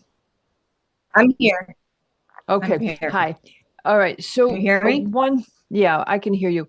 One thing may be, if as you go forward, if you can find a way, this is outside of zoning, but there, for example, if I have some people in my neighborhood that are this close, and what they do is they've got shutters. They've got louvered shutters on their windows so that I have blinds up on all of okay. So I'm just saying, if you can try to work in a way that I helps, don't want to look at him come either. back. Okay. Ms. Okay. Bodkin, if you've already done it, Nick, do you have a comment? Yes, I think actually when it come back, I'd like to know, see the CO for the existing garage. Yeah. And the CO for the renovation that was done in 2024. Yep.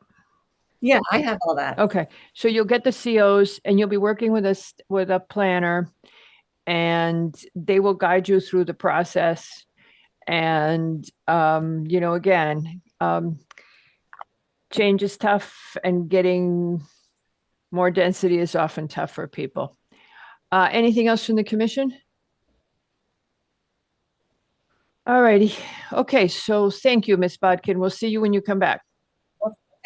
Thank you to all of you for all your hard work Thank all you. day. Thank you. Okay, so our next Okay, goodbye. discussion item is the Goddard School. This is for a pre-application review to convert the old Acme to a daycare and preschool for 216 children and 40 staff members 160 West Putnam Avenue in the GB and CGIO zones. Hello, Mr. Hegney. We've given you the night off until now. Sorry to bring you in so late. Oh, this isn't late. 20 minutes then, if you want to go back and have some more dinner. Thank you, Madam Chair. Good evening, members of the commission. For the record, Tom Hegney on behalf of the applicant. This is the original A&P store and former Acme store at 160 West Putnam Avenue. It's approximately 20,500 square feet, located on the Post Road. It actually has two properties. There is where the store itself is located, and the parking lot across the street, which has 50 parking spaces off of Dayton Avenue. Proposal is to renovate the existing building and use it as a daycare and preschool facility known as the Goddard School. There are many Goddard schools around the country, over 600 currently, and they also exist in Stamford, Darien, Westport, and Fairfield. The one thing that we would be doing on the exterior is adding a 6,000 square foot playground on the south side of the building, opposite the Post Road. We close off the driveway to Brookside Drive, and actually, when it was approved as a curb cut there, it was for deliveries and not for through traffic. And there was Interesting. I did not know that, but boy, that didn't last. It actually, the Acme had some zoning violations where they had to put the chain back up because the zoning enforcement looked at the record and said in 1976 that was a condition, and you have to either put the chain up or appeal it to the ZBA. So, but I wanted to get to the main point, and that's in the briefing session, you talked about concerns for safety and adequate pickup and drop off and ingress and egress. This school really operates in a different model than the other schools we have in town. Rather than having all the children arrive and depart at the same time, they have a flexible drop off and pickup schedule. And so drop off lasts from 7 a.m. to 9:30, not the 15-minute window that we're used to with most of the schools. And the pickup is from 3 p.m. to 6 p.m. What this approach does is it spreads out the arrivals and pickups so that it's expected that there would only be 18 to 20 parents dropping off at any given time, and same picking up in the afternoon. We're providing 30 parking spaces for pickup and drop off. Parents, you don't have the principal waving like a traffic cop with a whistle and bullhorn in the parking lot. Parents park, they walk their child in. Some cases may carry their child in, and then depart.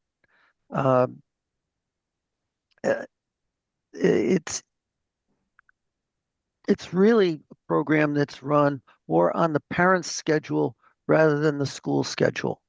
So it allows the parents to be able to take advantage of a very flexible drop-off and pickup schedule when they are bringing their child in. We are providing parking for the staff. There'd be a total of 40 staff, a complete 30 on site at any given time, and they would all park in the 50-space Dayton lot on the other side of the street.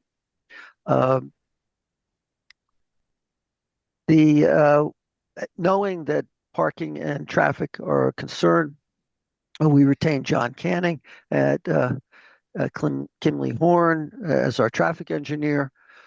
He's reviewed the parameters for the traffic study, actually met with Michael Kislak, our town traffic engineer, and has expanded the scope of the traffic study to include more intersections than what we had anticipated would be needed.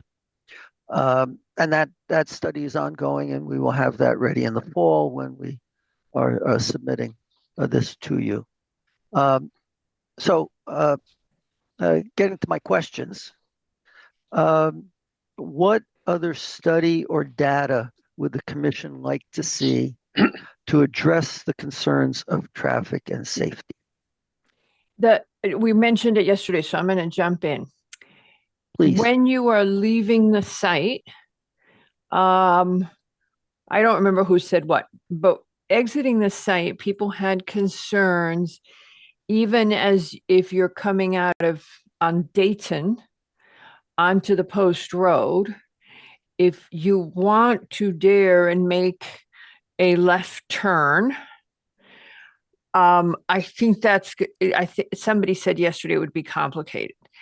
The other thing is, as you so adroitly mentioned, the people are going to try to use that Post Road access in ways that are going to be a problem. Again, maybe trying to turn left, etc.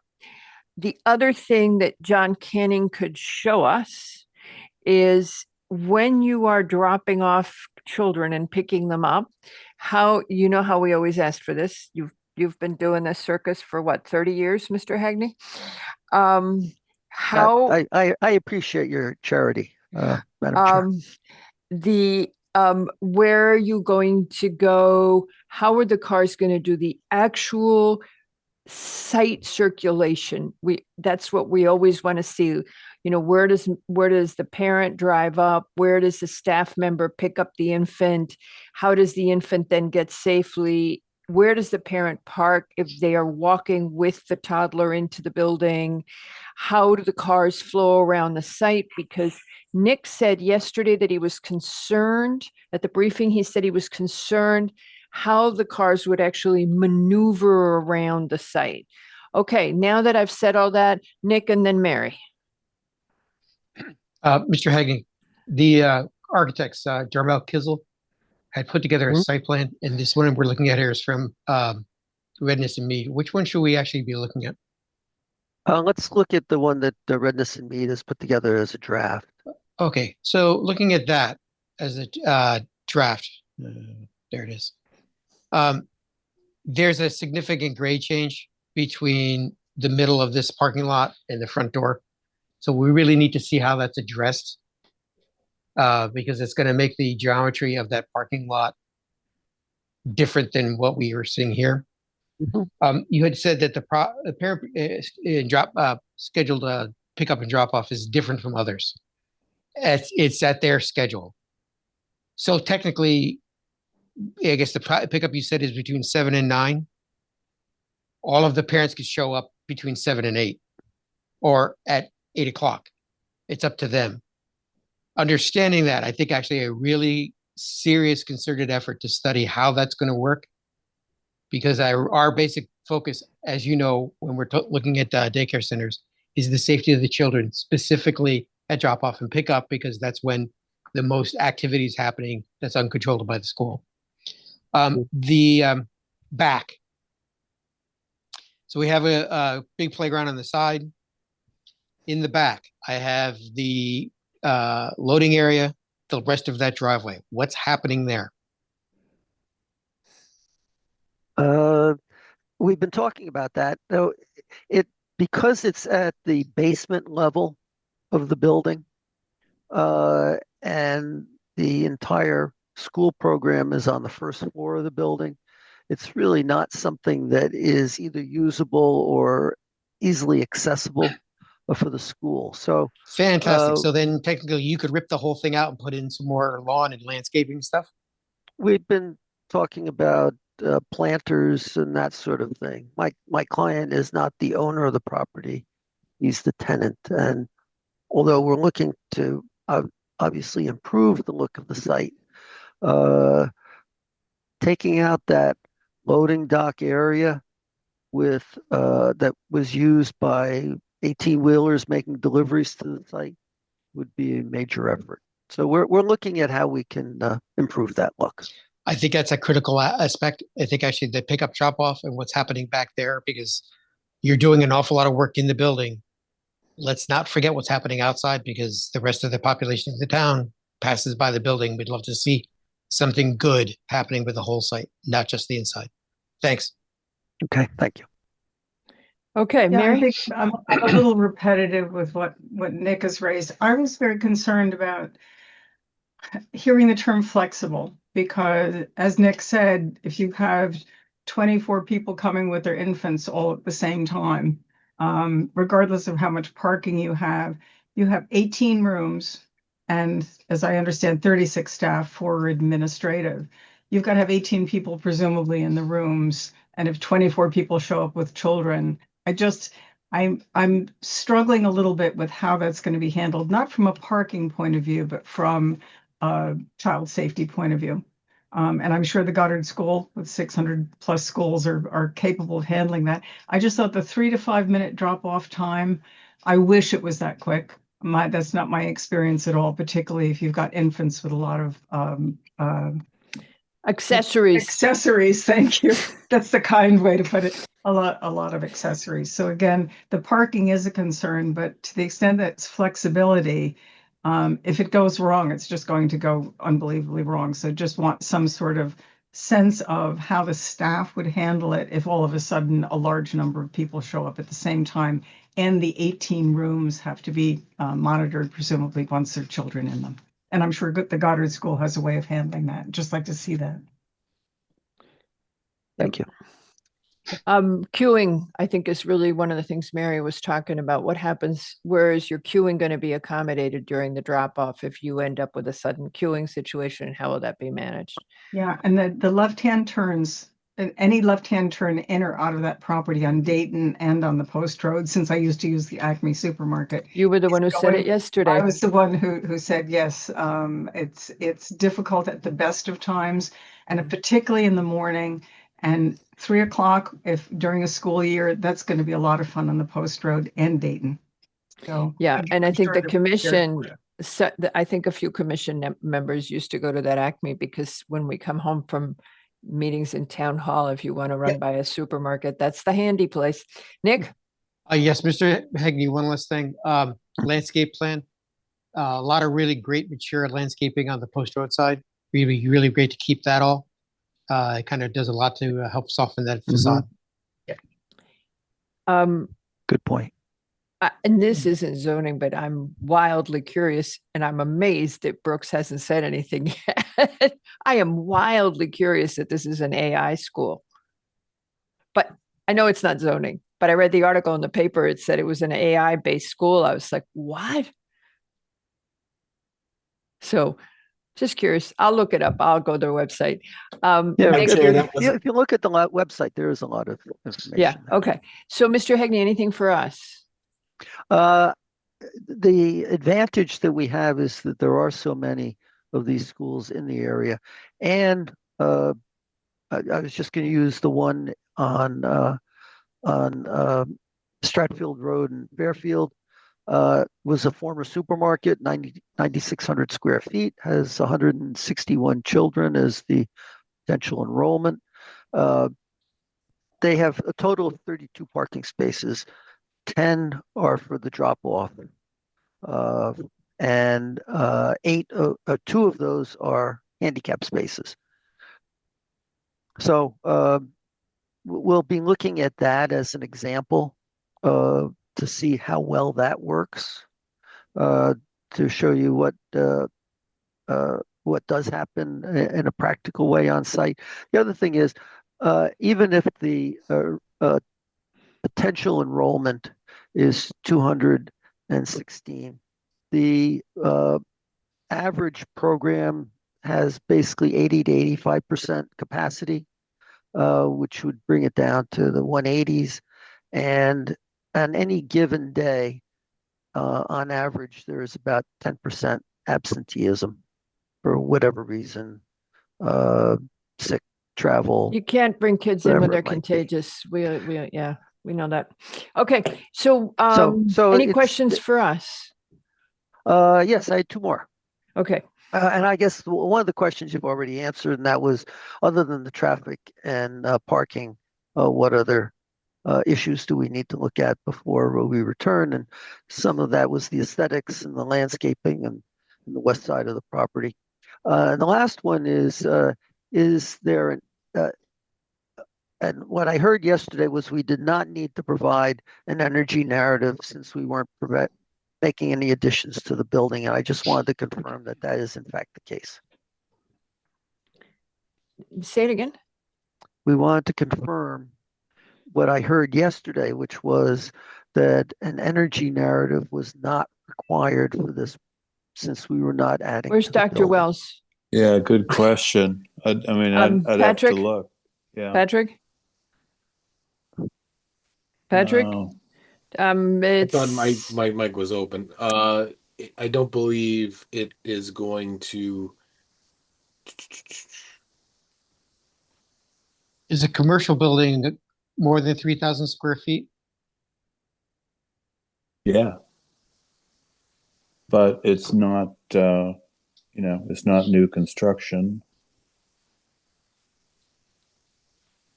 I think the only thing I would think of is that it'd be nice to see, seeing this is a conversion from a supermarket to a daycare center, whatever they could do. Also, there's oodles of roof, solar panels. What can they do? and the other thing is, I assume they're going to replace the windows because those windows have to be freezing cold and boiling hot. Mr. There are no windows. That's the weird thing about this building. There's nothing. No, there's the windows in the front. When you walk in the front. There are windows. They're adding So, Mr. Hegney, when you do the playground, that goes on our list of child safety. Certainly. Okay. Drive-by safety. Yep. Yeah. If you know what I mean. Yes. Same thing that other schools that have in relatively high traffic neighborhoods worry about, that all of that. You know the whole role. I mean, you don't have to talk to us about it. You can just talk to staff, and if staff tells us that the issues have been addressed, we will not ask you anything that is proprietary to the safety of the children. Anything else, Patrick? So again, the language of the current energy narrative is good. All developers of all projects 10,000 square feet or larger to complete the modeling. So the question is this a development? And that's my question to the commission. It's an adaptive reuse. I would think not. I don't think we intended it free reuse, but I don't remember. Arn, do you? I don't. I think we were focused on new construction and Yeah, additions. new construction. Yeah. Okay. Yeah. That's, Although, what about EV chargers? They're going to have 32 parking spaces. I assume you're going to reline them. Well, they are restriping them. If you're only there for 5 minutes or so, unless it's a level 3 charger, that would Okay, do much. staff on the other Staff side. parking. I have to look because I don't think there's any. When you power retire, over Mr. there, Hegney, but- you might teach there. Above my grade pay. Yeah. Madam Chair. All right.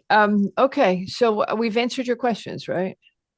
Yes. The last those one. are my Okay. questions. All right. So now and it doesn't carry obviously, but we do recognize that Greenwich does need daycare right now. We are aware of that. Appears to be very acute, actually. Yeah. I don't know how acute, and I haven't looked for that specifically in the United Way study. I don't know if they ever hit it, but I know that it's still tight and pressured. I live in a toddler neighborhood, and I know it's still tight. So, okay. So we do think it's good to have opportunities for daycare if this site plan works, and we hope the circulation works. That's what we're working on, and we'll bring that to you with the full application. Okay, thank you. All And right, shade the thanks. playground. Okay, bye. Yes. Bye. He's going, right? You're going? You're not here for the night, are you? No, I'm going to turn it over to Mr. Tessie now. Okay. All right, Mr. Tessie, there he is. Hold on, he's moving. All right.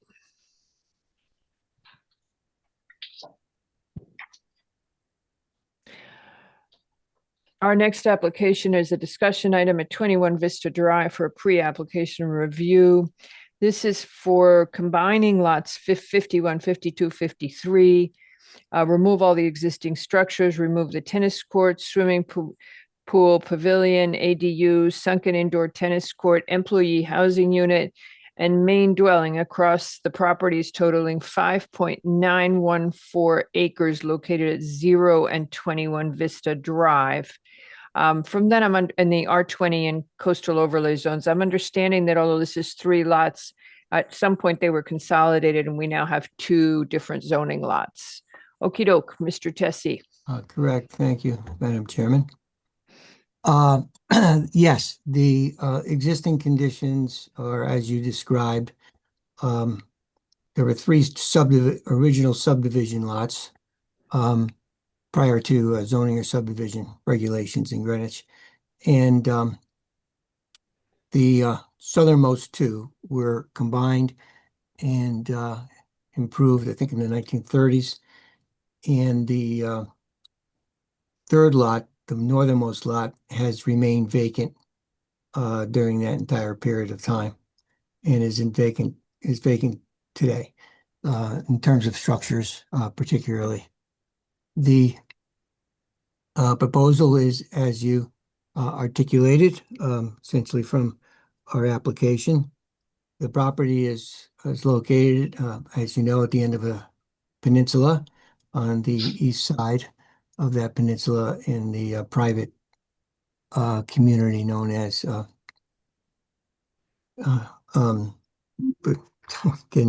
Indian Harbor. The application is a successor to prior applications we brought in the fall, where there was actually in last summer, where the lots were going to be kept separate. There was a site plan application, special permit application, ultimately withdrawn as our client with essentially held the application as he wanted to rethink his family program for the property.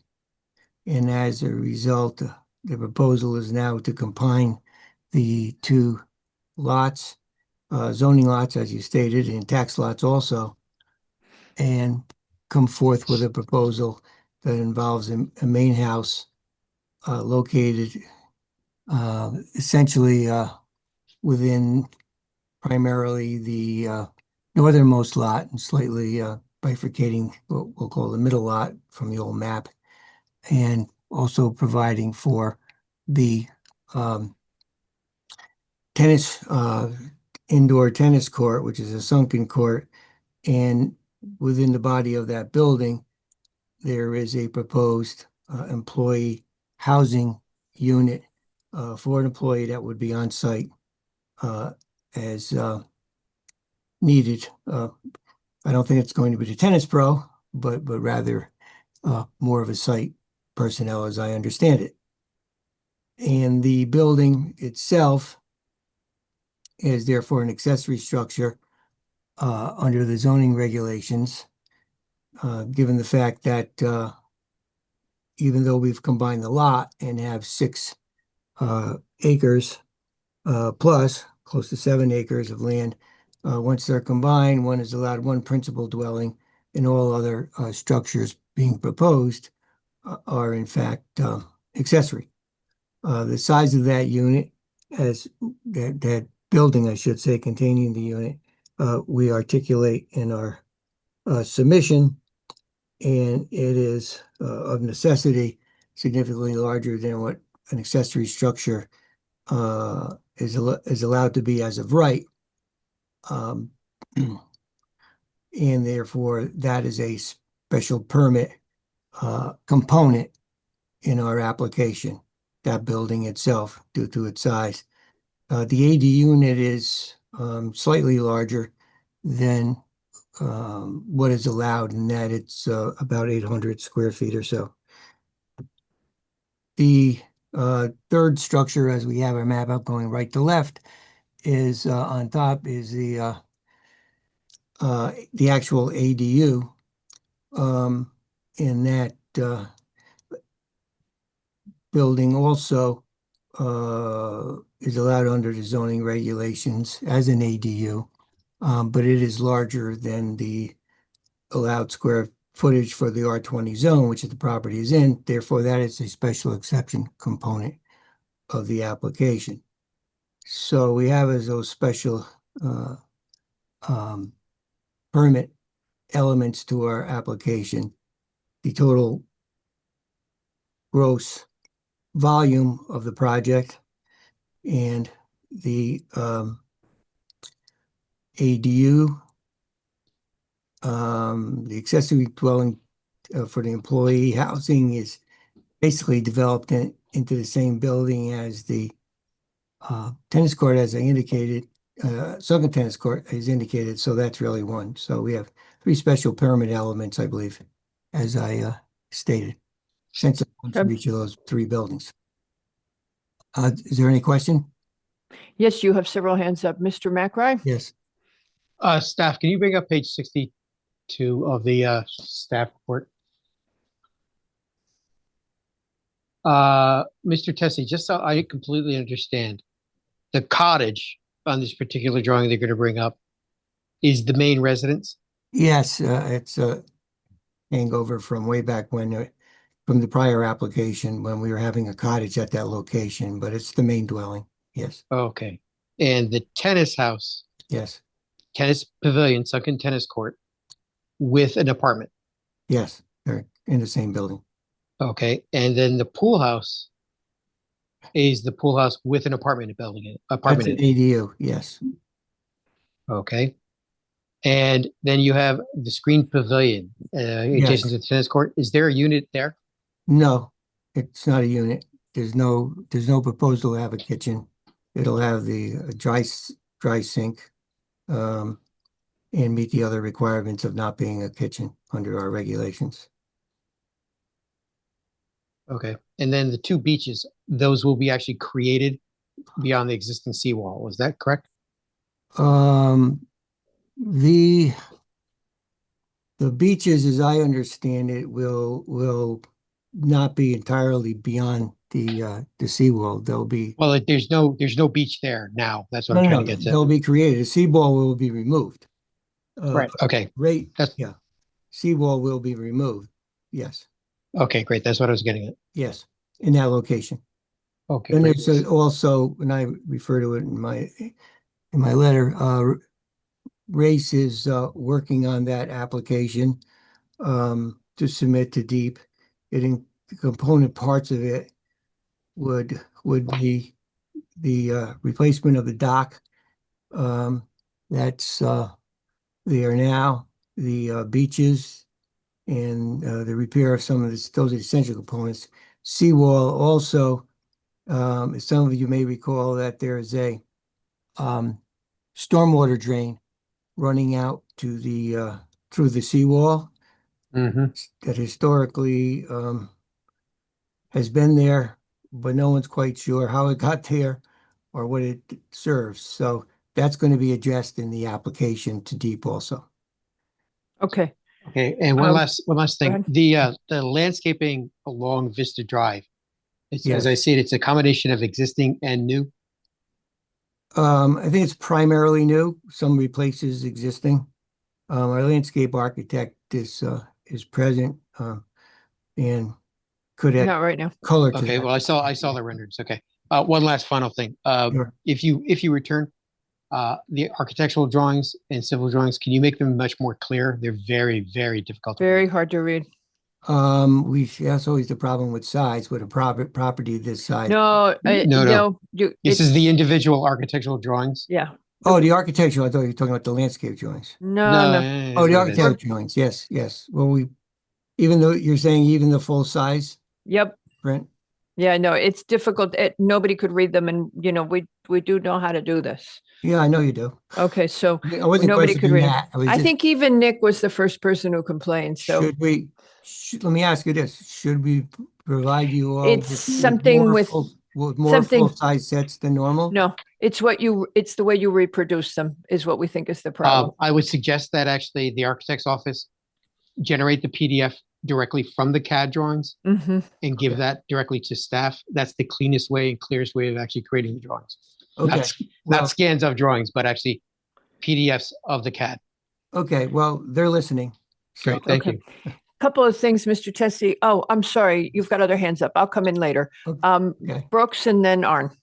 Yeah, I had two points. One is, I think was already covered, which is the landscaping, and obviously that's going to be quite sensitive given the location and the scope of this project. Mhm. The other thing I wanted to ask was, is Tweed Island a part of this property?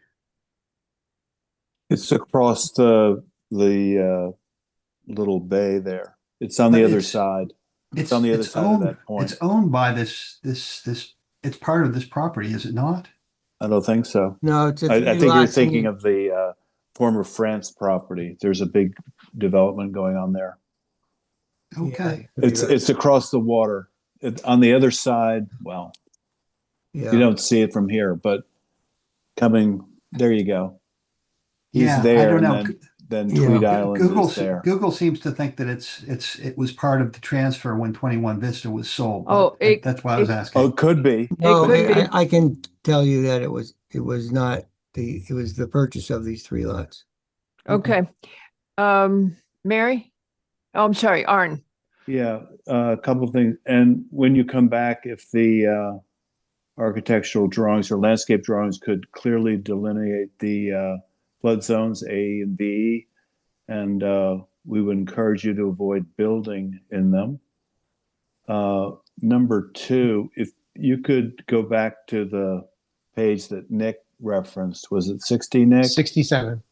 67? Number 62. Whatever it was. He'll know. They'll figure it out. Yeah, okay, so we've got the 62. tennis house. Am I correct in understanding there's an underground tennis court underneath this, plus an outside tennis court? Correct, the 2 tennis courts. One's indoor and one's outdoor. Yes. Wow. Okay, and then 4 bedrooms outside of the main house? Yeah, there are 8. I think that's correct. I believe there's 8 in the main house and 2 in each of the employee unit and the ADU unit. Okay, and then final question. On the beach on the right, it looks like it's surrounded by riprap, so you're gonna have no Mhm. access to the water. What the riprap, is this mainly for visual and not for swimming? That's a very good question. Both of them actually have a lot of stone. Yeah, I think that the idea was to have a beach, but that may be erosion protection. Maybe just for We'll get- sunbathing then and but not swimming. We're in the well, let me say this, we're in the process, when I say we, I mean Race is in the process of completing its application package to DEEP. I know they've also had a meeting with 2 of the local bodies.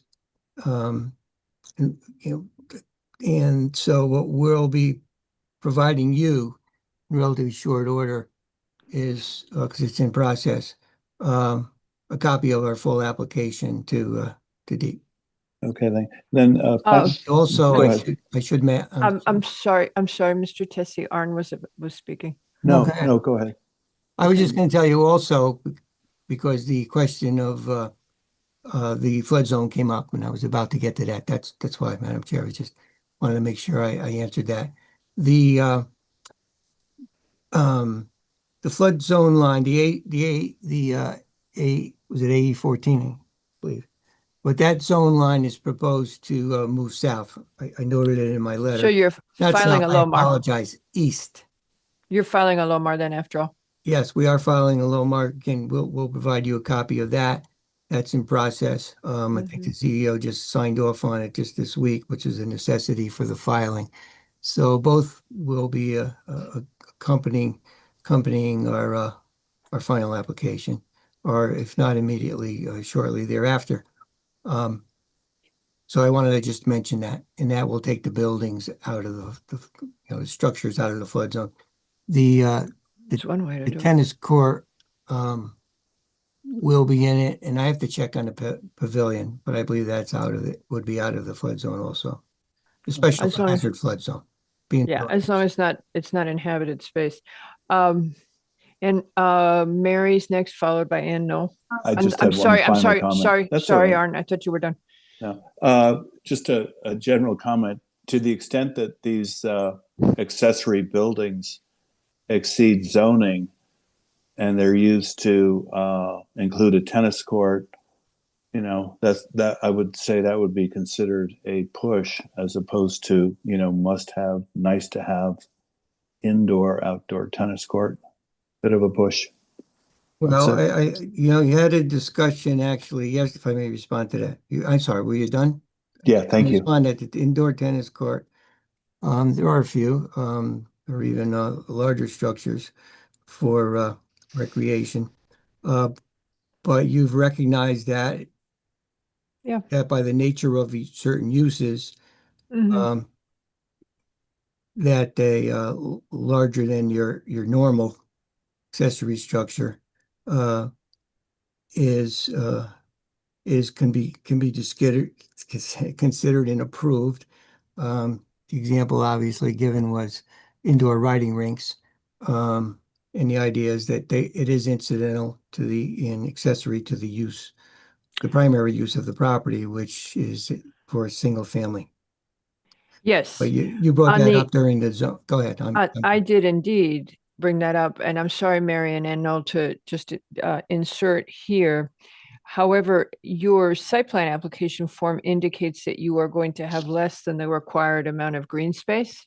No, John Tessie, I had to laugh a little bit when you made the comment because you were so right about me. We're so used to coverage. Well, we've never done it that way. I for know, so residential. it was my bad. It should have been Okay. greater than, it's actually almost 80%. Okay, so that would be a key consideration. Go ahead, Yes, Mary. almost Arn, 80%. sorry, Arn, are you done? Thank you. Completely done. Thank you. Okay, Mary? Okay, yeah, the green space deficiency was one of the issues. The other thing is it looks like there's a lot of tree removal on both of these properties. It looks like somewhere in the neighborhood of 70 trees are going to be removed. And obviously, I'm sure conservation will suggest that there have to be ways around that or ways to mitigate that tree loss. Yes, it's not quite that much, but it is, as you stated, the majority of the trees.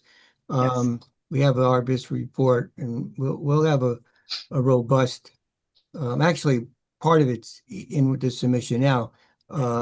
Description and plan of for what's called mitigation.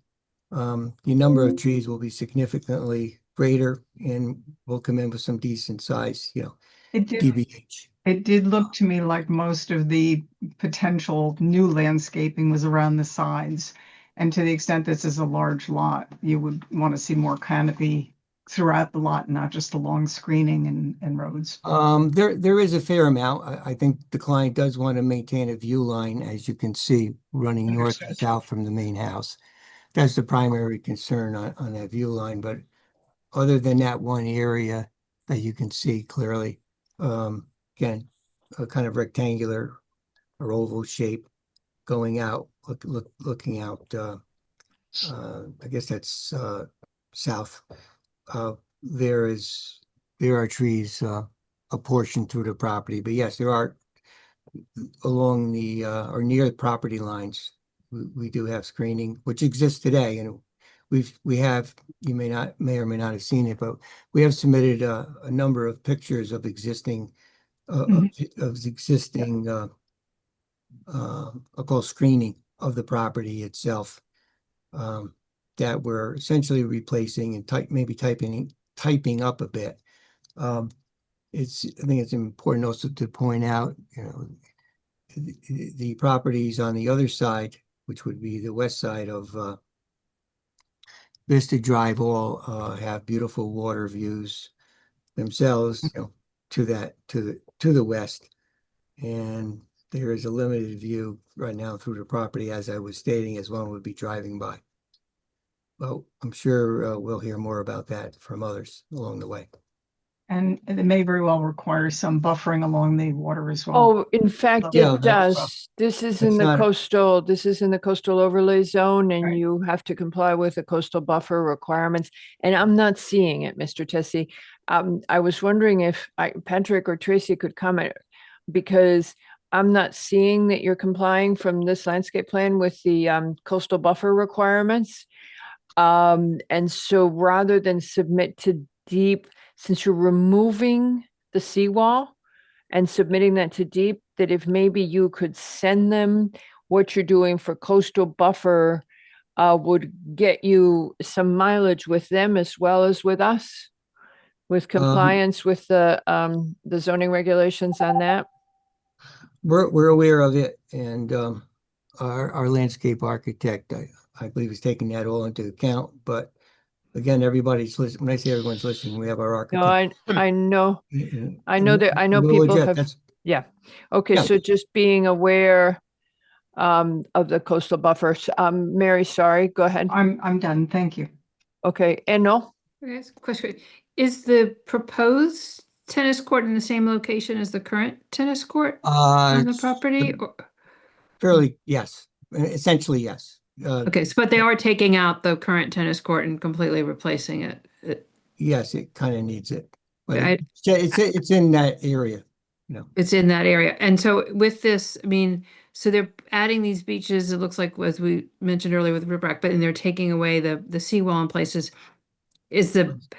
I guess it's a little bit hard to tell as I'm looking at the current, then they're not, I assume they're not shifting this line. I mean, how much are they sort of shifting this line with the water, or how is that? I mean, I guess that's what Deep will have to opine on. Oh, you mean the mean high water as a result of the removal of the some of the. Or where they're doing all of this work. I mean, there's a lot of manipulation on this site, obviously, was to take down stuff and add all of the stuff and shift things around. Yes. So. I mean, no, go ahead. No, go ahead. Sorry. I was going to say, yeah, well, the site has there's a lot of fill land near already. That's how it was kind of created, looking way back. I think we may have brought that up during our previous sojourn with the commission last fall. And that's part and parcel of, the history of the property and the need for, there is some need just to create good soil on the property. But we can get into that with the engineers when we have the formal application and, you have a formal hearing. Right now, we're here actually to garner just what we're garnering, your comments. Right. No, I understand that. So Yes, I thank was you. just trying to understand a little bit more clearly what's going on. Thank you. Sure. okay, thank you. Arn, you're back. Sorry, final question. Hopefully those beaches aren't expanding into Long Island Sound, because we've had that in an adjacent property. I don't think that's allowed, but we're going to need you to confirm that those beaches and whatever you're doing there with the fill is not expanding into Long Island Sound, which the owner does not own. I understand that fully, and I don't know of any intention. That's why when that question came up before about basically the same type of question you asked, is I don't believe we're going beyond the seawall. No, I think what you stated is correct. I believe what you stated is correct. Thank you. Yeah, Deep would respond to that and may also have some concern about setback, but we will leave that to them. Is that it from the commission? All right, Mr. Tessie, do you have any questions you haven't asked us? Yes, I just want to interject that there have been discussions between Azure D, Sly, and representatives of Deep along the way here. I'll just leave it at that, just to let you know that what she's submitting, I think, has been at least previewed to some degree. Okay. And the primary questions would be in the area of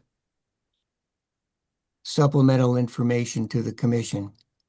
For instance, would you like to see a construction phasing plan?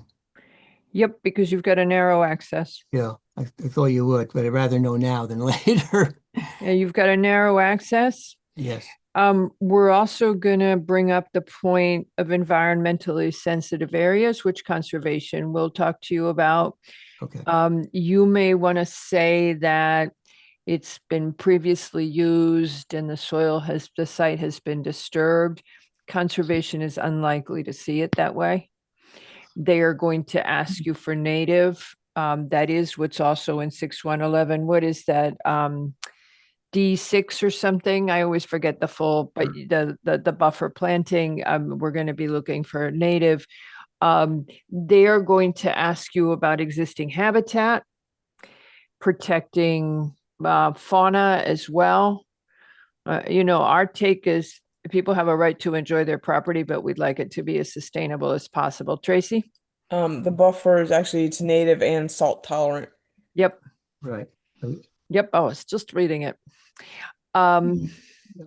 That's what we got for you. Okay. Let me turn, there's somebody with a hand up. Is Carolyn Weiner with you, or is that a member of the public? Well, let's find out. She's a neighbor to the Okay. south. So Carolyn Weiner followed. Oh, wait a second. Steve Walco may have to go first, as he may have been retained. I think he was retained. In fact, I just remember seeing it. So I'm going to put, he's counsel, so I'm going to have him go first, Ms. Weiner, and then you will follow him, Mr. Walco, if you would go ahead as soon as you're ready. You'll just need to unmute. Mr. Walco, hello. Good evening, Hi. Madam Chair, members of the commission. Thank you for the opportunity to say a few words concerning this project. For the record, Stephen Walco from Mandelbaum Barrett. I represent the abutting neighbors of this property, 21 Vista, together with other individuals within the neighborhood, as well as the association for purposes of this application or pre-application. We've submitted a fairly lengthy analysis letter in connection with this pre-application. I would highlight three areas this evening. The first and foremost is the notion of artificially changing the flood zone. Currently, if you look at the current plans to this application, the proposed dwelling is in fact straddles the Zone X and Zone AE. The field house is within Zone AE. The pool house is within Zone AE and in fact is near or straddles Zone VE. And the tennis court pavilion is within Zone AE and potentially or near within Zone VE.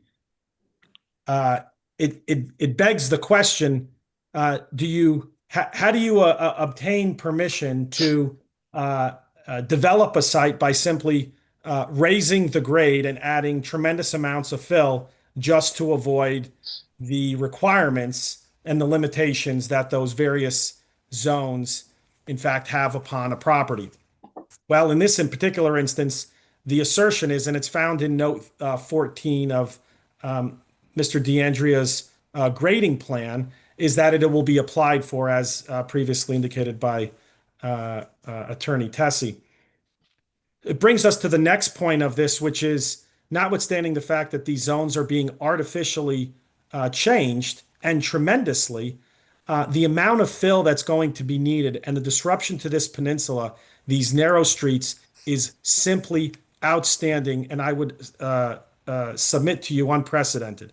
The amount of fill generally has been calculated, which if you count one-way trips, fill in plus the truck back out, you're looking at potentially 1,000 trips in, which means 1,000 trips out of dump trucks to this peninsula.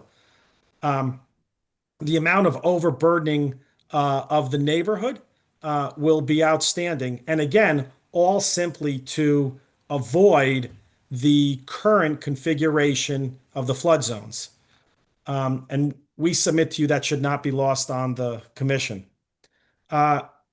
And then again, just to highlight, you've talked about the green space and that issue after listening to the comments yesterday, but we would also submit to you there are severe restrictions and decision rights by the association, including views and the like. And while we appreciate that you are a public voice and you don't take necessarily into account private restrictions, these aren't merely property owner to property owner restrictions in terms of one-to-one. This is an entire neighborhood, and we've laid out for you, at least to some degree, some of those limitations and some of those procedures. And so the hope is that not only that the commission is listening, that the applicant is listening, and that those are considered so as to not go down paths that simply are not tenable. And so for those reasons and the reasons that we've positioned in our letter, we raise serious concerns about this application, the overall density, the restrictions, and the views that are going to be significantly impeded in connection with this matter. Thank you very much, Mr. Walko. Does anybody have questions for Mr. Walko? All right. All right. Thank you very much. Thank you. Aren't you glad it's not midnight? Thank you, sir. So, Mr. Tessie, I think Mrs. Weiner may want to speak. I don't know. no, I'm going to follow up first. Oh, I can respond to Mr. I'm sorry, Mr. Tessie. I said, Oh. Mr. Tessie. Yes. So when you return, Oh, okay. if you had let me finish, Sure. if you would be prepared, because this issue of the Great Plain, of the regrading, the site manipulation, et cetera, is probably going to come up a great deal, given that Mr. Walko and the neighbors have raised it, and also that the commission has been interested in this subject. So just asking you to be aware. Ms. Weiner, if you would kindly unmute and go ahead. My apologies for keeping you waiting. No, I actually raised my hand earlier to tell the commission that we are the southern neighbor of Yes. this property, and Tweed Island is attached to our site, not 21 Vista. Perfect. And I would say, just for our point of view, I mean, my husband is 91. I'm, in my late 70s, and we are trapped if there are trucks trying to pass each other on Vista Drive. We cannot get out any other way. I mean, other than by boat, but if there's an emergency, if anything happens, we definitely need a plan that ensures that there's access out that road. And you need to have ongoing access and be able to get off your property. Okay. Thank you. We've all got to remember that. Thank you very much, ma'am. Well, I think that, okay, so we need staging, we need construction phasing, an analysis of the regrade of the cut and fill, and to have the cut and fill as separate calculations. The cut, fill, and the net. Anything else from the commission? All right, Mr. Tessie, we'll see you when you return then. Yes, you will see us when we return. Thank you very much. Thank you for your evening, and I guess that's it. Yep. So with that, I hereby move approval of the June 9, 2026 minutes. Do I have a second? Second. Mr. Yeski has seconded. All in favor? Aye. Aye. Oh, that was really lame, you guys. I only heard Arn. All in favor? Aye. That was better. Yeah, okay. Okay, Mr. Macra, are you ready to roll on 23 Pembroke? Yeah, I think we could do this. Okay, 22 Pembroke Road, final site plan, special permit, PLPZ 2026-177. Applicant is seeking approval to convert a single-family dwelling into a two-family dwelling on an undersized 6,250 square foot lot in the R6 zone. Whereas, as required, the project appeared before the commission as a pre-application under PLPZ 2025-465 at the 1/21/26 hearing. The commission supports an application to DPW Highway Division for a waiver of right-of-way intrusion and license agreement as it pertains to the existing stone wall along the street frontage. Commission finds that conservation issue comments dated 7/7/26 indicating recommendation to the landscape plan. Zoning issue comments dated 6/18/26 indicating no issues with the project. Sewer issue comments dated 7/2/26 requesting the applicant submit a signed letter of acknowledging a receipt of their P&Z comments. DPW engineering issue comments dated 6/4/26 indicating resubmittal prior to zoning permit. EMAC issue comments dated 3/3/26 indicating a favorable review. And wetlands issued a permit needs questionnaire dated 5/4/26 indicating no action required. Therefore, motion to approve the final site plan with the following conditions. Prior to zoning permit sign off, P&Z and conservation staff to review landscape plan and tree removal plan for something. I want to make sure that we get the detail what they're actually looking for. We'll get to this in a second. Okay.